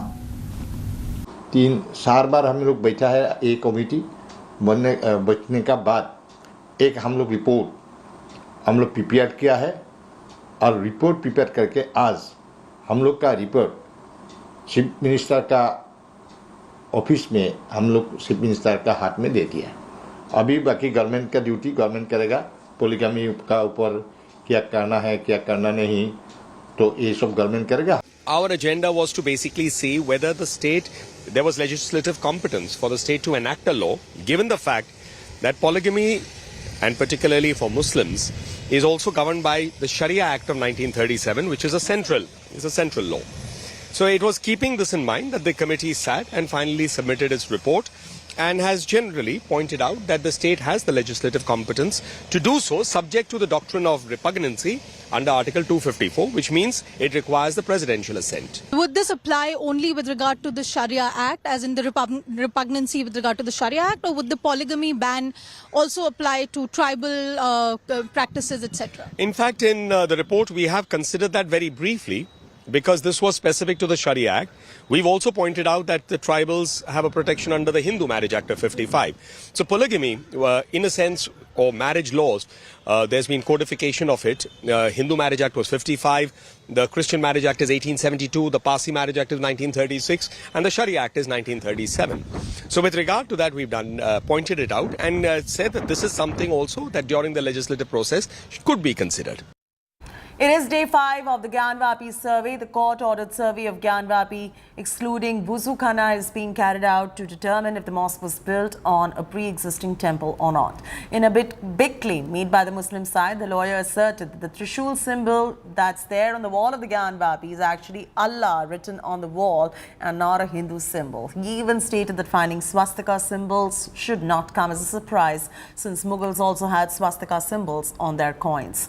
The Hindu side, however, has claimed that they found remains of Hindu idols in Gyanvapi and the primary stage of survey is over. ये एक scientific सर्वे है और scientific सर्वे advocate commission के सर्वे से अलग होता है. यहाँ पे अगर ये सोचना कि हर दिन कुछ मिलेगा वो गलत है, क्योंकि इसकी डिटेल्ड पूरे स्ट्रक्चर की, यहाँ के आर्किटेक्चर की, इसके नीचे क्या है, हर एक चीज़ की बड़ी डिटेल्ड साइंटिफिक स्टडी की जा रही है. और जब ASI की रिपोर्ट आएगी तब पता चलेगा कि ASI की फाइंडिंग्स क्या हैं. जो मस्जिद के अंदर का भाग है, वजू टैंक के ठीक सामने जो 3 डोम है, उसके नीचे डिटेल स्टडी की जा रही है. तो ये सारा काम चल रहा है. ज्ञानवापी मस्जिद नहीं है, पहले तो ये कहना बंद कर दीजिए. ज्ञानवापी भगवान शंकर का मंदिर है. धन्यवाद. हर मुगल पीरियड में बहुत से इस तरह के सिक्के चलाए जाते थे जिसमें स्वास्तिक भी बना हो, ओम भी बना हो. तो ये कह देना कि ये फिक्स है कि नहीं साहब, कमल का फूल जो है अगर बना है किसी मस्जिद के पिलर पर तो साहब वो सिर्फ हिंदुओं के इस्तेमाल, ऐसा तो है नहीं कि फूल किसी के लिए स्पेसिफिक बना हुआ है कि नहीं साहब गुलाब का फूल है तो ये फला इस्तेमाल करेगा, और कमल का फूल है तो ये कम्युनिटी इस्तेमाल करेगी, बेल का फूल है तो ये करेगी, ऐसा तो है नहीं। फूल तो सभी के लिए कोई बना सकता है। इस्लाम में त्रिशूल की बात हो रही है, डमरू की बात हो रही है। हम कहते हैं कि आप कहते हैं त्रिशूल लिखा, हम कहते हैं अल्लाह लिखा, हम भी तो अल्लाह उसी तरह लिखते हैं। हम भी तो अल्लाह लिखने का यही वही सिस्टम है जिस तरह से त्रिशूल बनाने की बात करते हैं। Samarth Srivastava is now joining us live for the latest on this. Samarth, if you could tell us about what is going on as far as the ASI survey is concerned, because what's going to matter here are facts.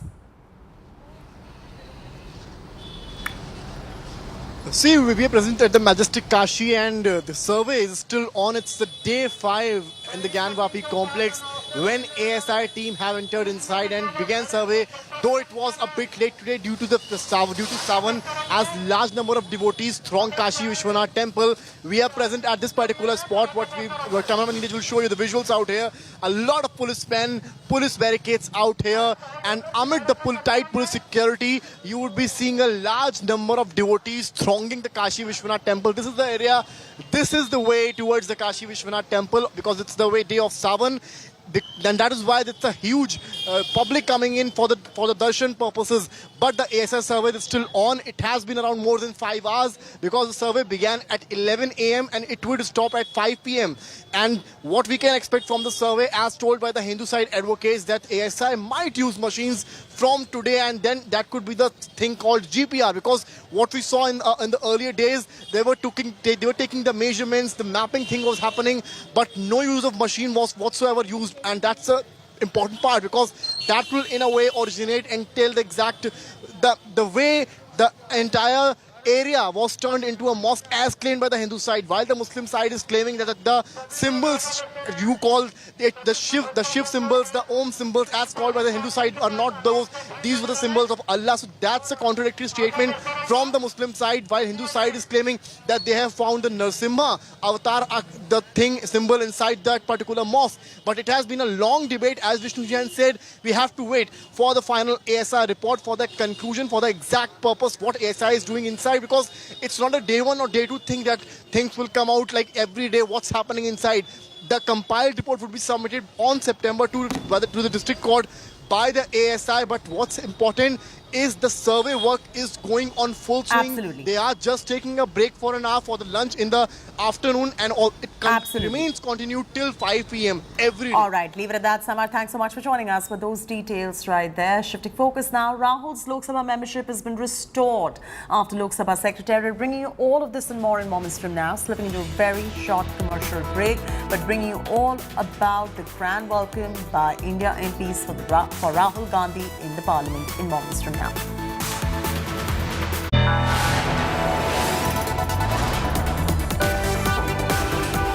You are watching India Today.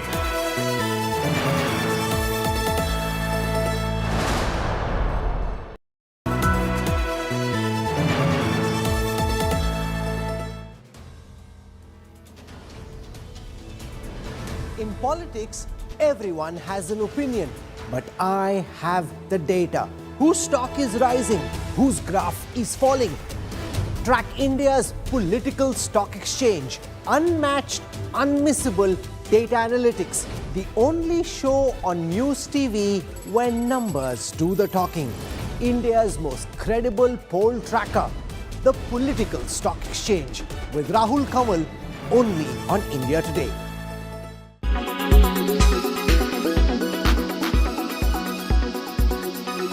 Congress party and entire government is indulged in corruption.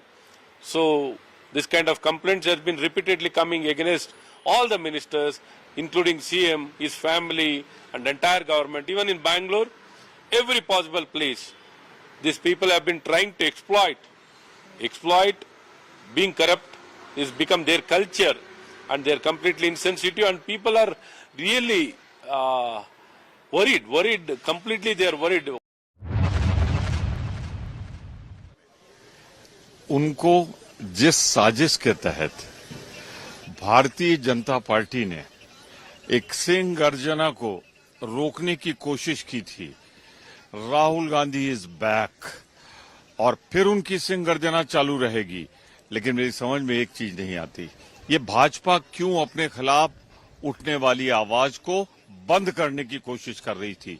आज ये India की जीत है, राहुल गांधी की जीत है, मोदी सरकार की पराजय है। We are happy that Honorable Rahul Gandhi ji is back in Parliament, and we still believe that democracy exists in this country, even though the Surat court verdict was not in a proper manner, which was even also stated by the Honorable Supreme Court of India. It is very clear that even a common man can now depend upon the judicial system of India.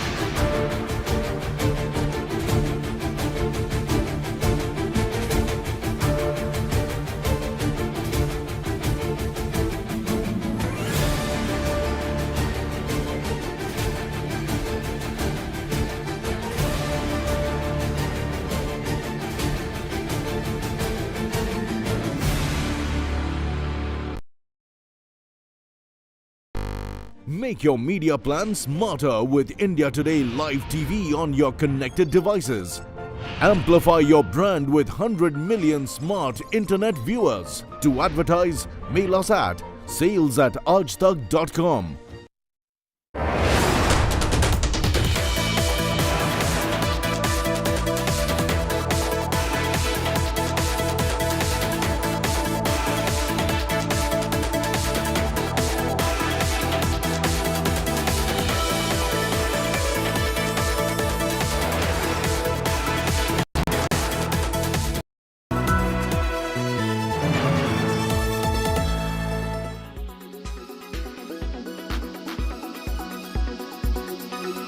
Karnataka Minister Dinesh Gundu Rao has stirred a controversy, putting the India alliance in a tough spot.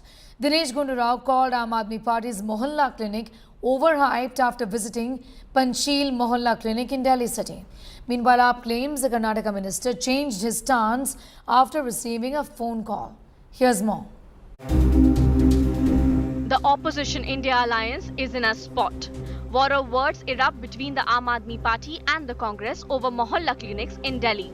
It started with a guided tour of Mohalla clinic given to Karnataka Minister Dinesh Gundu Rao, shared widely on social media by AAP leaders. But Dinesh Gundu Rao later called Arvind Kejriwal government's Mohalla clinics overhyped and disappointing. It was not like the way it was hyped up to be.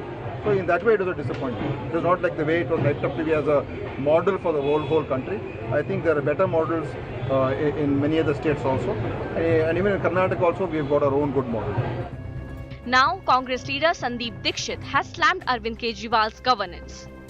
जब कभी बड़ा alliance होता है तो उसमें ऐसे सब भी हो जाते हैं। वो ऐसा नहीं है भाई, जंगल में जहाँ शेर रहते हैं, हाथी रहते हैं, वहाँ गीदड़ भी रहते हैं। गीदड़ से भी नहीं करेंगे यार, गीदड़ बेचारे में भी बहुत बढ़िया क्वालिटीज होती हैं, वो भी प्राकृतिक होता है, उसका भी प्रकृति में कोई योगदान होता है। Meanwhile, the Bharatiya Janata Party did not miss out on the opportunity to take a dig at the Kejriwal government.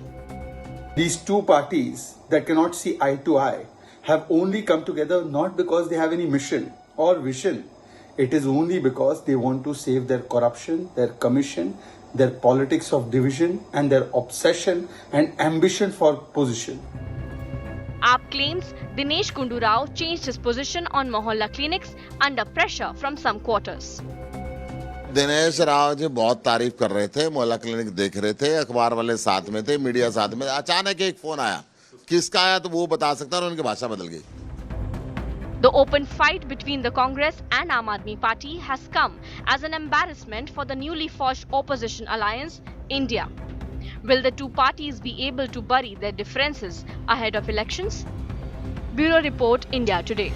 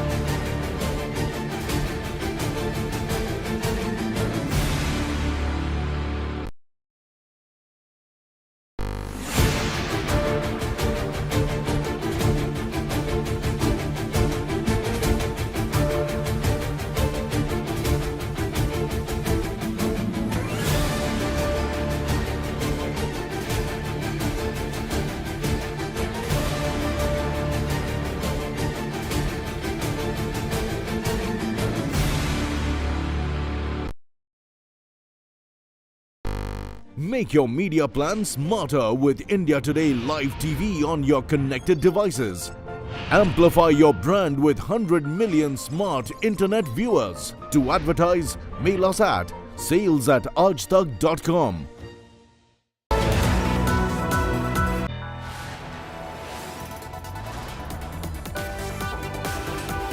You are watching India Today.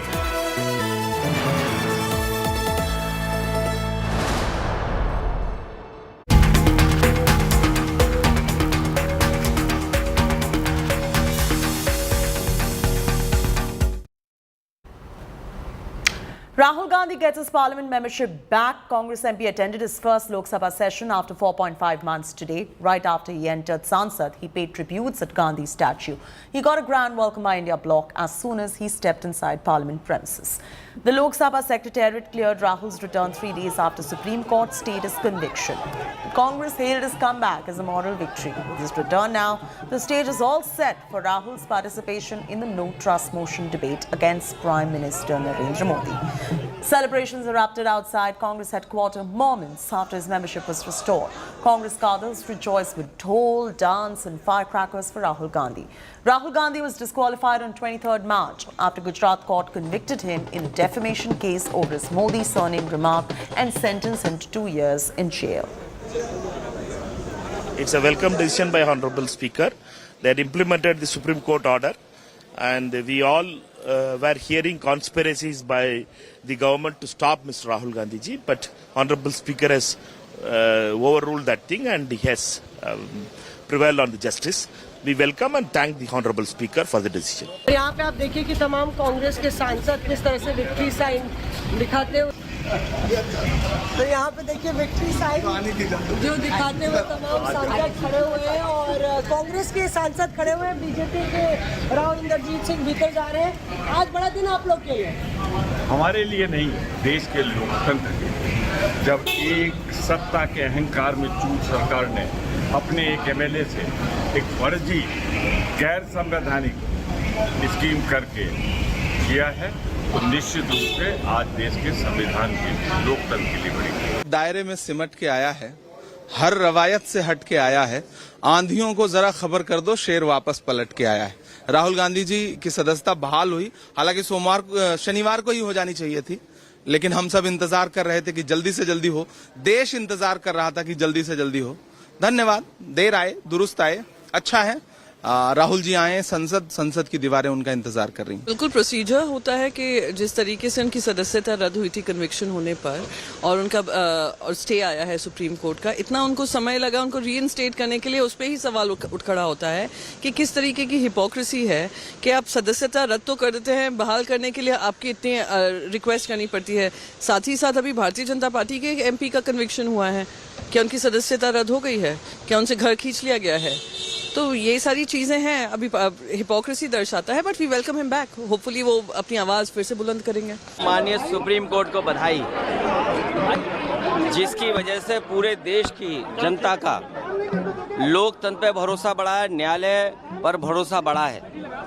और हमें उम्मीद है कि जिस तरीके से भारतीय जनता पार्टी का जिस तरीके से काम करने का तरीका है कि लोगों की सदस्यता ले ले, हमें उम्मीद है औरों की भी सदस्यता वापस होगी। हम राहुल गांधी जी को कांग्रेचुलेट करते हैं और स्पीकर साहब का भी धन्यवाद करते हैं कि उन्होंने कोई विलंब नहीं किया और राहुल गांधी जी की सदस्यता को रिस्टोर किया है। Thank you. कांग्रेस पार्टी सब ने अपने आप का एक मूर्खता प्रदर्शन करते हैं, जहाँ तक मैं बोलना चाहता हूँ। ये तो क्या है, उस कल वो फ्राइडे आ गया है और सैटरडे संडे शायद नहीं होगा। वो स्पीकर आज निर्णय किया है, और क्या है, आज तो जो फ्राइडे होने के बाद आज तो रिस्टोर हो गए ना। कम से कम जो कॉन्स्टिट्यूशनल इंस्टीट्यूशन के बीच में जब चलता है विषय, थोड़ा संयम तो रखना पड़ेगा। तो ऐसे तो बाकी MPs को भी हुआ है, तो इसलिए जो कानूनी प्रक्रिया है, संवैधानिक प्रक्रिया है, वो प्रक्रिया हमने बिना डिले किए किया है। All right, Rahul Gandhi going to be making a grand speech tomorrow at noon. We'll cut live to it, of course, and you can watch it right here on India Today. He's got his parliament membership back and he attended his first Lok Sabha session as well after 4.5 months. Today was the first day after 4.5 months. And Maushami now joins us for the very latest. Maushami, 4.5 months. Rahul's back. He gets his membership back. What happens to his house now? Because Adhir Ranjan Chaudhary wants his house to be restored as well. What's the update on that front? And what can we expect at 12 noon tomorrow? So, Chetty, after coming back, Rahul Gandhi would be making his first speech tomorrow, and that's on a very important motion that was moved by the leaders of the India Party. And tomorrow is the no confidence motion, a 3-day discussion, and the Prime Minister would answer on the 10th. So, a comparison or a parallel would be drawn. Of course, it is expected that Rahul will launch a frontal attack on the Modi government and question the Prime Minister's silence in the House over the Manipur issue. Importantly, that will be his first speech as a member or a lead party of the India Alliance. So it will be interesting to see, because he'll not only be supported by the Congress MPs but also by the other colleagues in the Alliance. On the other hand, as far as the question on the House is concerned, the Congress party and in fact Adhir Ranjan Chaudhary said that they would be waiting for the normal protocol.